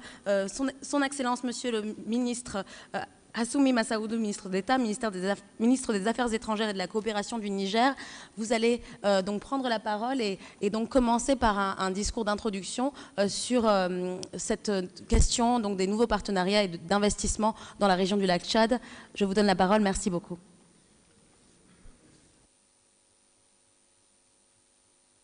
Voilà. Merci, Madame. Mesdames et Messieurs, bonjour. Je voudrais d'abord vous remercier d'avoir travaillé d'arrache-pied ces 2 jours pour comprendre davantage les contraintes, les difficultés, les défis du lac Tchad, du bassin du lac Tchad, et proposer forcément des solutions qui nous permettront d'avancer dans la résolution de cette crise multidimensionnelle. Donc je voudrais donc saluer la présence de chacun et chacune d'entre vous et la participation de tous à cet exercice fécond pour notre région. La région du lac Tchad, le bassin du lac Tchad est au confluent de toutes les crises. Il s'agit d'une zone de coalescence, si on peut l'appeler ainsi, des crises que connaît notre région, des crises sécuritaires aujourd'hui telles qu'on la vit à travers les mouvements terroristes, à travers Boko Haram, mais aussi crise démographique, crise climatique. C'est la combinaison de ces crises-là qui rend la situation du lac Tchad, du bassin du lac Tchad, emblématique des crises que nous connaissons aujourd'hui dans la région du Sahel. Et je voudrais très rapidement dire un peu l'historique, enfin pas, en tout cas le récit de ces crises-là. Nous avons eu pour le lac Tchad quand même le rétrécissement de cet important lac au plan mondial qui est aujourd'hui à 10% de sa superficie d'origine en une génération. Voilà ce qui s'est passé. Voilà un lac qui s'est rétréci, qui a perdu 90% de sa surface l'espace d'une génération. Ma génération, par exemple, a connu le lac tel qu'il était. Donc, c'est pour dire l'ampleur du dégât climatique et qui préfigure de ce qui peut arriver ailleurs dans le monde. Deuxièmement, c'est une zone, justement parce qu'il y avait le lac, c'est une zone où la démographie est assez élevée, une croissance démographique, par exemple, au Niger, de près de 4%, près de 7 enfants par femme. Donc, en une génération, la population a plus que doublé. Aujourd'hui, je donne le cas du Niger, il y a 10-12 ans, 500 000 enfants entraient à l'école. Aujourd'hui, nous avons pratiquement près d'1 million d'enfants qui rentrent à l'école 10 ans après. Voilà le genre de défi auquel nous sommes confrontés, c'est ça le défi démographique. Donc, doubler les infrastructures, doubler les écoles, doubler les centres de santé, doubler l'ensemble des besoins en l'espace de 10 ans et ça progresse de manière exponentielle. Voilà le défi démographique. Et dans ces zones-là, qu'est-ce que ça entraîne? Ça entraîne la compétition sur les ressources. une compétition très accrue sur les ressources, parce que les ressources s'amenuisent, le lac par exemple, divisé par 10, les ressources s'amenuisent, la démographie est galopante, le nombre d'habitants augmente de manière exponentielle, et les ressources s'amenuisent. Donc il y a une compétition sur ces ressources-là, donc les gens s'appauvrissent considérablement. Les perspectives s'amenuisent. Voilà les conditions du conflit qui sont nées, et c'est ainsi qu'il suffit d'un catalyseur pour avoir ce conflit, notamment au Sahel comme au lac Tchad. Le catalyseur, ça a été la crise en Libye. La chute du colonel Kadhafi a créé un espace aujourd'hui en Libye, c'est un espace de non-droit, en particulier le sud de la Libye.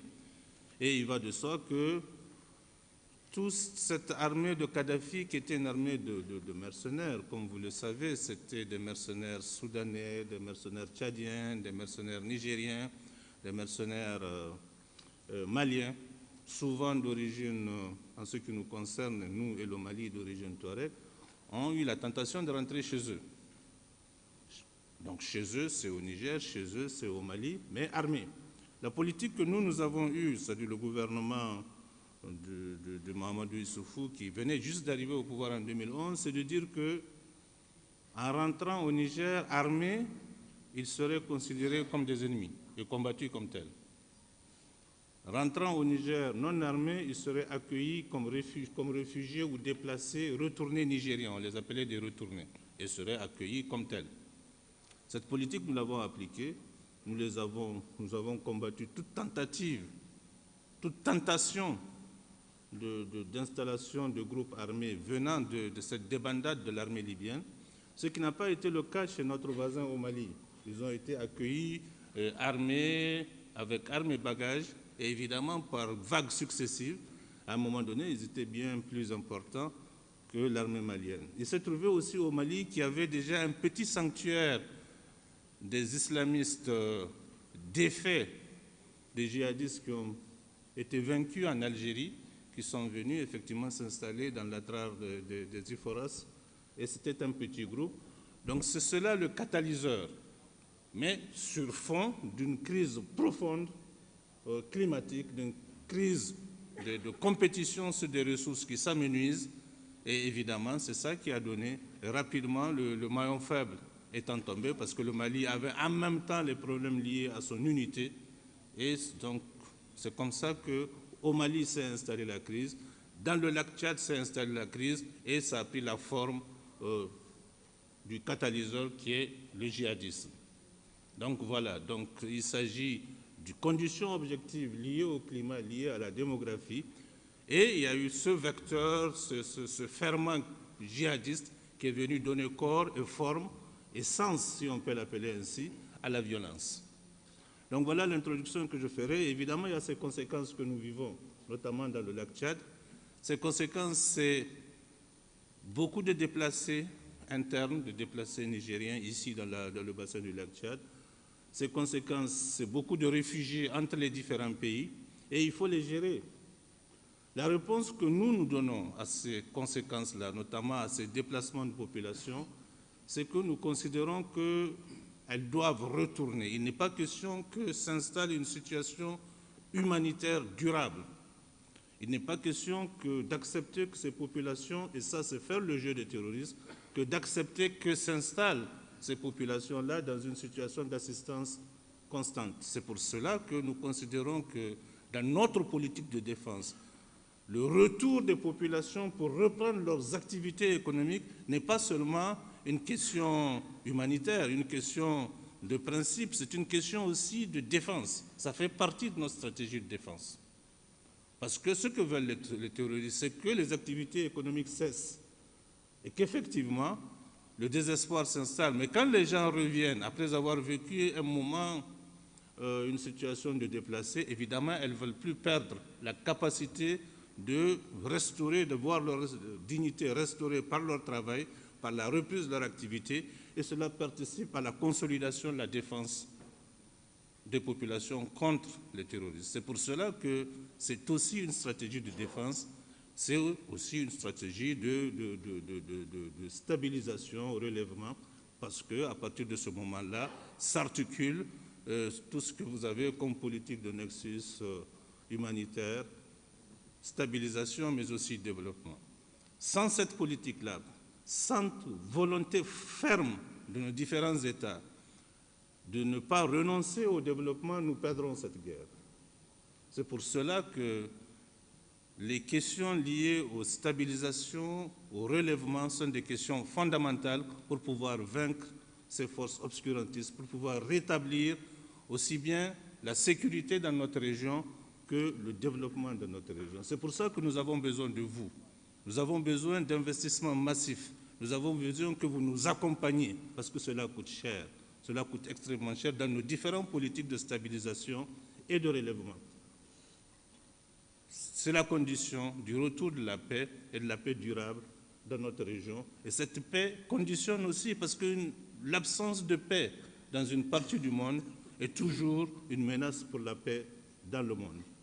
C'est pour cela que nous vous appelons. Nous appelons l'ensemble de nos partenaires à participer et à nous aider, à aider les pays de la région à sortir de cette crise et à renouer avec le développement, à renouer tout simplement avec la civilisation pour vaincre la barbarie. Je voudrais aussi profiter de cette occasion pour lancer un appel à ceux de nos partenaires qui ne participent pas à cette conférence, à cette troisième conférence, pour qu'ils nous rejoignent. Je pense aux États-Unis d'Amérique, je pense à certains pays européens, je pense aux pays du Golfe, parce que cette cause est mondiale. Nous voulons que tout le monde participe à cela et je pense que cela contribuera à la paix dans le monde et au triomphe de l'humanité. Voilà un peu comment je voudrais introduire cela. Les chiffres, vous les connaissez, où il y a beaucoup de documents qui parlent des besoins, etc. Je ne reviendrai pas sur les chiffres. Ce qui nous intéresse, c'est de lancer cet appel-là, de prendre cet engagement ensemble pour que nous gagnions cette bataille et que nous gagnions cette guerre. Voilà, je vous remercie. Merci à vous, Monsieur le ministre d'État, ministre des Affaires étrangères et de la coopération du Niger, pour cette allocution et pour avoir donc de nouveau dressé le contexte global dans la région du lac Tchad, mais aussi pour avoir détaillé les différentes stratégies de l'État du Niger en vue d'une amélioration de la situation tant humanitaire, sécuritaire et économique, ainsi qu'en vue d'une stabilisation dans la région du lac Tchad. Merci à vous. Si vous me le permettez, je vais à présent donner la parole à nos différents panélistes pour cette session autour des nouveaux partenariats et investissements pour le bassin du lac Tchad. If you'll allow me, I will now give the floor to our panelists for this session on new partnerships and investments in the Lake Chad basin. We will first begin with our first speaker, and I will ask every single one of our panelists to, as usual, please be succinct in your statements. So please, His Excellency Mr. Maman Nuhu, Executive Secretary of the Commission of the Lake Chad Basin, and please, I will now give you the floor. Thank you very much, Moderator. Let me first of all express our gratitude to our donors for supporting the Lake Chad Basin Commission in the implementation of the regional stabilization strategy and for the successes that have already been recorded since 2019. I acknowledge and appreciate the flexible multi-party financing mechanism that was recommended by the UK this afternoon. We feel it is a very good initiative which should be supported. In his remarks, the Honorable Minister of Foreign Affairs of Niger has traced the predicament of the Lake Chad Basin. He has also came out clearly during the conference in various interventions. This came out very, very clearly, and I do not intend to go back to that. But let me emphasize that large-scale comprehensive investment in the Lake Chad area would only be possible within the integrated approach that brings all critical sectors to play their part, including the private sector, the international financial institutions, foundations, and other philanthropic structures for partners and investments. We must capitalize on the opportunity to ensure that all actors are working towards a common objective. The importance of dialogue and the need to utilize the established structures and frameworks to promote coordination and cooperation and partnership cannot therefore be overemphasized. Let me also recall what has been said here several times, and I also recalled it in my previous interventions, that the governors of the 8 affected regions of the Lake Chad Basin have developed their individual action plans, which collectively come up to about $1.8 billion. There is need for donors to come in and assist us to mobilize the necessary resources for us to be able to move forward and implement this strategy. I recommend, and I think there is need for that, that an investment summit be held on the Lake Chad Basin in order to mobilize these resources. I know from the discussions that have gone on between yesterday and today that there is a general goodwill around this subject. It has also come out very clearly that the predicament of the Lake Chad area is not just a problem of the riparian states, it is a common problem of humanity. So I will urge that our esteemed donors who have been contributing to fund our earlier initiatives should also continue in that direction to help us mobilize the necessary resources to implement this regional stabilization strategy. I thank you very much for your attention. We thank you very much, Ambassador Mamanuhu, for this statement and for pleading once again for communities who are vulnerable and really bearing the brunt of what's going on in the Lake Chad Basin. I will now call on our second panelist, Monsieur Adoum Mustafa Brahimi, gouverneur de la province du lac Tchad. Je vous donne la parole.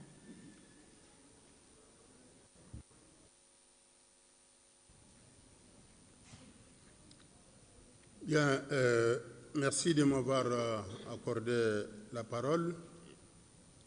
Mais avant toute chose, je souhaite à tous les participants, et aussi au ministre des Affaires étrangères nigérien, une bonne et heureuse année 2023, que cette année soit généreuse pour nous permettre de trouver des solutions à la population qui englobe nos pays du bassin. Je vous remercie. Je voudrais toute chose rendre un hommage mérité aux éminents panélistes qui m'ont précédé dans les différentes sessions dont les thématiques sont intéressantes les unes les autres, lesquelles sessions nous ont permis de constater qu'en dépit des progrès observés en réponse de la crise de Boko Haram, les défis majeurs en matière de stabilisation persistent toujours dans la région du lac Tchad. Dans la province du lac, les autorités provinciales, au regard des effets pervers de la crise de Boko Haram et du changement climatique, ont entamé dès 2018 le processus d'élaboration d'un plan provincial de sécurité et de développement PPS de lac, car pour nous, il n'y a pas de développement sans sécurité. Suivant la même démarche, l'élaboration du plan d'action territorial PAT du lac, dans le cadre de la stratégie régionale de stabilisation, a été l'occasion d'expérimenter une approche participative et inclusive. Et à l'issue des débats fructueux, les 9 piliers de la stratégie ont été jugés pertinents pour proposer 116 actions clés avec une vision claire.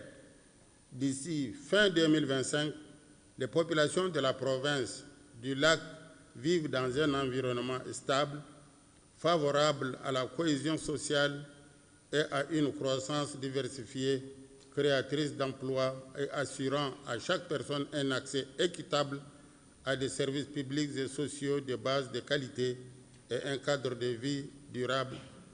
Parmi ces actions, les plus prioritaires sont la coordination et le partage des informations entre les différents secteurs de la force mixte multinationale pour éviter ou limiter les incursions de Boko Haram et partant assurer la sécurité des personnes et de leurs biens.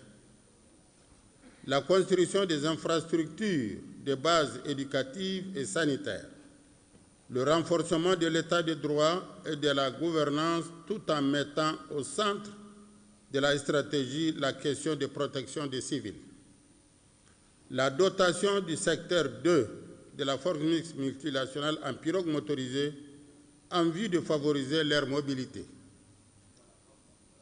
Le financement des initiatives locales portées par les organisations de la société civile, l'autonomisation des femmes et des jeunes par la formation et l'octroi des microcrédits susceptibles de créer les activités génératrices de revenus, l'implication des leaders traditionnels et communautaires dans la recherche de solutions à la crise, la mise en œuvre de façon coordonnée et rapide des actions des acteurs humanitaires de paix et de stabilisation pour répondre efficacement aux besoins vitaux des populations, le renforcement de la coopération civilo-militaire, la promotion des radios communautaires comme moyen de sensibilisation, la promotion des opérations de déminage, la lutte contre l'immigration clandestine et le trafic de stupéfiants, le relèvement de l'économie provinciale à travers un appui aux opérateurs économiques, la mise en œuvre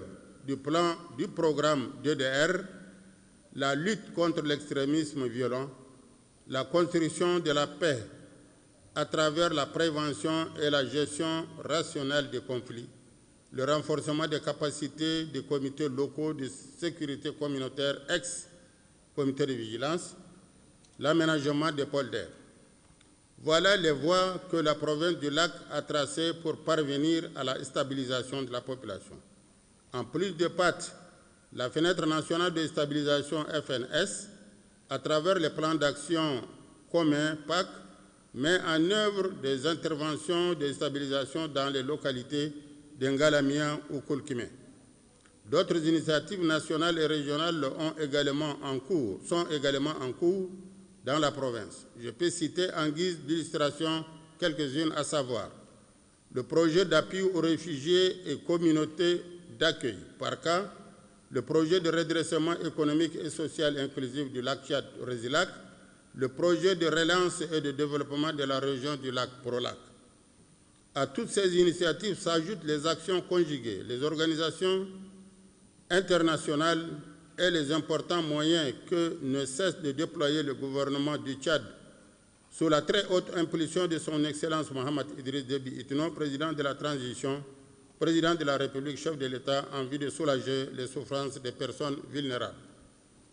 Mais malgré toutes ces initiatives combien louables, force est de constater que les lignes ne semblent guère bouger. Chacun évolue de son côté, voulant apporter une réponse suivant son mandat et sa propre méthodologie, souvent sans tenir compte des réalités locales. Il en résulte que des milliers de réfugiés, personnes déplacées internes, des communautés hautes et des retournés auxquels viennent s'ajouter les sinistrés des inondations dans ma province, continuent à vivre dans la précarité. Ce qui laisse entrevoir que depuis Berlin 2017, Oslo 2018, en passant par les forums des gouverneurs de Maïdougouri en 2018, Niamey en 2019 et Yaoundé en 2021, les lignes ne bougent plus et c'est malgré les progrès obtenus sur le terrain. Les mêmes problématiques persistent. Pourtant, l'élaboration de la stratégie régionale de stabilisation dont les bases ont été posées à la conférence de N'Djamena en novembre 2017 a suscité un plein espoir pour les pays riverains du bassin du lac Tchad en général et la province du lac en particulier. Il y a donc lieu, mesdames et messieurs, chers partenaires, d'engager sans hésiter un nouveau partenariat ainsi qu'un investissement fort en faveur du bassin du lac Tchad, en mettant bien évidemment en exergue le rôle essentiel de la stratégie régionale de stabilisation. Il nous faut à cet effet expérimenter de façon concrète et non théorique le nexus humanitaire paix-développement, mobiliser les fonds nécessaires pour le financement du PAT de la province du lac, financer davantage la fenêtre nationale de stabilisation en vue d'accélérer les interventions immédiates de relèvement socio-économique, impliquer les organisations de la société civile et les leaders communautaires dans les initiatives de stabilisation. Renforcer la coopération politique à travers le forum des gouverneurs, mettre la question de la protection des civils au centre du processus de la stabilisation pour accéder aux solutions durables. Renforcer la capacité opérationnelle de la force mixte multinationale et des comités locaux de sécurité communautaire ex-comité de vigilance. Améliorer la gouvernance de la stratégie, renforcer le dialogue civilo-militaire. Par ma part, je prends l'engagement de renforcer le cadre de concertation humanitaire, paix et développement par la tenue régulière des réunions y afférentes. Dans l'ensemble, il nous faut lier l'acte à la parole, que la conférence de Niamey ouvre un horizon meilleur pour un engagement nouveau et un partenariat agissant en faveur du bassin du lac Tchad. Je vous remercie. Merci à vous, Monsieur le gouverneur du lac au Tchad, d'avoir donc détaillé ce plan stratégique à mettre en place, qui est un plan holistique, qui nécessite donc la coordination de différents acteurs, partenaires locaux, régionaux et internationaux, mais aussi d'avoir fait part de vos inquiétudes face à tous les blocages qui subsistent et d'avoir donc partagé vos recommandations. Nous allons passer à notre prochain panéliste. I will now call our next panelist to also share her recommendations, but also her reflections on this topic. Mrs. Heike Thiele, Deputy Director General of at the Federal Foreign Office and co-chair of the International Sport Group. You have the floor. Thank you very much. Son Excellence, Monsieur le Ministre des Affaires étrangères et de la coopération de la République du Niger, Excellences, Mesdames, Messieurs, ladies and gentlemen. I will start with a quote coming from Ahuna Eziankomba, who unfortunately is no longer here because she left for Berlin. She said yesterday, let's turn this crisis into an opportunity. Let's work together and intensify our efforts, especially in view of the many challenges, but also the many opportunities, which we were described and discussed here over the last 2 days. The conference has, one more, underlined that none of us can face the challenges in the region alone, neither international organizations, neither donors, neither the governments. Therefore, I would like to thank you all that you followed with so many members of the delegations to this conference and contributed really thoroughly to all the different and challenging topics. This conference was considered in the first front as a conference of political stock-taking, lessons learned, and decisions for the way which lays before us. Therefore, I would like to start with our political and operational pledges. I think we have to build and empower humanitarian capacity through seconding experts to organizations focused on stabilization and development, such as the LCBC. This will lay the ground for better understanding among those who carry out very important humanitarian and stabilization work on the ground. We would like to see a facilitation of the dialogue between the different actors. We will map existing international, regional, and national fora and their efficiency to get a better understanding whether we need new and more efficient formats to ensure a solution-oriented discussion across the spectrum of the nexus. On IDPs, yesterday's panel has demonstrated the many opportunities that exist in joint coordination and dialogue, and the need for a better understanding and coordination of the various actors involved in the IDP responses. We will thus engage the Niger government and relevant partners on a joint initiative for advancing comprehensive action in support of voluntary IDP return in selected locations in Diffa. We encourage other donors to cooperate with this initiative and hope to develop an operational practice that can be replicated elsewhere in all the other areas. We would like to incentivize cooperation by exploring options to ensure access to funding sources along the humanitarian, develop, and peace nexus, possibly through a nexus funding facility. This nexus facility was already something agreed to 5 years ago at the Berlin conference, unfortunately not monitored nor developed further, and it is time now to follow it up more seriously.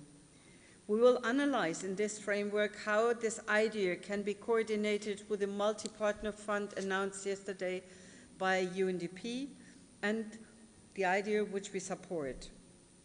Regarding the challenge of mass exit of former fighters, associates and families, and the One UN offer which we discussed this morning, I reiterate our firm intention to support the newly established basket fund politically and financially, and ask other donors to join us.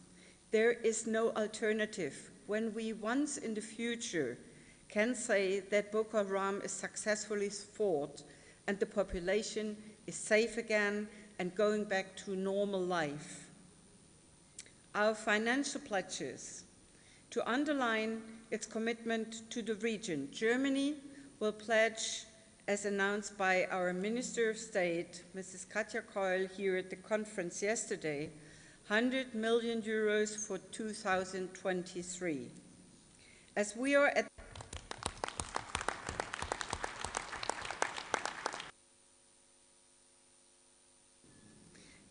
at the beginning of this budgetary year, we cannot exactly foresee the amounts for the Lake Chad region in the coming years.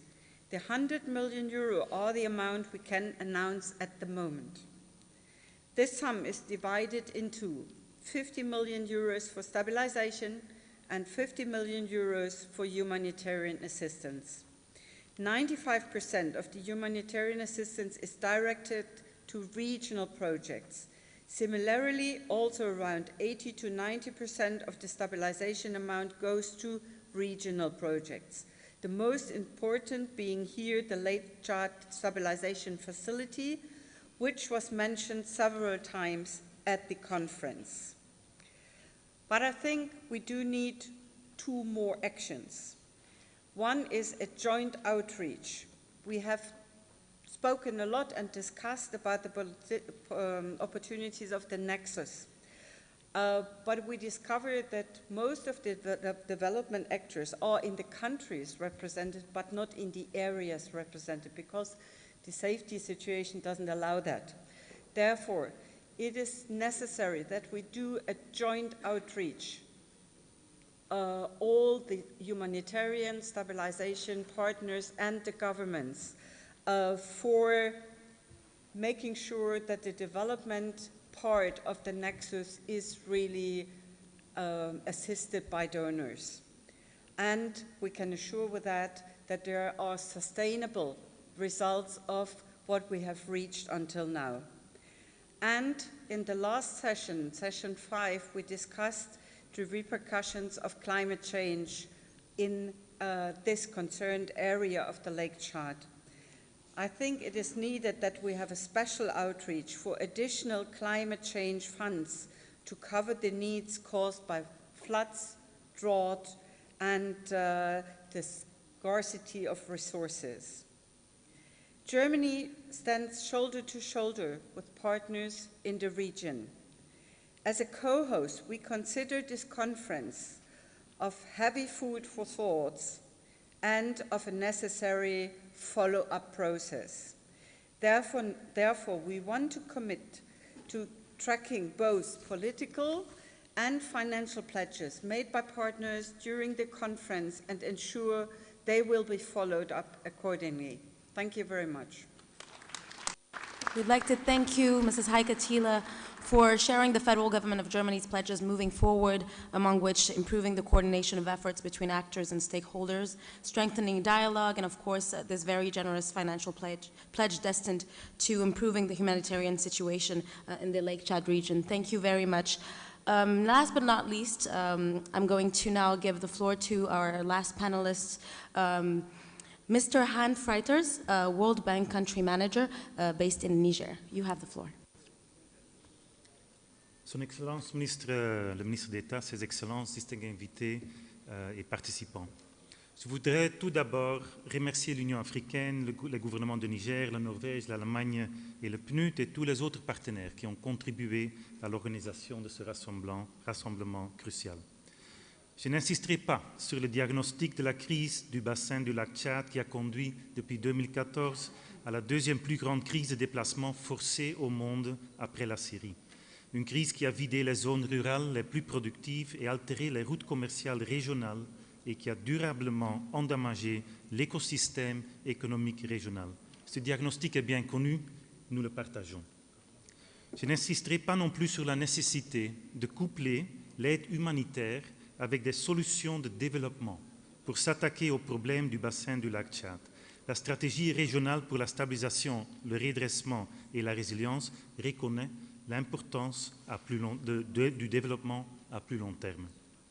Pour réussir, je suis convaincu que l'aide au développement doit contribuer à réparer le contrat social rompu entre les populations locales et leur gouvernement. Il faut pour cela mettre davantage l'accent sur l'engagement des citoyens, sur la cohésion et l'inclusion sociale, sur la redevabilité et sur l'appropriation nationale.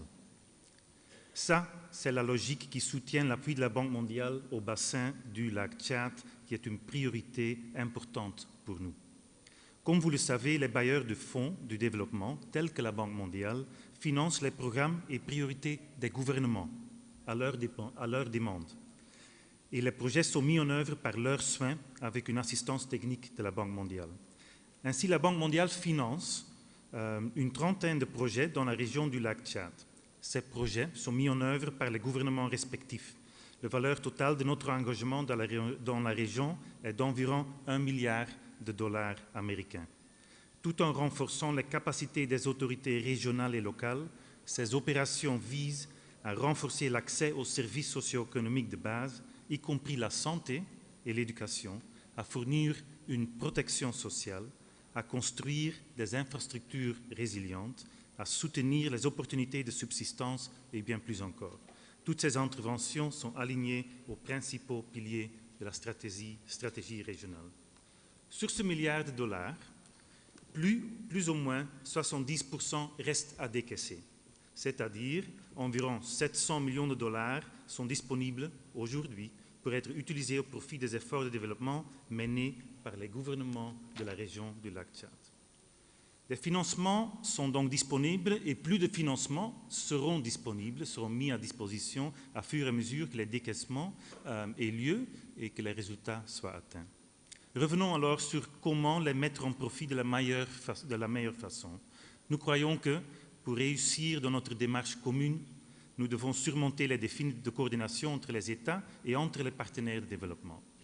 Permettez-moi de mentionner un exemple d'un partenariat, et je dis partenariat entre guillemets parce qu'il n'était pas conçu comme tel, qui de mon point de vue a fonctionné très bien. Comme vous le savez, la désertification est une menace énorme pour les cuvettes oasiques dans la région qui servent de moyen de subsistance pour les populations locales. Lorsque je me suis rendu à Difa il y a quelques mois, j'ai visité une cuvette oasique qui a été fortifiée et sauvée grâce à un financement du PNUD il y a quelques années. Les résultats sont impressionnants. Sauver les cuvettes oasiques n'est pas seulement une lutte multiforme contre l'insécurité alimentaire d'un côté et le changement climatique d'autre côté, mais renforce ou rétablit aussi la cohésion sociale et peut même dynamiser des chaînes de valeur locaux. Aujourd'hui, le gouvernement nigérien tire les leçons de cette expérience positive financée par le PNUD et, sur financement de la Banque mondiale, la met en échelle dans toute la région. Un partenariat et une collaboration non conçus comme tels, mais très effectifs. Comment est-ce qu'on peut multiplier ce type de collaboration? Comment est-ce qu'on peut faire en sorte que, sous la direction de la Commission du bassin du lac Tchad, le partage des bonnes pratiques et la coordination des initiatives des partenaires et gouvernements augmentent et deviennent plus efficaces? Une première proposition serait de collaborer plus étroitement sur les initiatives qui financent des plateformes régionales de gestion des connaissances pour la région du lac Tchad afin d'éviter les duplications des efforts. Pour l'instant, ces duplications existent. Il y a une prolifération d'outils, plateformes et événements sur plus ou moins les mêmes sujets, avec plus ou moins les mêmes objectifs. Il faudra trouver les moyens de les rationaliser et optimiser.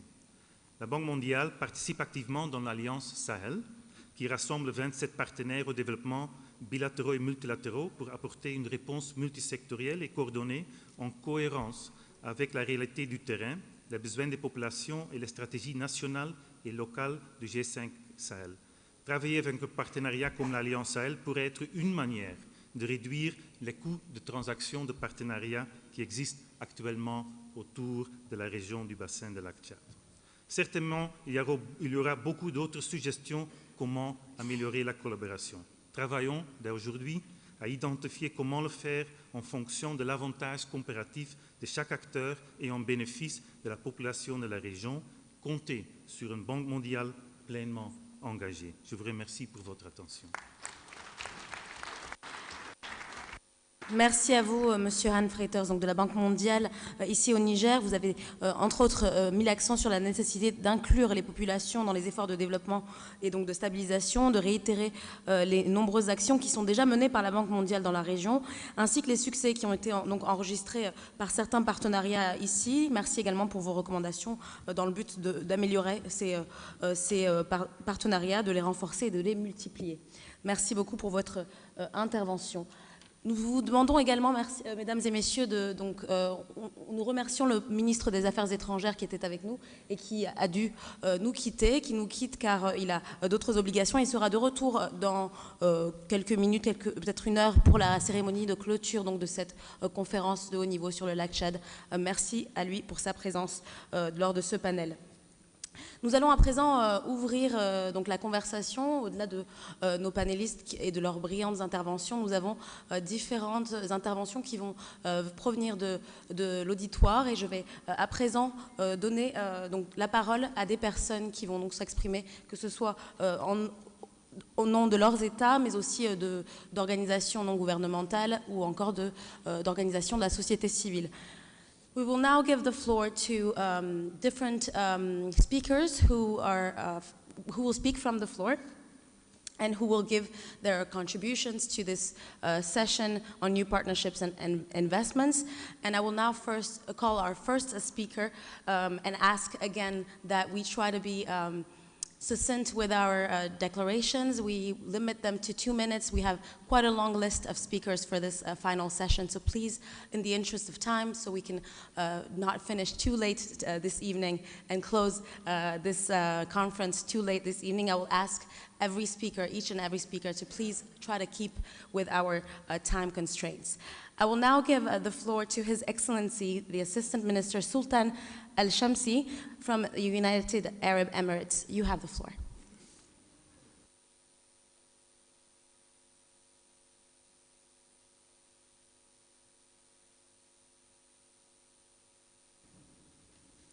Do we have His Excellency, the Assistant Minister Sultan Al-Shamsi from the UAE? Right, well, we will just go along with our next speaker and we might come back to him if he comes back into the room.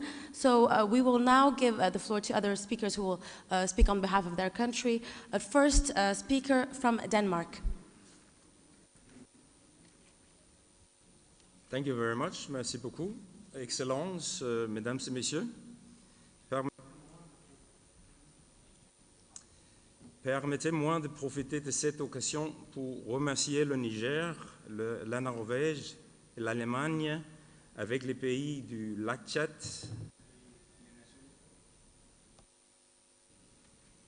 les Nations Unies, pour fournir le leadership nécessaire à la conduite des efforts de stabilisation dans la région du lac Tchad et d'organiser cette conférence. Comme nous avons entendu de la part des panélistes pendant les 2 jours, la situation actuelle avec des niveaux alarmants d'insécurité alimentaire et de déplacement est une crise de protection massive. Ces dernières années, le Danemark a contribué notamment à la protection des populations civiles et en 2023, nous allons continuer à contribuer avec environ 10 millions d'euros d'aide humanitaire aux pays du lac Tchad. En même temps, le Danemark continuera à poursuivre des solutions à long terme dans la région. Comme nous ont appris de nombreux intervenants, un soutien humanitaire doit aller de pair avec un soutien qui adresse les effets et les défis fondamentaux. Cette approche est au cœur du partenariat entre le Danemark et le Niger dans les régions touchées par Boko Haram. En 2023, le Danemark lancera un nouveau programme bilatéral avec le Niger, comprenant de nombreux efforts à fins et secondaires. Nous allons poursuivre nos efforts de stabilisation et de sécurité pour limiter la présence des groupes armés terroristes, mais nous devons aussi nous attacher à le faire de manière à empêcher le problème de s'aggraver. Le Danemark travaille depuis longtemps avec les autorités nigériennes chargées de la paix et de la stabilisation à fins, et nous sommes impatients de renforcer cet aspect de notre coopération bilatérale avec le Niger au profit de la région du lac Tchad. De plus, le combat contre les effets négatifs du changement climatique restera une priorité. Comme nous avons entendu, le lien entre climat et sécurité est très pertinent dans la région du lac Tchad, où les catastrophes naturelles ont le potentiel de déstabiliser davantage la région. Pour contrer cette évolution, le Danemark renforcera la coopération avec le Niger sur la gestion intégrée des ressources en eau et sur les chaînes de valeur agricoles, la croissance économique et le développement, notamment à Tifa.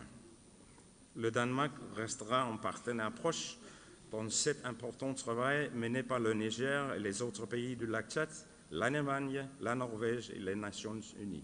Merci pour votre attention. Merci à vous pour vos remarques. Donc, le Danemark. We will now give the floor to our next speaker from Cameroon. If you could please make your statement.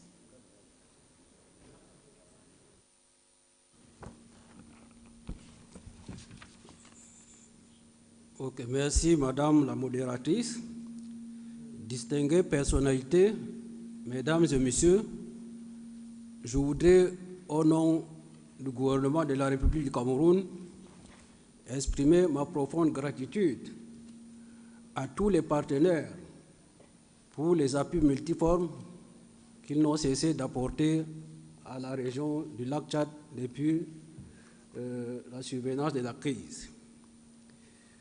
Mais ici, chez nous, on dit qui dit merci en redemande encore. C'est dans ce cadre, dans le cadre de l'implémentation de la stratégie régionale de stabilisation et de résilience, le Cameroun, sous l'impulsion du président de la République, son Excellence Paul Biya, a élaboré et lancé cette année un plan de reconstruction de la région de l'extrême nord du pays sur une période de 6 ans. Ce plan vise à renforcer la résilience socio-économique, environnementale, sécuritaire, à préserver le respect des droits de l'homme, à implémenter les programmes de réforme du secteur de la sécurité. Il dispose de plusieurs niches ayant besoin de soutien et financement des partenaires internationaux. Les programmes de réinsertion socio-économique des repentis, la préservation des droits humains, la lutte contre les violences basées sur les genres, la lutte contre les inégalités économiques entre les hommes et les femmes, la préservation de l'environnement et la lutte contre le dérèglement climatique sont autant de composantes de ce instrument programmatique national, adossé sur la stratégie régionale de stabilisation de la région du lac Tchad.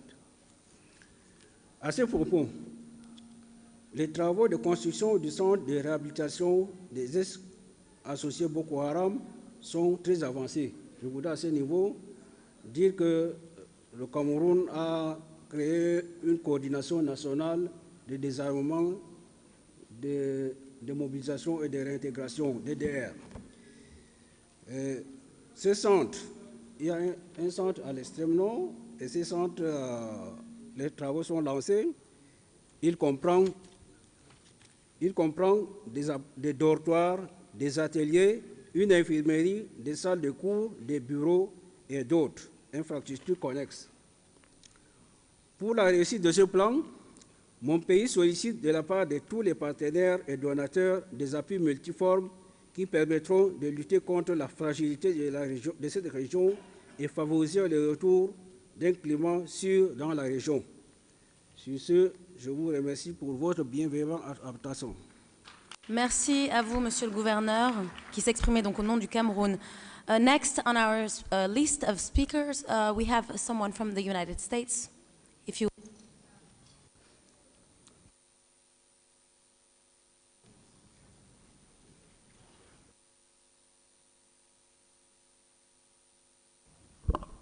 Merci. Thank you. Good afternoon. The United States thanks Niger and all of the co-hosts for organizing this important conference. We congratulate the Lake Chad Basin countries for developing and implementing national disarmament, demobilization, reintegration, and reconciliation approaches. The focus on community engagement in that process and the commitment to upholding agreements in line with the international law and standards demonstrates the region's leadership in advancing community reconciliation and restorative justice. We support national frameworks that facilitate collaboration, legal screening of former members of armed groups, sustainable reintegration, and reconciliation. We are encouraged by the engagement and momentum that have been discussed over the past 2 days to find resolution and to mitigate displacement. Protections such as those afforded through the Kampala Convention should be codified at national and local levels. Concerns raised by many of the speakers regarding governance, protection, localization, and the safe, voluntary, and dignified relocation of IDPs and refugees are all strongly supported by U.S. government policy positions. As such, we remain focused on this dire situation. It is prioritized in our programmatic strategies for all 4 countries. In 2022, the United States government provided the most humanitarian funding of any donor, over $586 million in Chad, Cameroon, Niger, and Nigeria, including efforts to respond to rising food insecurity and the impacts of climate change. Although our 2023 budget for the region is not yet finalized, we anticipate continued significant funding this year for both development and humanitarian needs. We appreciate the emphasis so many panel speakers have placed on the need for recommendations to be action-oriented, and we look to continue our work with the international, regional, national, and local communities to address the humanitarian, development, and peace challenges in the Lake Chad Basin region. Thank you, merci, shukran, and nagode. Thank you very much, Christina Chappell, speaking on behalf of the United States. Thank you. Next on our list, we have the United Kingdom. Thank you very much. As I mentioned in my earlier remarks, the UK is very committed to supporting the regional stabilization strategy. We see this crisis as needing a comprehensive and regional approach. So let me just first run through our previous commitments, starting with the humanitarian side.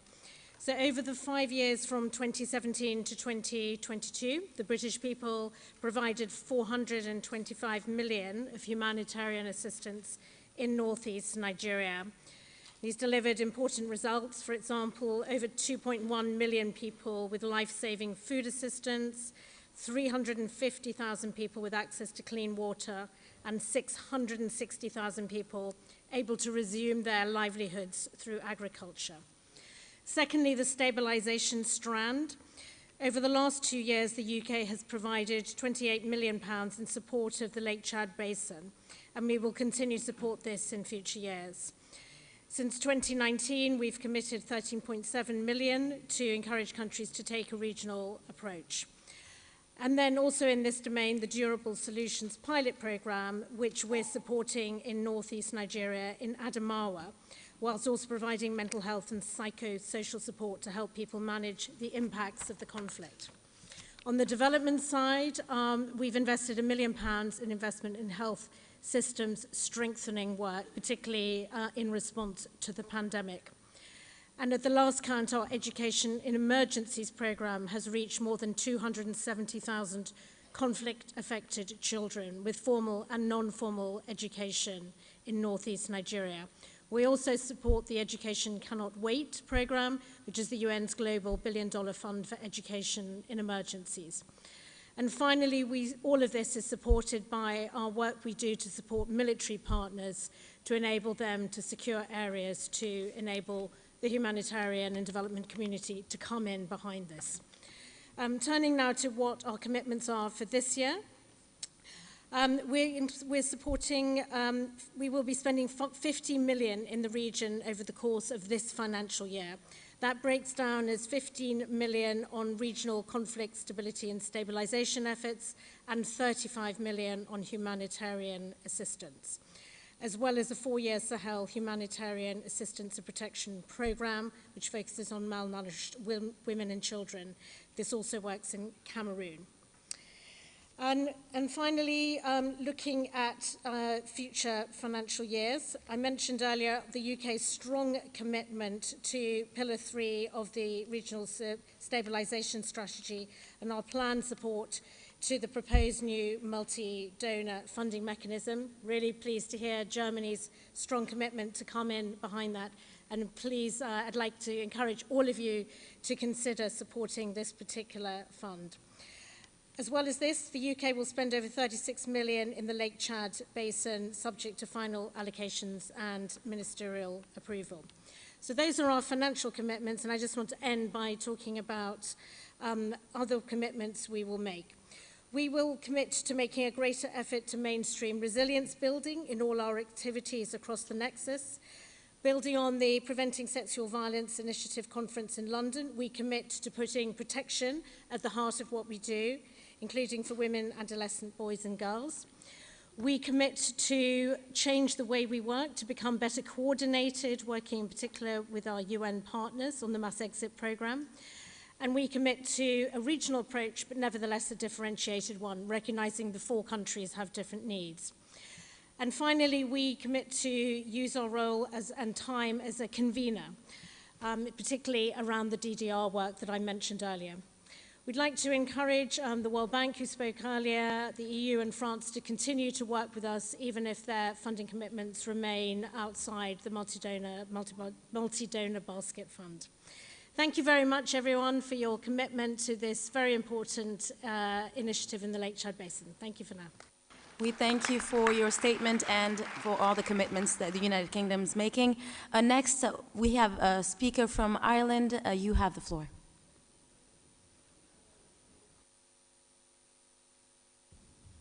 Thank you. On behalf of Ireland, I would like to express thanks to Norway, Germany, UNDP and UNOCHA and our gracious host Niger for convening us here in Niamey this week.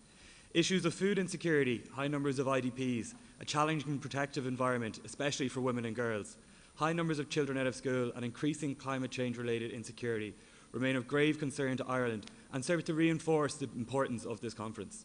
Through our global diplomacy, Ireland has consistently emphasised the need for enhanced cooperation to address the multidimensional challenges in the Lake Chad Basin, the Sahel and the wider subcontinent. At the heart of this is addressing the underlying conditions and root causes of instability, and it must be grounded in the humanitarian development and peace nexus, and is promising to see the importance of this approach emphasised clearly at this conference. Ireland will continue to highlight the challenges of humanitarian access, the need for strengthened efforts to ensure the protection of women and children, and the reality of climate-related insecurity, and of course the criticality of core humanitarian principles and respect for international humanitarian law by all actors in the region. Since 2020, Ireland has committed over 26 million to the Lake Chad Basin region, and we are committed to playing our part going forward. To this end, we will continue our contribution of 1 million to the Nigerian Humanitarian Fund this year, and also €1 million to the regionally hosted pool fund for West and Central Africa. We will also continue our support to civil society partners working across the triple nexus in Niger, Chad and Cameroon to address both humanitarian development and development needs of local communities. Since 2020, this funding has averaged €6 million per annum, and we are engaging with our partners to determine programming needs for the year ahead. Finally, I would like to again express our gratitude to the conveners of this conference and reaffirm Ireland's commitment to working in close collaborations with our UN, civil society and international partners to build on the progress achieved in the Lake Chad Basin to date. Thank you very much. Merci. Thank you very much for the statement. I will now give the opportunity to a representative from UN Women to make a statement as well.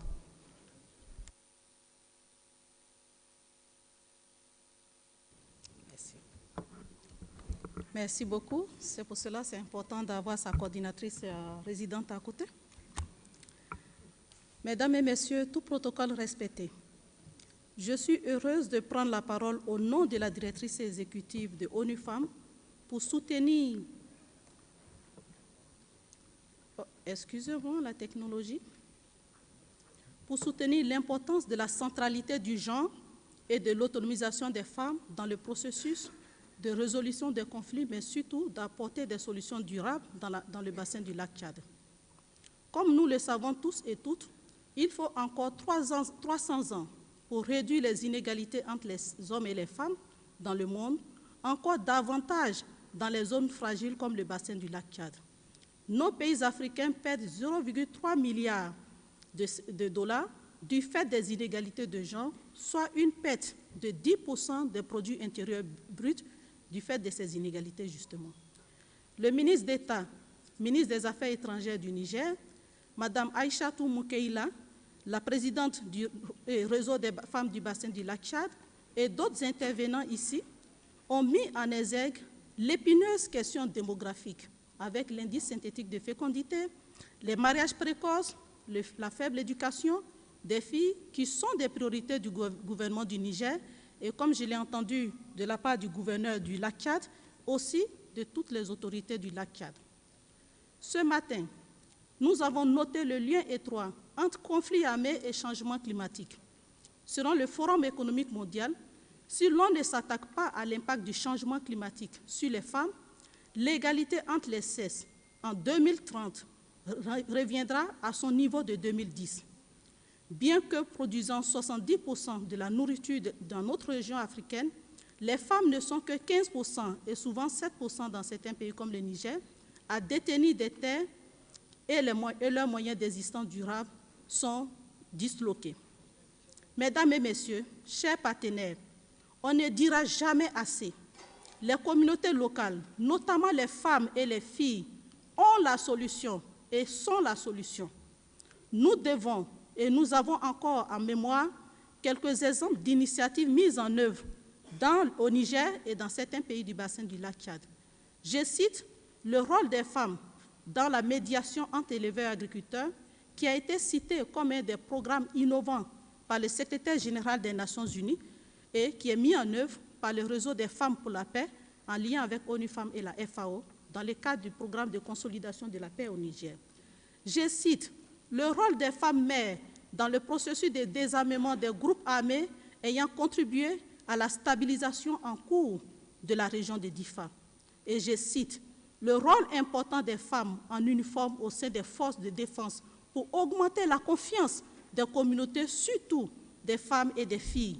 On a encore en mémoire la décoration mémorable du lieutenant-colonel Aïchatou comme étant l'une des femmes vaillantes dans les forces de maintien de la paix grâce à son action au niveau des Gao au Mali. Et je cite enfin, le rôle avant-gardiste des femmes dans la prise en charge psychosociale et économique des familles lorsque tout le tissu social est disloqué. On a en mémoire les femmes du Burkina Faso qui sont allées à la recherche simplement des aliments pour nourrir leur famille. Mesdames et messieurs, il est urgent que les partenaires ici puissent prendre en compte certaines initiatives clés.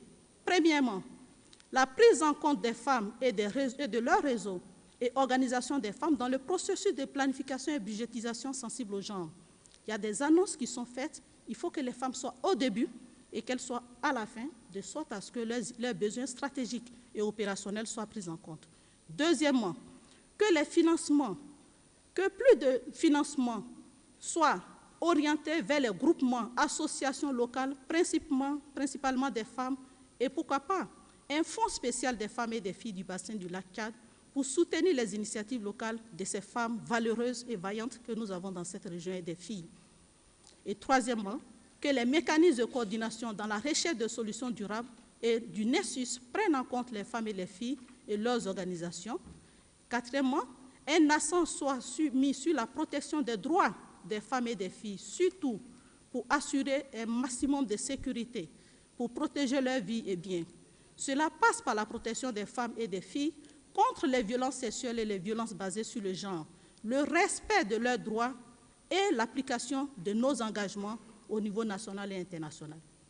Et enfin, le renforcement de la présence des femmes et des filles en uniforme dans les réponses et auprès des communautés. À ce propos, une innovation définie par ces femmes est la mise en place d'un centre femmes, paix et sécurité au Sahel qui serait basé au Niger. Cela appelle à accentuer la mise en œuvre de l'agenda femmes, paix et sécurité, point essentiel dans la réponse aux solutions durables. L'appui aux femmes entrepreneurs et les activités génératrices de revenus de ces femmes et des filles en vue de bâtir les moyens d'existence durables doit être un socle transversal à toutes les solutions et toutes les réponses dans le bassin du lac Tchad. En conclusion, je voudrais indiquer que le Niger est une terre d'opportunités, que le bassin du lac Tchad est aussi une terre d'opportunités, une opportunité pour être le laboratoire du genre et changer le narratif sur la place de la femme dans la société, une opportunité pour que les solutions durables puissent se baser sur les organisations des femmes et des jeunes comme des agents du changement, des acteurs du changement, de leur propre changement, et une opportunité pour un développement économique et social en mettant en œuvre les réponses locales et nationales du pays. ONU Femmes, dans son rôle de coordination des questions de genre et d'autonomisation des femmes et des filles, en lien avec les autres agences et sous le leadership des coordonnateurs résidents des 4 pays du bassin du lac Tchad, qui sont toutes présentes ici, se tient aux côtés des gouvernements, des communautés du bassin du lac Tchad et de façon générale du Sahel pour faire de la centralité du genre une réalité. Je vous remercie. Merci, Madame, pour vos remarques. Je vais à présent donner la parole à la représentante d'Italie.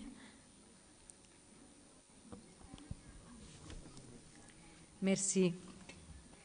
Mesdames et Messieurs, distingués invités, c'est pour moi un grand plaisir de prendre la parole aujourd'hui au nom du ministère des Affaires étrangères et de la coopération internationale de l'Italie à l'occasion de cette importante rencontre. Le bassin du lac Tchad connaît aujourd'hui une crise multidimensionnelle caractérisée par une profonde fragilité socio-économique, une forte vulnérabilité environnementale et une insécurité alimentaire croissante. Ces défis requièrent plus que jamais une approche multisectorielle intégrée. C'est la raison pour laquelle l'Italie est convaincue de la nécessité d'une action encore plus efficace. Notre investissement politique et diplomatique dans la région est témoigné par l'ouverture d'une nouvelle ambassade au Niger en 2017, qui sera tôt accompagnée par l'ouverture d'un siège de l'Agence italienne de la coopération au développement à Niamey, attendu au début de février. De même importance est l'engagement substantiel sur le plan sécuritaire, condition essentielle pour un développement durable dans la région. Cependant, nos efforts pour relever les défis sécuritaires doivent être soutenus par des initiatives visant à protéger les personnes les plus vulnérables, à renforcer le rôle des communautés, à augmenter leur résilience face à l'extrémisme violent. Sur ce dernier plan, l'Italie intervient dans les bassins du lac Tchad avec un portefeuille d'initiatives qui est proche de 25 millions d'euros chaque année, focalisé sur les besoins les plus urgents des pays concernés. Développement rural, adaptation au changement climatique, sécurité alimentaire, égalité des genres. L'éducation et la formation sont également au cœur de notre action afin de renforcer les compétences des jeunes pour faciliter leurs perspectives d'emploi.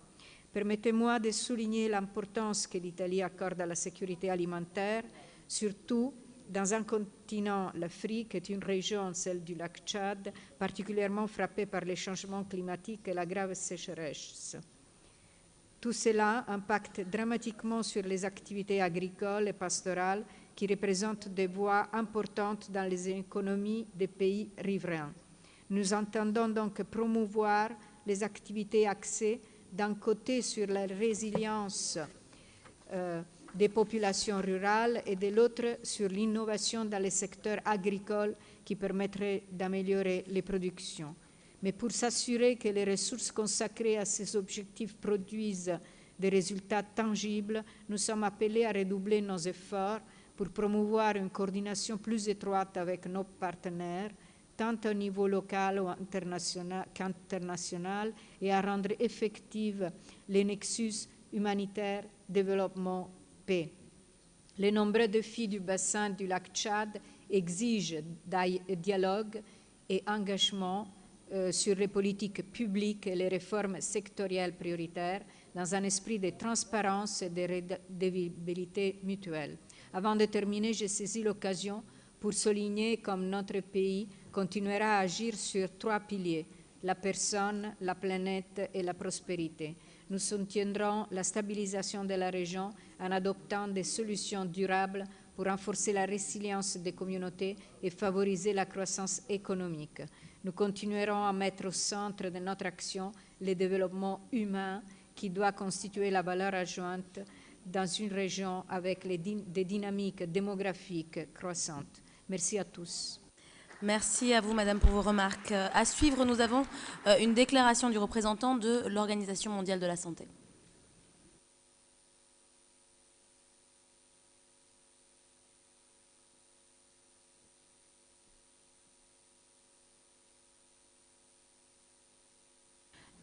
Avons-nous le représentant de l'OMS dans la salle? Très bien.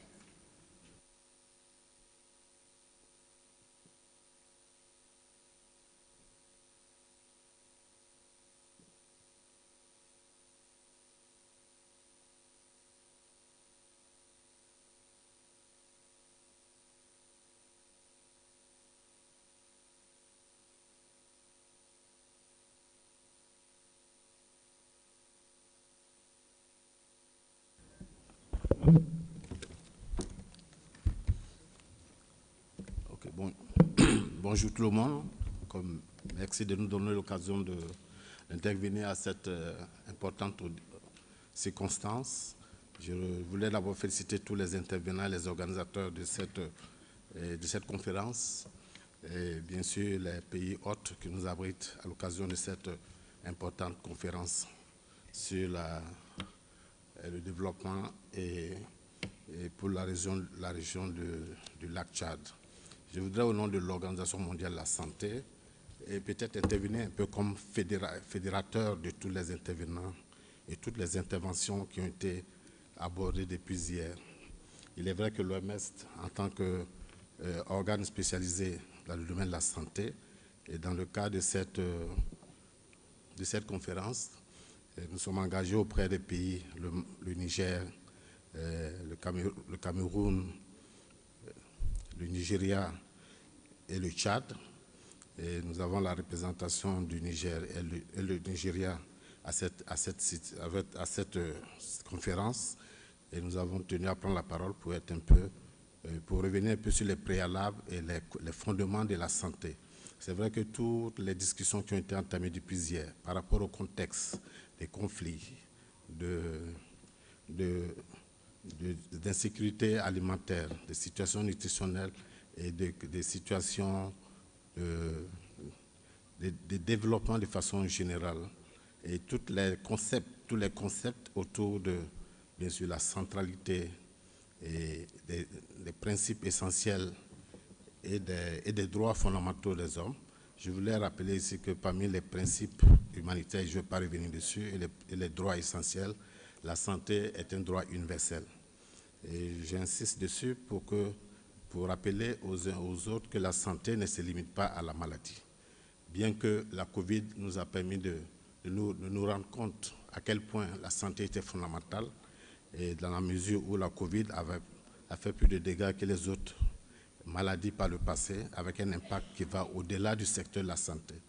Ce qui m'amène, en rappelant la définition de la santé, pour dire qu'au-delà, bien sûr, quand on parle de la centralité, de la protection, la centralité de la femme, et au centre de tout ça, il faut mettre l'homme de façon générale.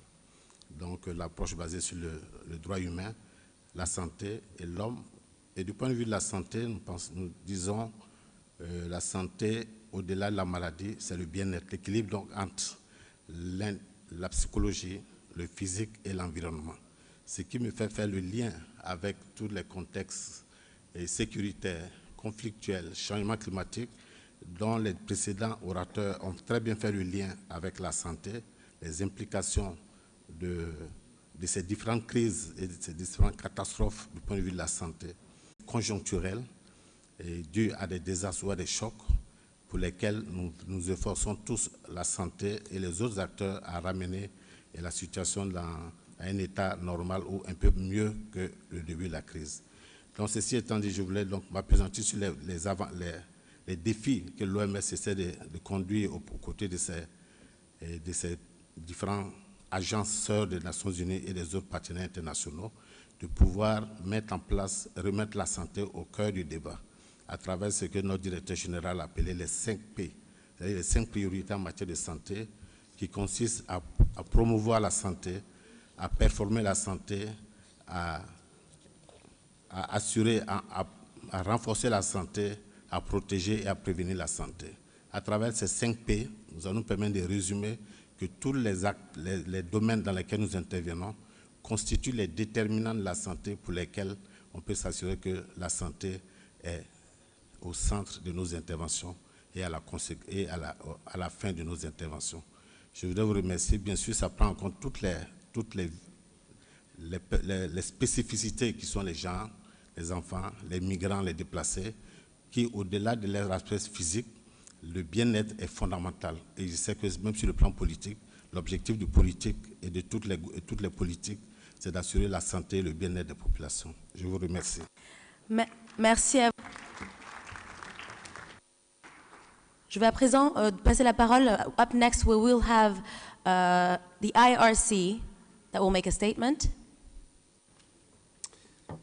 Your Excellency, ladies and gentlemen, as we approach the end of our discussions, and we thank our gracious Nigerian hosts for their welcome and their support to this conference, over 3 million citizens of the Lake Chad Basin cannot return home.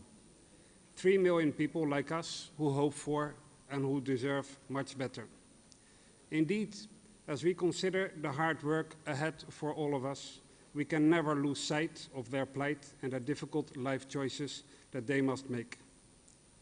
To achieve lasting impact for these millions of displaced people, 3 issues are essential. First, an unoriginal but nonetheless central point which deserves to be emphasized once more. Displaced populations need to be included in any partnerships we create in the Lake Chad Basin. Their voices must be heard and must be central to the big decisions that affect their lives. This is an obligation for governments, but importantly, this is also essential to prevent a vicious cycle of repeat displacement. Without the active engagement of displaced people, without their informed consent, solutions are unlikely to be durable. Second, the reality is still today that there are populations living in areas where governments and security forces do not exercise full control. Until this is the case, neutral and impartial humanitarian organizations should not be stopped from doing their work, but they should be allowed to engage in humanitarian dialogue with non-state armed groups to obtain security assurances for the delivery of strictly humanitarian assistance. We therefore call on governments and security forces to do their utmost to enable humanitarian organizations to get full and unfettered access to provide basic services to populations anywhere where they might find themselves. Third, as we rightly prioritize working in partnership, we should not mistake coordination for integration. Integration combines all actions under a single goal, a single strategy, and a single leadership. Coordination, on the other hand, creates trust and mechanisms to allow partners to pursue a variety of valuable objectives in full transparency and in full recognition of the overlap, but also in recognition of the distinct roles and responsibilities of governments, military, developmental, and humanitarian organizations. Coordination enables inclusive partnerships, whilst integration might actually limit it. In closing, we look forward to sufficient and flexible funding. This should not need saying, but we all know it needs to be said because the reality today falls far short of the ambitions expressed over these past 2 days. And we pledge as humanitarian organizations our collective capacity and experience to work with UN agencies, with governments, and particularly with national and local civil society actors across the Lake Chad Basin to deliver humanitarian assistance and to contribute to any durable solutions that displaced populations may choose for themselves.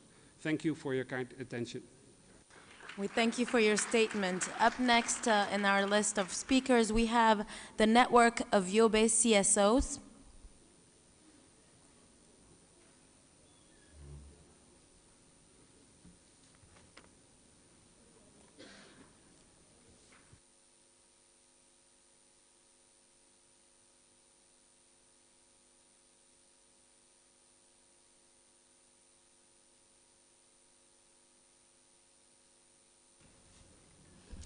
Your Excellencies, distinguished participants, I want to join other previous colleagues to once again thank you for giving us the opportunity to be part of this very high level and important discussions. Having come in from one of the ravaged territories of the Lake Chad region by the activities of insurgents for more than a decade, and also as an actor within the civil society network in the Lake Chad, I want to say that for any partnership or investment in the Lake Chad region to be worthwhile, it must be one that directly touches and responds to the most severe needs of the persons affected by crisis and conflicts, both in the short, medium, and the long-term basis. And for us to look at investment and partnering for the response to humanitarian needs, for stabilization, for development, and for peace building, we need to look at it holistically in a manner that ensures sincere accountability to the persons affected, to engagement with those communities directly, to make the input in the process of their collective well-being, as well as not making that any plan, either in the humanitarian development or peace building, is not an independent one, but one that also takes into cognizance existing plans for development as well as response to humanitarian needs that we have at the various countries and the states level, so that whatever we are doing can be sustained, and then the governments as well as the people of those regions should be at the center of that. In terms of trying to see that localization and coordination, we've been talking about this right from the beginning of this conference, and working around the humanitarian peace and development nexus as not just local partners, but part of the affected population that were once displaced, and then we see this as something that should be taken more seriously by both partners and donors within the region. In Nigeria, where I'm coming from, for example, yes, there's effort put in place by various actors in the humanitarian and the development to make sure that the civil society are carried along. To the extent that the civil society in the Nigeria now has a representation in the humanitarian country team. Many thanks to Mr. Matthias Schumel and his team for that, and we are not taking this for granted. And it's an opportunity for us to also advocate to. This should be replicated in other countries, in Nigeria, in Cameroon, in Chad, and in Niger. And also for investments, also should also take into cognizance those areas, states, and territories which may not be as affected as other states in terms of the numbers, but because in the first of the not much attention paid to, the needs continue to be more severe, the needs continue to be more alarming. Therefore, more people are becoming more vulnerable by the day, especially women and children. We also want to advocate that investment should also take into cognizance integrating education response as a component of protection of children. Because we cannot talk about the protection of children as in a situation whereby schools have been affected, children have been out of school, and then we don't see education as an we only see education as an emergency or the sole responsibility of the government. Yes, as civil society organizations, we have been engaging with the government and putting so much pressure in terms of its budgetary allocation and the implementation of projects across in the education sector, but the needs are becoming more alarming, and it calls for the investment of partners in that direction. So in this regard, we also wish to say that it's high time that we discard the notion and the myth around the capacity of the national NGOs or local partners to be able to work with or partner with you directly or receive direct funding from you to implement activities. Yes, there are amongst us nascent organizations, on daily basis organizations in the interest of serving the people are coming up to register. There are developing organizations, and there are also advanced organizations that you can put your trust in, that can be accountable to you in both programmatically and financially when your funds have been received. So we call on the partners to make sure that in areas such as Adamawa, Yobe, and other locations that did not receive so much attention in the previous, and then look at also supporting that other areas in Borno that have not been initially been invested in. Then in that direction, then the needs of that, those communities can be touched directly, and the impact can be felt. So I think it's high time that we should also look at having not an agenda, localization not just as agenda, but have strategies at country, at cluster, as also at national levels to make sure that we can be able to assess such commitments to that. Thank you very much. Thank you very much. I will now ask, please, the following speakers to be a little bit more succinct with their declarations, please. We're running behind on our schedule. Je vais à présent appeler et inviter à prendre la parole Abba Gana Wakil, leader traditionnel de DIFA.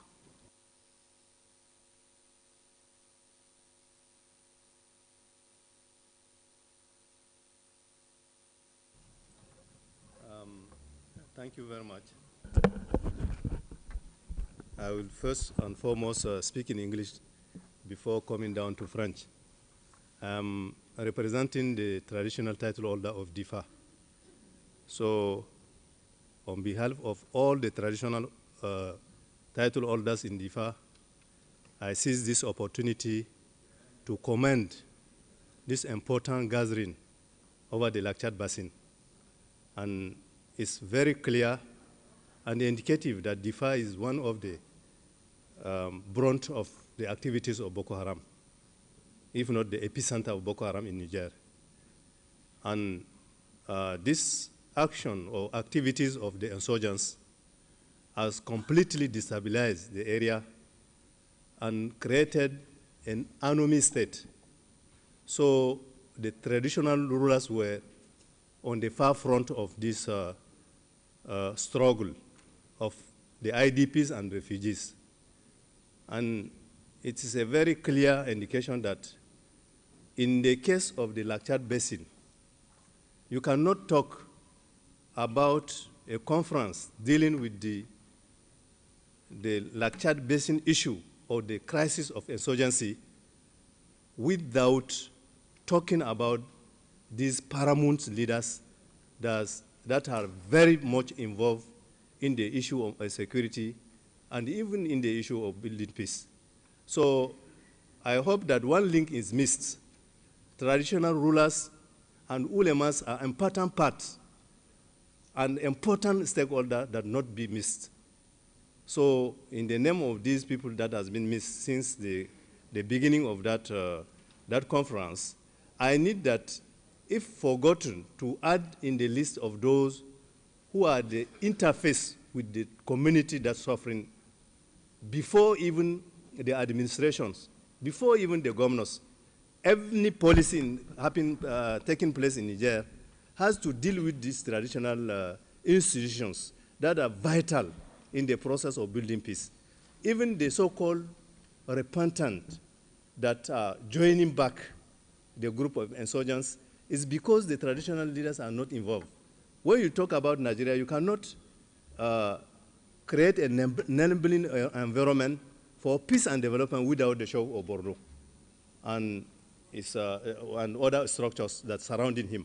So we have to take into account this unavoidable issue of the traditional rulers that are embedded at the grassroots and also living daily the situation of the population. So I need that this issue should be taken seriously. Donc je voulais intervenir, je m'appelle Abagana Wokil, je suis le représentant du chef de canton de la Komadougou, DIFA.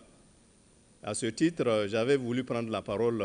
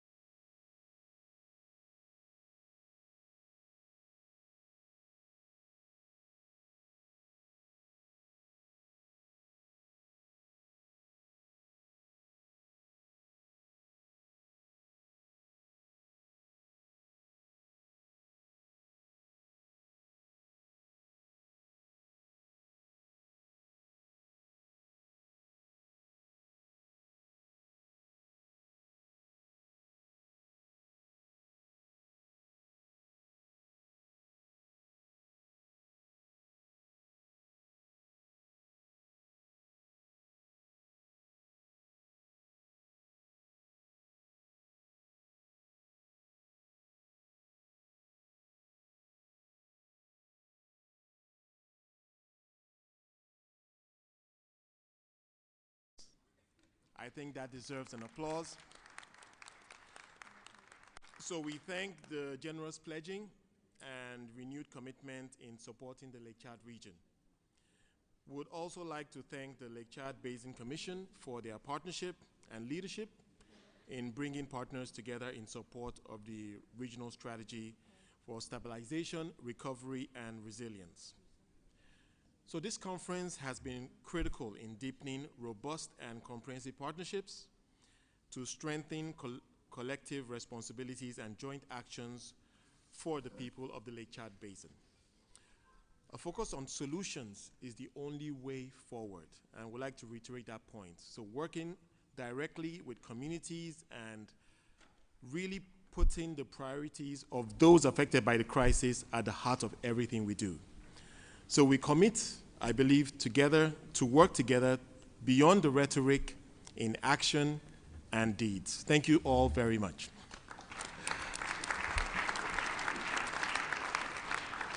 I'd like to now invite Mr. Erling Reimstad, the Deputy Minister at the Ministry of Foreign Affairs in Norway, to deliver some closing comments.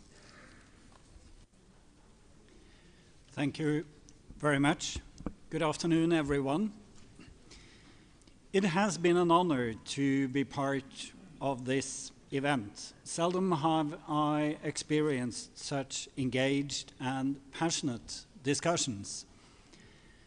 The main purpose of this conference was to provide a meeting place, to bring people together, to foster conversations between government officials and partners, civil society and armed forces, humanitarian and stabilization actors, to name a few. I strongly believe we have succeeded. I have myself been part of a range of fruitful and thought-provoking dialogues. Thousands of conversations have taken place in the main room, and not the least over a cup of coffee or strong Nigerian tea. On behalf of the co-conveners, Norway, Germany, OCHA, and the UNDP, I want to extend sincere thanks to the host, the government of Niger. Thank you for allowing us to bring the conference to the African continent. Thank you for your hospitality and efforts in making this event possible. I would also like to extend our deep gratitude to all our panelists and moderators coming to the conference from all over the country and the region. Our success was built on your knowledge and invaluable input. And to the audience, the participants of this conference, thank you for your presence here, your engagement and your contributions to the conversations. Without you, there had been no conference. And of course, a big thank you to our wonderful masters of ceremonies, Hanane and Wale. Please give them a round of applause.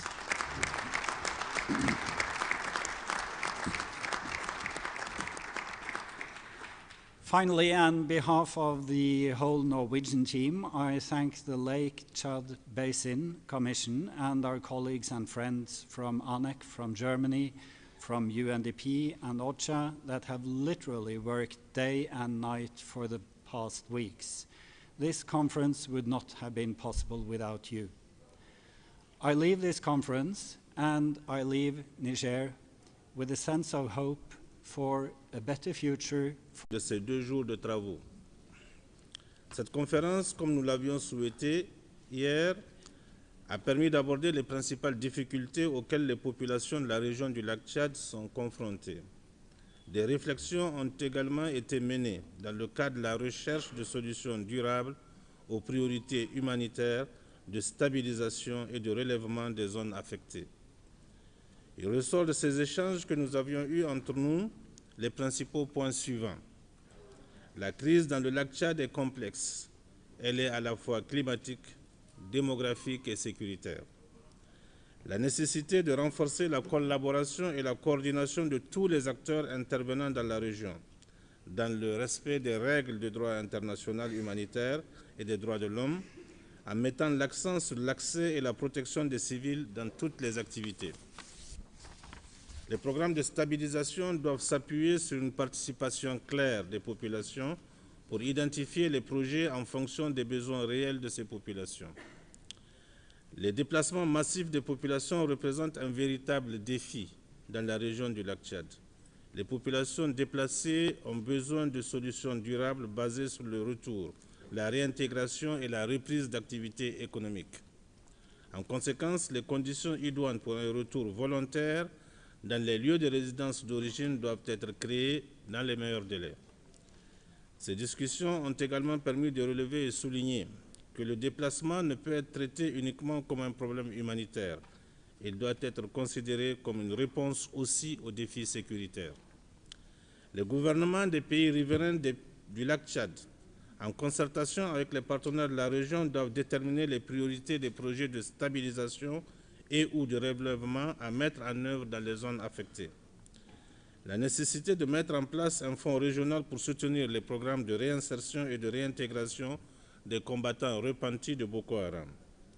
Les solutions durables dépendent d'une collaboration étroite et intégrée entre les différents acteurs intervenant dans le nexus assistance humanitaire, stabilisation, développement. La nécessité de mettre en place un mécanisme de financement des 3 activités du nexus. L'implication des femmes et des jeunes dans l'élaboration des programmes de développement. Mesdames et messieurs, comme vous pouvez le constater, aucun aspect de la crise n'a été ignoré ou négligé. Je voudrais alors lancer un appel à tous les partenaires en vue d'une mobilisation conséquente et d'un soutien adéquat aux efforts des gouvernements des pays de la région dans le cadre de la mise en œuvre des programmes de stabilisation et de relèvement des zones affectées.